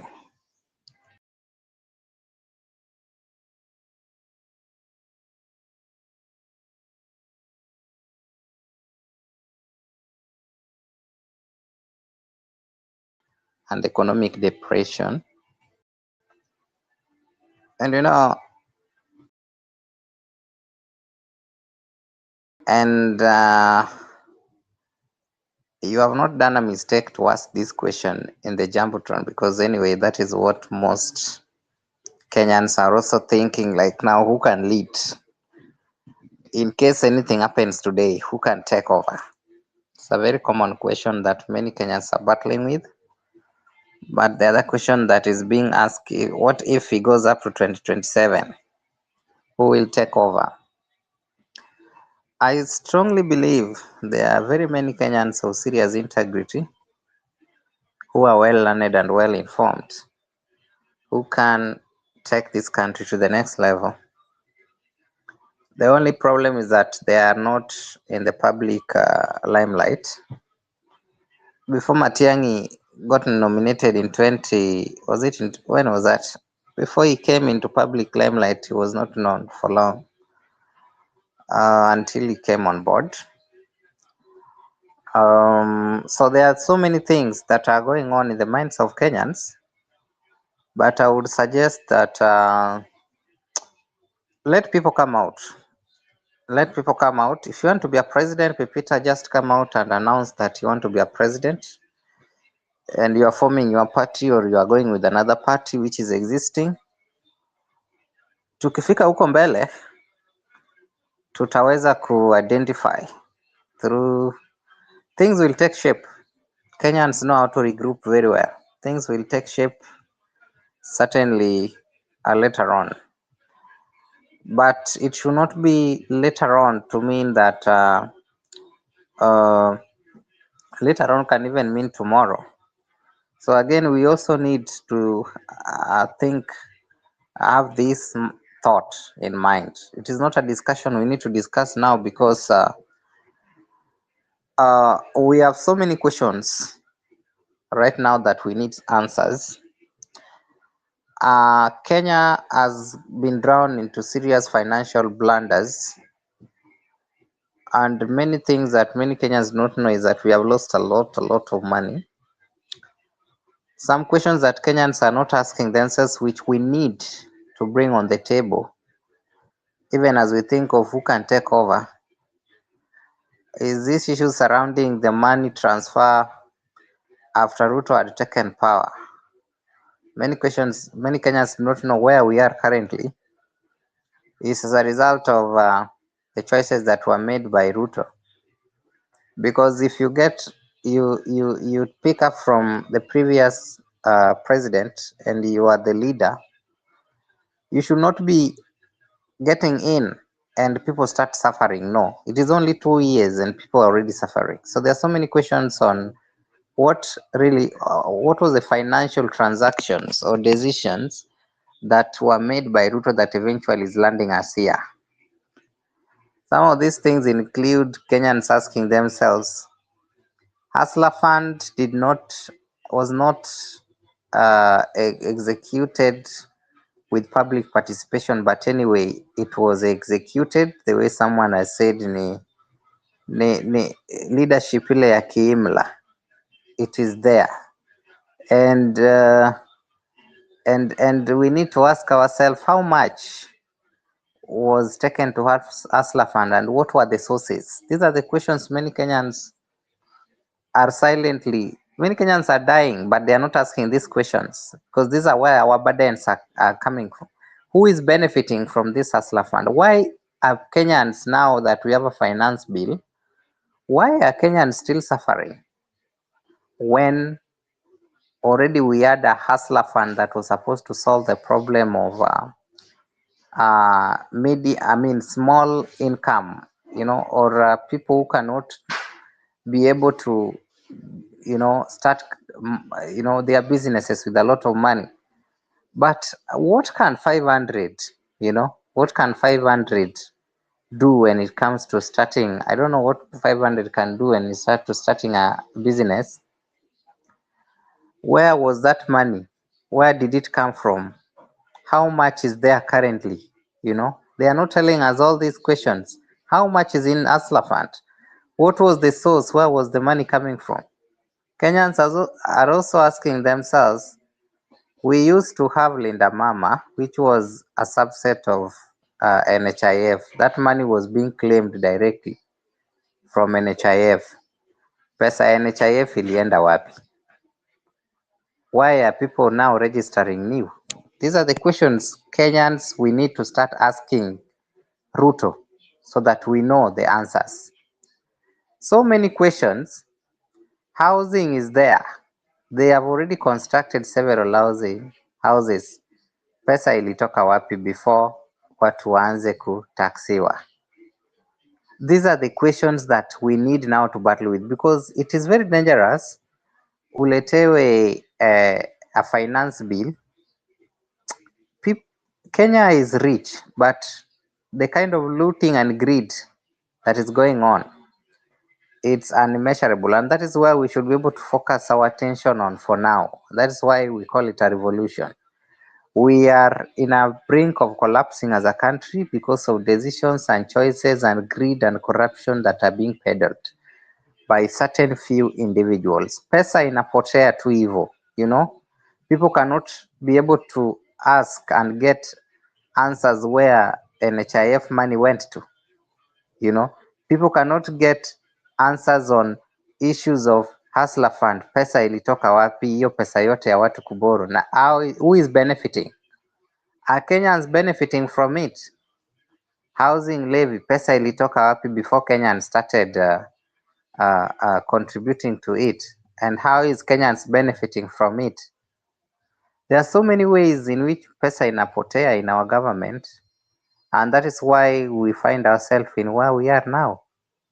So there are a lot of questions we need to ask this government, and those ones will eventually lead to serious revolution that will literally remove this guy from presidency. Remember, that's the same way someone was saying, and even Article 1, the power, people have not come to notice how powerful Kenyans are when they all go even to the street.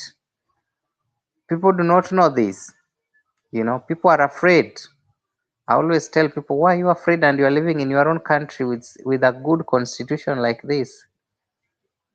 So people are fatigued and depressed economically, and that is why some of these questions like who can now lead better are coming in. To my suggestion is that now we have more important issues to look forward to. Finance bill, if we were all Kenyans united together, this is something that we needed not even to allow to go through. We don't need a finance bill. First, let people get account for what has been looted. There's a lot of money that has been looted that cannot be accounted for in almost all sectors, whether it is in health, whether it is in agriculture, everywhere. Pesa greed, zingine pia are being borrowed from outside. Kenyans are not told where this money is being used. Public participation is a problem.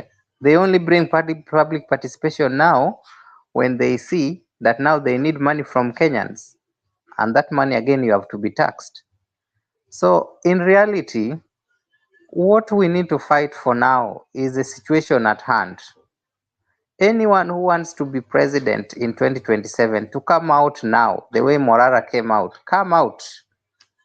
If it is Western, you want to be the president, come out and tell us you want to be the president na unasimama na hii party.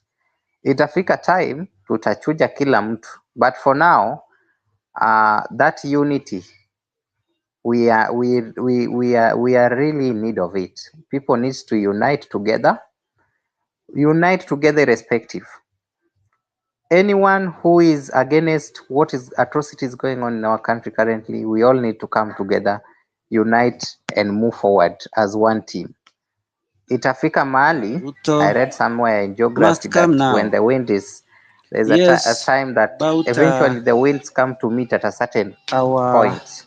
Even former CS. So let's push this unity thing can so become that we can address issues that formidable are currently on in hand candidate, and push for if he can changes as avail early as himself now. well Remember, when you enough, exert more pressure, and I believe he can give Ruto at a tough time. I am not very sure whether Uhuru is against Ruto, because he has never been, and I don't believe still that he will support the candidature of any other person unless he want that candidate to lose. I do believe that probably this time round he gonna support Ruto full time. Last time he was supporting Raila because he wanted Raila to fail, and because Kenyans were not, a majority of Kenyans were not ready to support any candidate, to elect any candidate who was being supported by Uhuru then, because of the policies of the day then. You could see that the life, uh, you know, uh, the living standard then, the cost of living was so high. Cost of living was so high, and this guy was so reluctant when he was being asked, "What can you do about the skyrocketing prices of commodities?" Anasema mnataka nifanye nini? So basically, he was supporting policies which were repelling Kenyans. Actually, his policies were rebuffing. There was no traction to his side for from Kenyans because of the policies that he was supporting then. He was actually telling Kenyans that when we elect Raila, things are going to be difficult, just the way they are now. If and on the other side, we were being sold hope. Ruto was telling us that once he gets in, he's going to lower taxes. But that was not the case. I know and I believe that Uhuru knew the only person who could defend his interest, only person who could defend his interest was Ruto, because this is the person that they have raped the economy of this nation for 10 years. Leave alone the pretense on since 2017, 18 there, when there was a handshake that they were pretending to be away or parting ways. That was just but a game to know, to let people believe and probably sympathize with the other person whom we perceive that he was being humiliated, and that was Ruto then. So basically, most of the things that he was doing then was to repel us against him. Other than the talks, and I know some of us keep on supporting what he was saying, that he came on TV, he came on radio and told us that we will cry. Then why, word without action is dead. He was supposed to make sure that Ruto lacks content, and you can only do that by making sure that you subsidize the cost of living then, just like what they did 2017. 2017, they subsidized the price of unga from 180 to 90. But Kenyans forget so easily, and you get carried by the wave of the day. He could have, I don't think there is anything Ruto has done to the fertilizers, which is a donation from Russia. Actually, the fertilizer that we use is a waste. Russia discarded in Africa, and it's not only Kenya where this fertilizer is given for free. The African states are only told to go and pick it and do shipment fee. So the expenses that they incur is only for shipment. Uhuru, and this does not start with Ruto. It was also there with Uhuru, the free fertilizer from Russia donation. So if he wanted to make Uhuru lacks content, to make Ruto lacks content, it was possible. It was possible because the only thing that he could have done was to make sure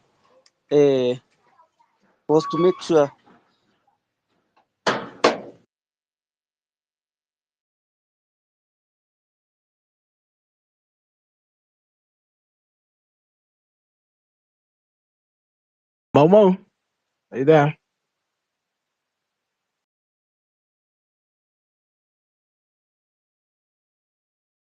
I can't hear Momo. Momo seems to have dropped from the space.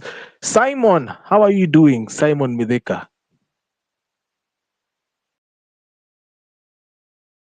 How are you doing, Simon? Can you hear me? Okay, I have some news.